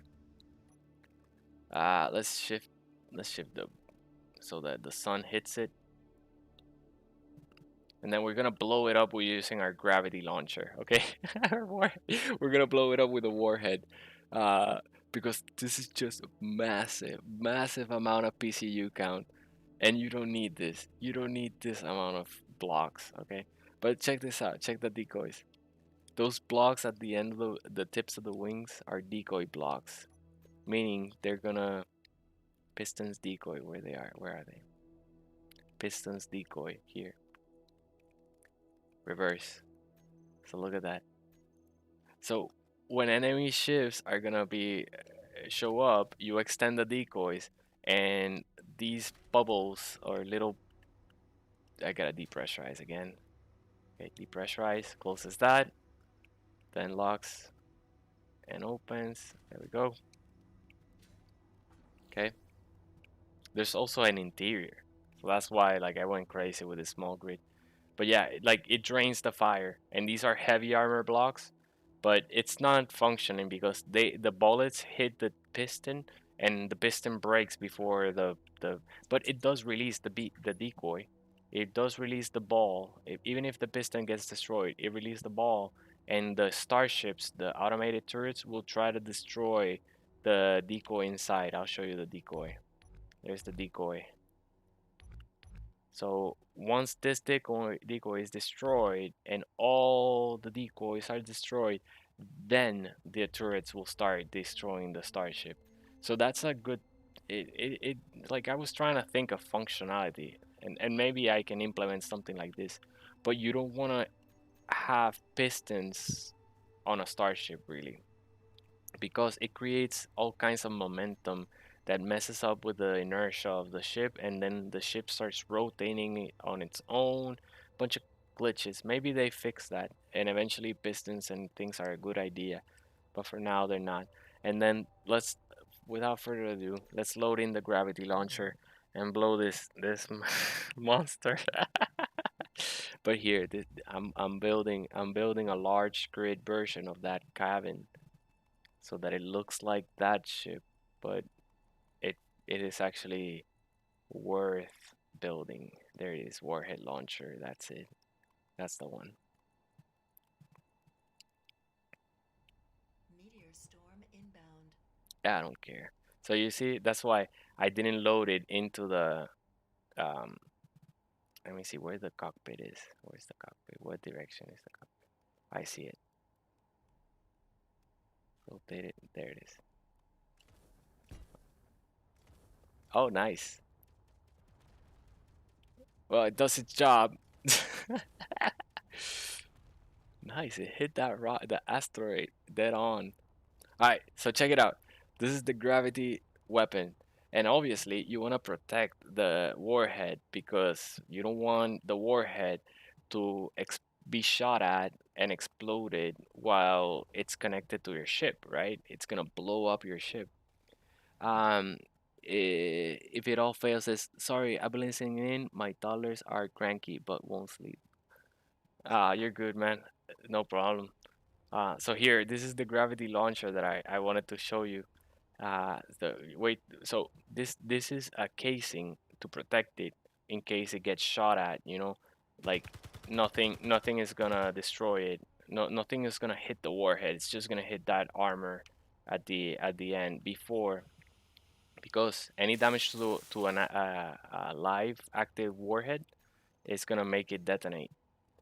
But we can sit on the chair and then I can press up for activating, and this both opens and extends the warhead.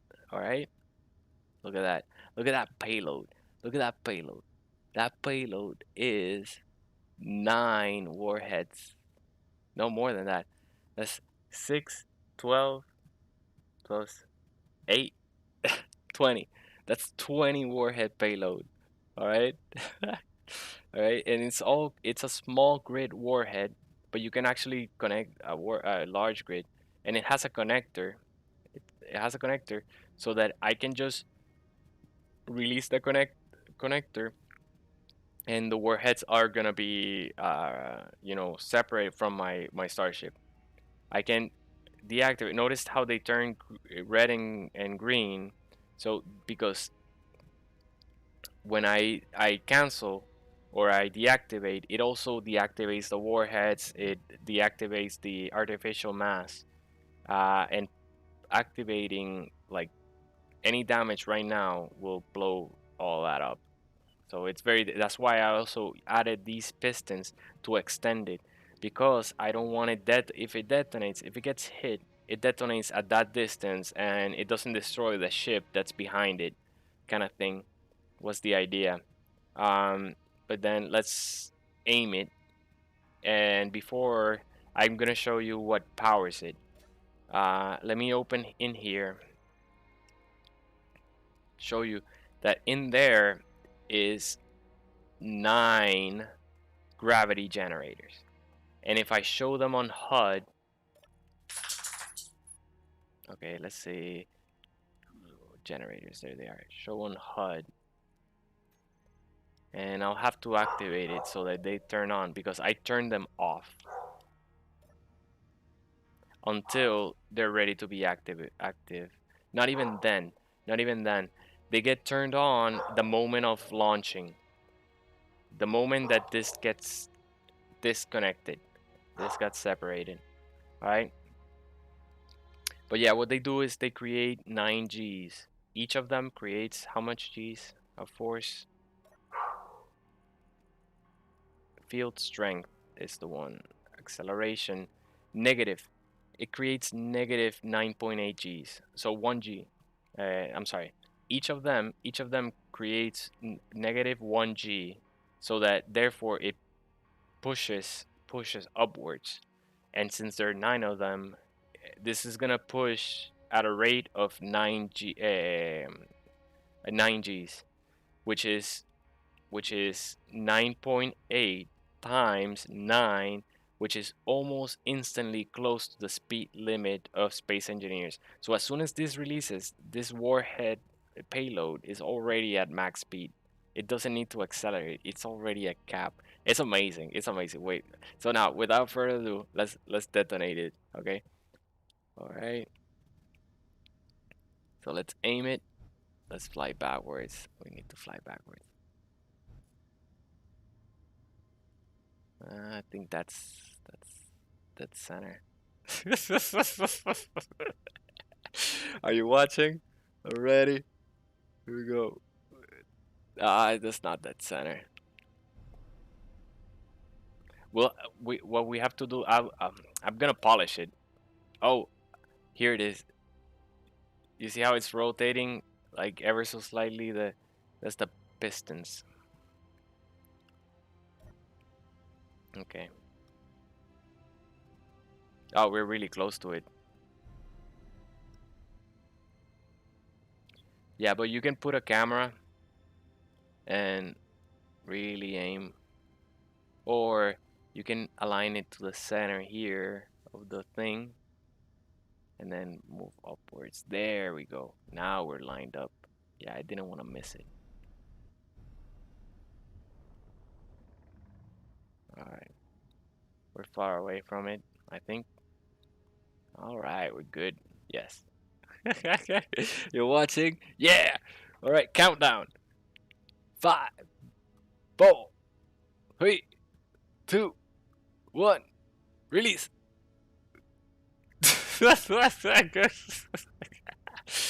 And then the what? Whoa, that's one payload of small. Wow, wow, total critical failure. That's one payload of small grid. Okay, that's small grid. So they're very inexpensive for us to create back, and the connector is there still. So what we would do is set up timer blocks that then after release retract the piston retract the piston into an encasement. I'm not gonna have all these hinges and such, and then gets welded back again, and then again releases. And we can do this even faster, so it looks like a cannon that pushes out and with the momentum retracts back in, and then pushes back out, and then with the momentum retracts back in, and we can set it all up with timer blocks, and it's gonna be devastation to our enemies, especially space stations. Anything that's grounded, that cannot dodge your movements, because you're just gonna keep bombarding their space station from like any distance. I could be this far away. Imagine their space station is in that asteroid, and I can be from here and sending all my payloads way away from their turret range, and until they show up, like they barely have time to show up. But what do you thought? Uh, if it all fails, says, dude, that would be great in an attack. They'd be space dust. I know, right, man?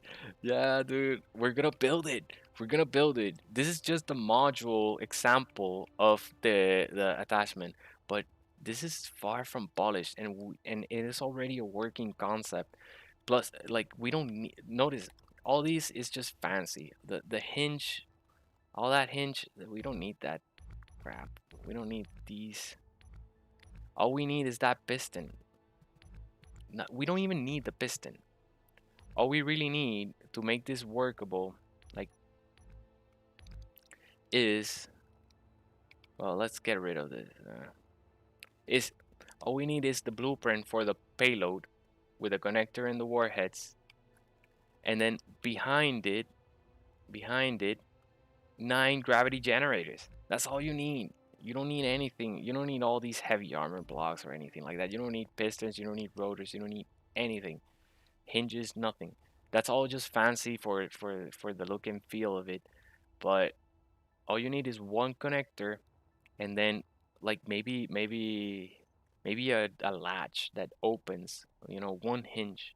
Don't use hinges on starships. Don't do it. Just don't do it. Um, Who cares? Just a welder on a side welds the blueprint of the payload, and then the timer block just releases it. Boom, and GG. But yeah, let's get rid of this. You wanna see it again? One last time. One last time before sleep time. One more time. Let's see how much devastation we can do. If it says, yeah, if you could get 2 payloads ready to launch, if you fail the first one, once you have a backup. No, yeah, yeah, that's a great idea. Look, I imagine I'm building a spaceship out of this blueprint. You're gonna get the sneak peek. I doubt anyone's gonna get this far into the stream video in the future, but I'm building this. This is gonna be the large grid starship. Well, I have a save file that's way more ahead in the design. I have designed all the cabin already, all the interior. It's just there. I didn't save it as a blueprint. But this is gonna be a large ship, and it's gonna extend this way. And part of this ship is gonna be one of those gravity launchers. At least one. At least one side of it will have then therefore two. It should have two, like you say, because even if one gets shut down, you're still functioning with another. You're right. You should always be redundant. A good engineer builds redundancy into their design, so that like contingency plans, so that whenever you fail. Also, these weapons are really good because they're controlled and directional in the sense that these decoys are not gonna have any effect. It's not like rockets that are gonna be, fooled by the decoys. Just aim it. You'll still have to aim it. Well, you can aim rockets too, but yeah. I'll publish it. We'll polish it and then publish it so that people can build their own like nuclear warhead. But look how many. I even built. I like this guy. This is another thing. A little decoy pod. I was thinking of build. Notice it's even painted like a starship, like a mini starship survival pod. Like ejecting the decoys. Enemies show up, eject these decoys, and they would look like spaceship falling, like survivor pods flying out of the spaceship. But all they really have is a decoy inside to draw enemy fire. So you would shoot out like 10 of them, and in one of them you would actually have someone. So that one out of 10 chances you die, but 9 out of 10 you survive it. But yeah, yeah, there's set it and forget it. Lol, awesome, definitely, definitely. Yeah, you make your way, you cross the starship, boom, and especially if you have tons of uranium, we can program the whole thing from loading the payload to releasing it to reloading it, and then it's a loop. And it, as long as we have uranium, that thing will just keep shooting, so you don't even have to worry about aiming it. Just fly, and then we can also have a block, another timer block, to turn the whole loop on and off, to start it and stop it. So once we're reaching our from our cockpit, we're flying. Oh, we're on the side of our ship, kind of like a pirate battle. They sail until they're facing, they're side by side, and that's when their cannons shoot. Well, that's what we would do. We would have turrets and rockets firing, firing, firing. We're lateral gravity. Boom, boom, boom, boom, boom, boom. They're just devastated. Devastated. And then we could just keep flying off into the distance and then bye bye. Mind you, there's not gonna be much salvage. There's not gonna be many things to grind away and then, and salvage later. But that's your enemies are gonna be devastated, and that's the goal. That's the main goal, right? But yeah, it's gonna be cool. It's gonna be awesome spaceship. Sneak preview. What's to come? Dun dun dun. Cabin. Spaceship. I have improved this already further, so it doesn't even look. It looks even better. But it's gonna be a good ship, and I'm working that offline. So it's kind of like a surprise, but I sneak preview. If it all fails, it's oh yeah, the scrap would be miles away. Right, with the right. Also because this stayed probably has a gyroscope somewhere. So the thruster stayed on, so it stayed put. But if you do like critical failure and the power stops, the thrusters turn off, that it'll fly away in the momentum the explosion created. I want to shoot it again. I want to shoot it again. I probably shot it like 10 times. I even loaded a space station scenario and then just went crazy shooting the space station. And it's good because I built a blueprint. Oh, check out Big Bass. You want to see Big Bass? Check out Big Bass. This is my one of my first blueprints. It's ridiculous. It's ridiculous. It's definitely not survival friendly, but it's functional. Check out Big Bess. Alright. Big Bess has a massive drill bit at the end of it. She can drill 360 degrees around herself, right? And then plenty of meters down into the ground because this is kind of like a preliminary with one piston, but you can build a ton of pistons upward. It does have a ton of pistons upwards actually. Let's see. I don't know I don't remember the settings. Oh, excuse me. But yeah, she's kind of like, oh, land on a resource node, claim it, and then drill all around, all around, all around until everything is expanded. It even has decoys. I built decoys into it. I went all crazy with this. That's my kind of drill, he says. It's massive. It's massive. There's even things inside of it. Let's see. But there's no turrets. It's no function. This is not survival friendly at all. This is gonna get destroyed by enemy players. There's no pressurization. You can move around it definitely. I think there is pressurization in the cabin. Let me show you the cabin. But this is what I spent a lot of time, like, really unnecessarily. That's why I say like do your blueprints, but do them in survival. Look, it doesn't even have pressurization. I was a noob. I was a noob still. Well, I'm still a noob, but well, kind of noob. At least I put two doors.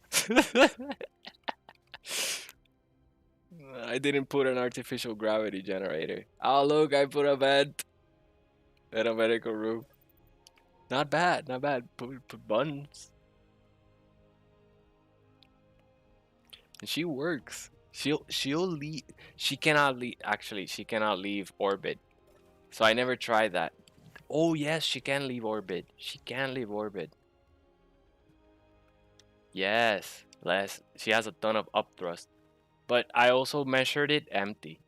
So imagine if she has a bunch of ingots and ores, she's not gonna go anywhere. It's very heavy indeed. Let's blow Big Bass out of the water. uh, let's bring a gravity launcher. Bye bye, Big Bass.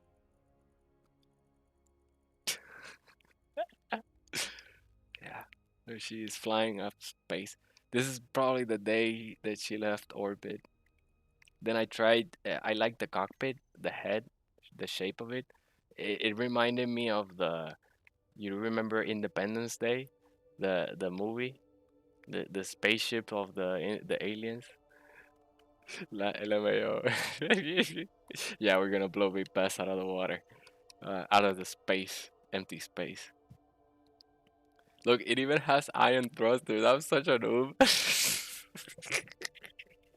It has like 8 downward ion thrusters just because I found the space and I put them there. That's why they're there, really. But no, no. Most recently, we've gotten pretty efficient. These are our grids, but that's why like I've been spending a lot of time making blueprints so that I can learn the game, so that I can optimize blueprints before I show them to you guys. Otherwise, it would have been like, dude, this guy, get out of YouTube. You're a noob. You're just making everyone work twice as hard building these massive blueprints that are, you know, not good at all. Oh, the tech balls! You gotta see this, man. You gotta see this. You're gonna love it. This is a train. This is a train. I built a train. It's just the axle right now. It's not decorated. But check this out. Okay? Let me change the camera. These are, okay? Check these modules out. These are pistons attached to hinges so that this can go 360. Okay, so that this can bend 360. Then here again 360 hinges and then pistons, and then this hinge is making downward force so that like it creates a, this is a fully built suspension without the suspension wheel. Just, I'm even using these at the tip, but this is the real suspension here, the hinge there, and then the 10 pistons. So therefore, and this drives, okay, this drives. It's a whole jittery mess, but it drives, and it's look. It can get as wide as you want. Look at that. This does not, even if it rolls over, even if it tips over, it tips only one of these will tip over. Like all the other will stay upright and then you can flip the other one. I don't know. We probably put a gyro on each of these and be able to rotate them, flip them individually. But it works. It works and it drives and it goes up mountains and everything. We'll see that later in the That's a bunch of blueprints, but it's a whole mess of hinges, and you can imagine how long it took to configure all those blocks so that they would be working properly. I'll show it in action, but for now, let's just load the warhead launcher and finish the stream by shooting Big Bass. Bye, Bess. She's one of my favorite though. She's one of my favorite like blueprints. Even though she's non-push, I may come back to her and optimize her now with all the things that I've learned so far. Okay, I'm gonna line up the drill already, so I don't have to.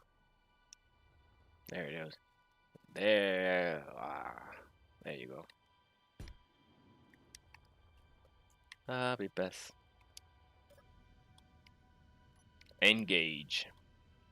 That activates the warheads, and you can just shoot it right now. You don't have to wait.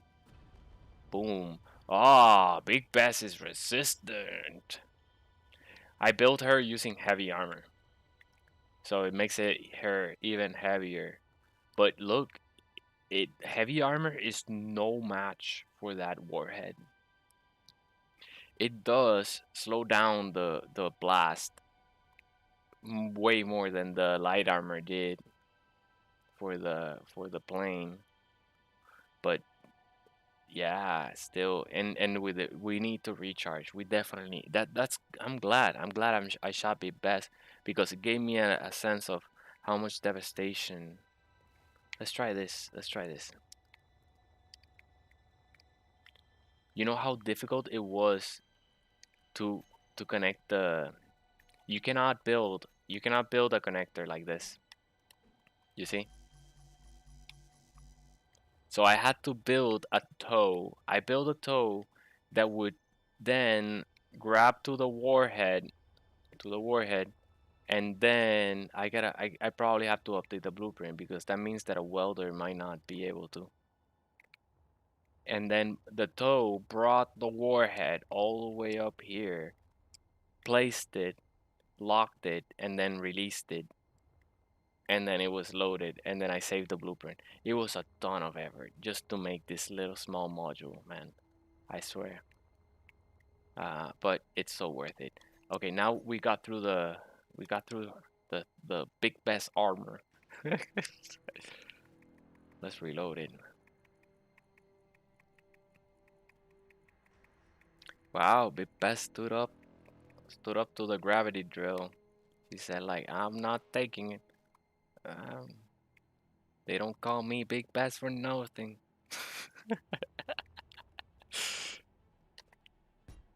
All right, let's try this again. Resilient Best. This she's called now. She's called. No, go. Yeah, I don't have to wait. Oh wow, she took it like a boss again. Yeah, that heavy armor really helps. Barely even got to the cargo. Cargo's undamaged. Thrusters up.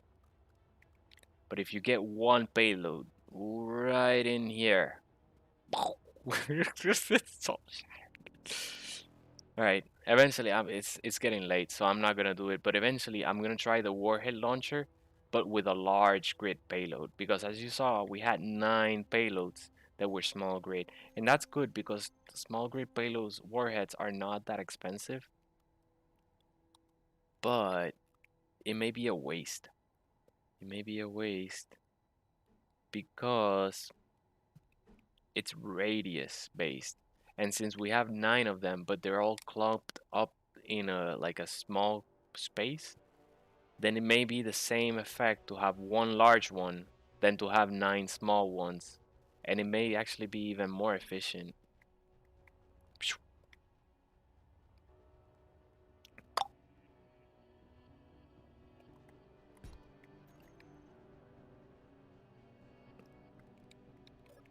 Okay, start countdown, run. That 9 sec. 5, 4, 3, 2, 1.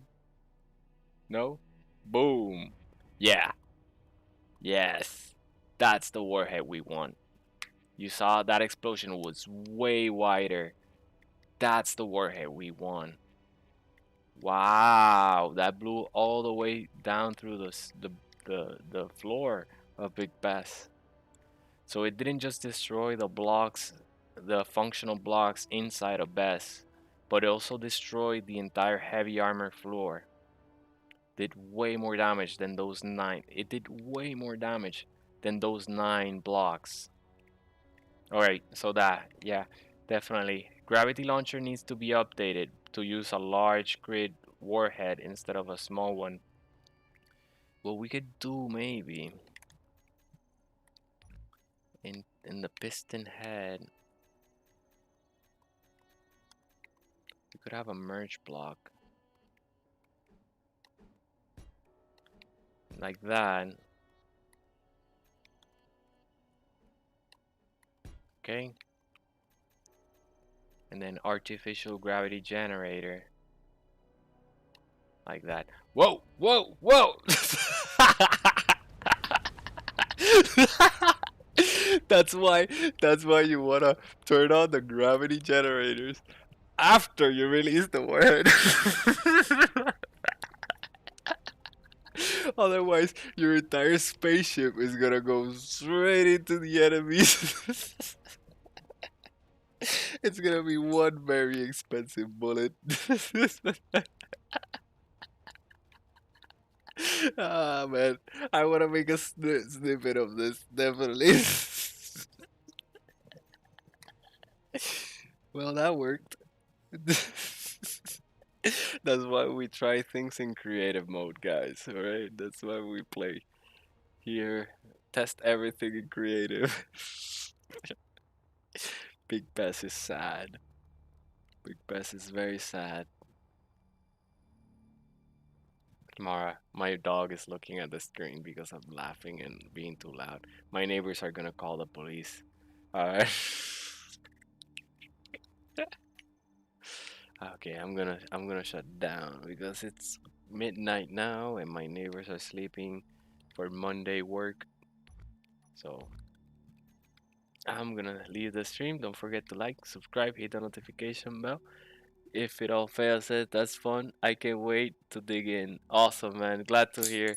Like, that means you're enjoying what you're seeing or the stream, and it encourages you to play the game. And yeah, man. So if you want to play with the community, you're welcome to play here. We're doing this series to get up and started, build these blueprints. But very soon we'll have, with the support of the community, we'll have a Nitrado server that's for us to play in, and we'll do all these kind of battles and wars, and we'll let people build, and then do like war, and then people, things. Oh, there's also, you should like, it's not really discouraging to do war base and all that kind of stuff, because there is a safe zone block. If you go to the jump drive, there's another one, another option that's called a save zone, and you can put the save zone block on your base, and it says protect your pro- project safe zone around itself. Safe zone can be used to protect your assets, right? So you can put that on your main base, and no one's gonna mess with it, because you can have settings for, look, you can allow welding, allow damage, allow shooting, allow drilling, allow welding, allow grinding, building, allow voxel hands, allow. So you can lock your base, and people cannot even destroy the voxels around it, or l- they cannot even land on it if you wanted to. They cannot lock their landing gear. Allow everything, anything. You can even color the bubble. I didn't know that. But yeah, you can change the shape of it. So therefore, you can be in a PvP server, and your main base is still guarded and protected by a safe zone block like this one. But then you have other things that you say, oh, hey guys, these are up for grabs for rating. So yeah, go ahead, and if you can get into this space, do it. It's yours. So I don't know. It's just fun things to do, and make sure that you still have a permanent location that you can get resources and build something else and go out. So we're gonna do all this kind of stuff. I don't want to be playing solo for the long time. The whole reason I want to get people on board and start a small community. We don't have to be large or anything, um, because with a few people playing, we would have a ton of fun building things, demolishing them, rebuilding them again. Yeah, but yeah. So yeah, I'll leave it here. Uh, Hope you guys enjoyed. I'm gonna get rid of this. I'm gonna exit. I need a brand new safe. It's full of trash everywhere. Get rid of this. Okay, I wanna forget because last time I had left the gravity launcher.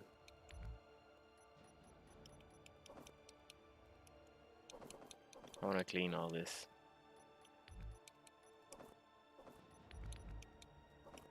Sorry for the cleanup here. And then I'm gonna leave a preloaded gravity launcher on this save file. In case my blueprint ever gets overwritten or something happens to it, I like it too much. I like that gravity launcher too much. And The real reason I want to save it, it's not because I don't remember how to build it. It's because the what is this? Oh my god. What kind of warhead launcher is this? That's an old warhead launcher. There are timer blocks, the ones that set like the order of operations. This is the one. Here we go. I'll show you. So if I go to a control panel anywhere, here we go. You can see that there are gonna be actions here as well. At this point, I still wasn't naming them actions.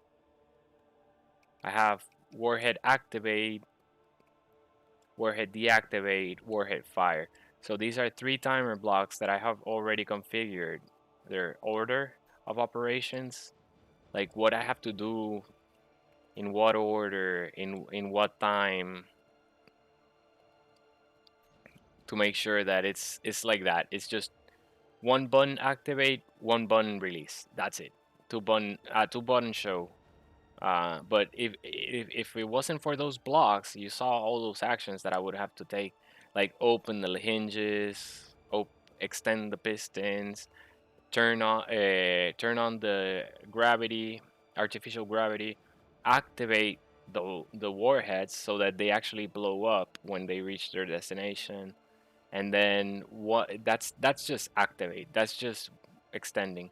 Then release is disconnect the warhead, and then immediately after, but with a zero point 0.0 delay, turn on this, because you don't want this to the gravity generators on before the warhead is released, and that will send the warhead away in 98 meters per second, which is the cap. Well, yeah, okay. I've said goodbye three times. This is the fourth time, and I really mean it. But I've enjoyed you here. So if it all fails, you build a warhead launcher and shoot it at your friends. I mean, all right. Good night, guys. Have a good night, and see you on the next Tech Tony. It should be here tomorrow, very latest at 7 p.m. Eastern time, or probably even earlier, because yeah. So yeah. If I can get on earlier, I will be, but at least at 8 p.m. But yeah, hope you enjoyed. Don't forget to like, subscribe,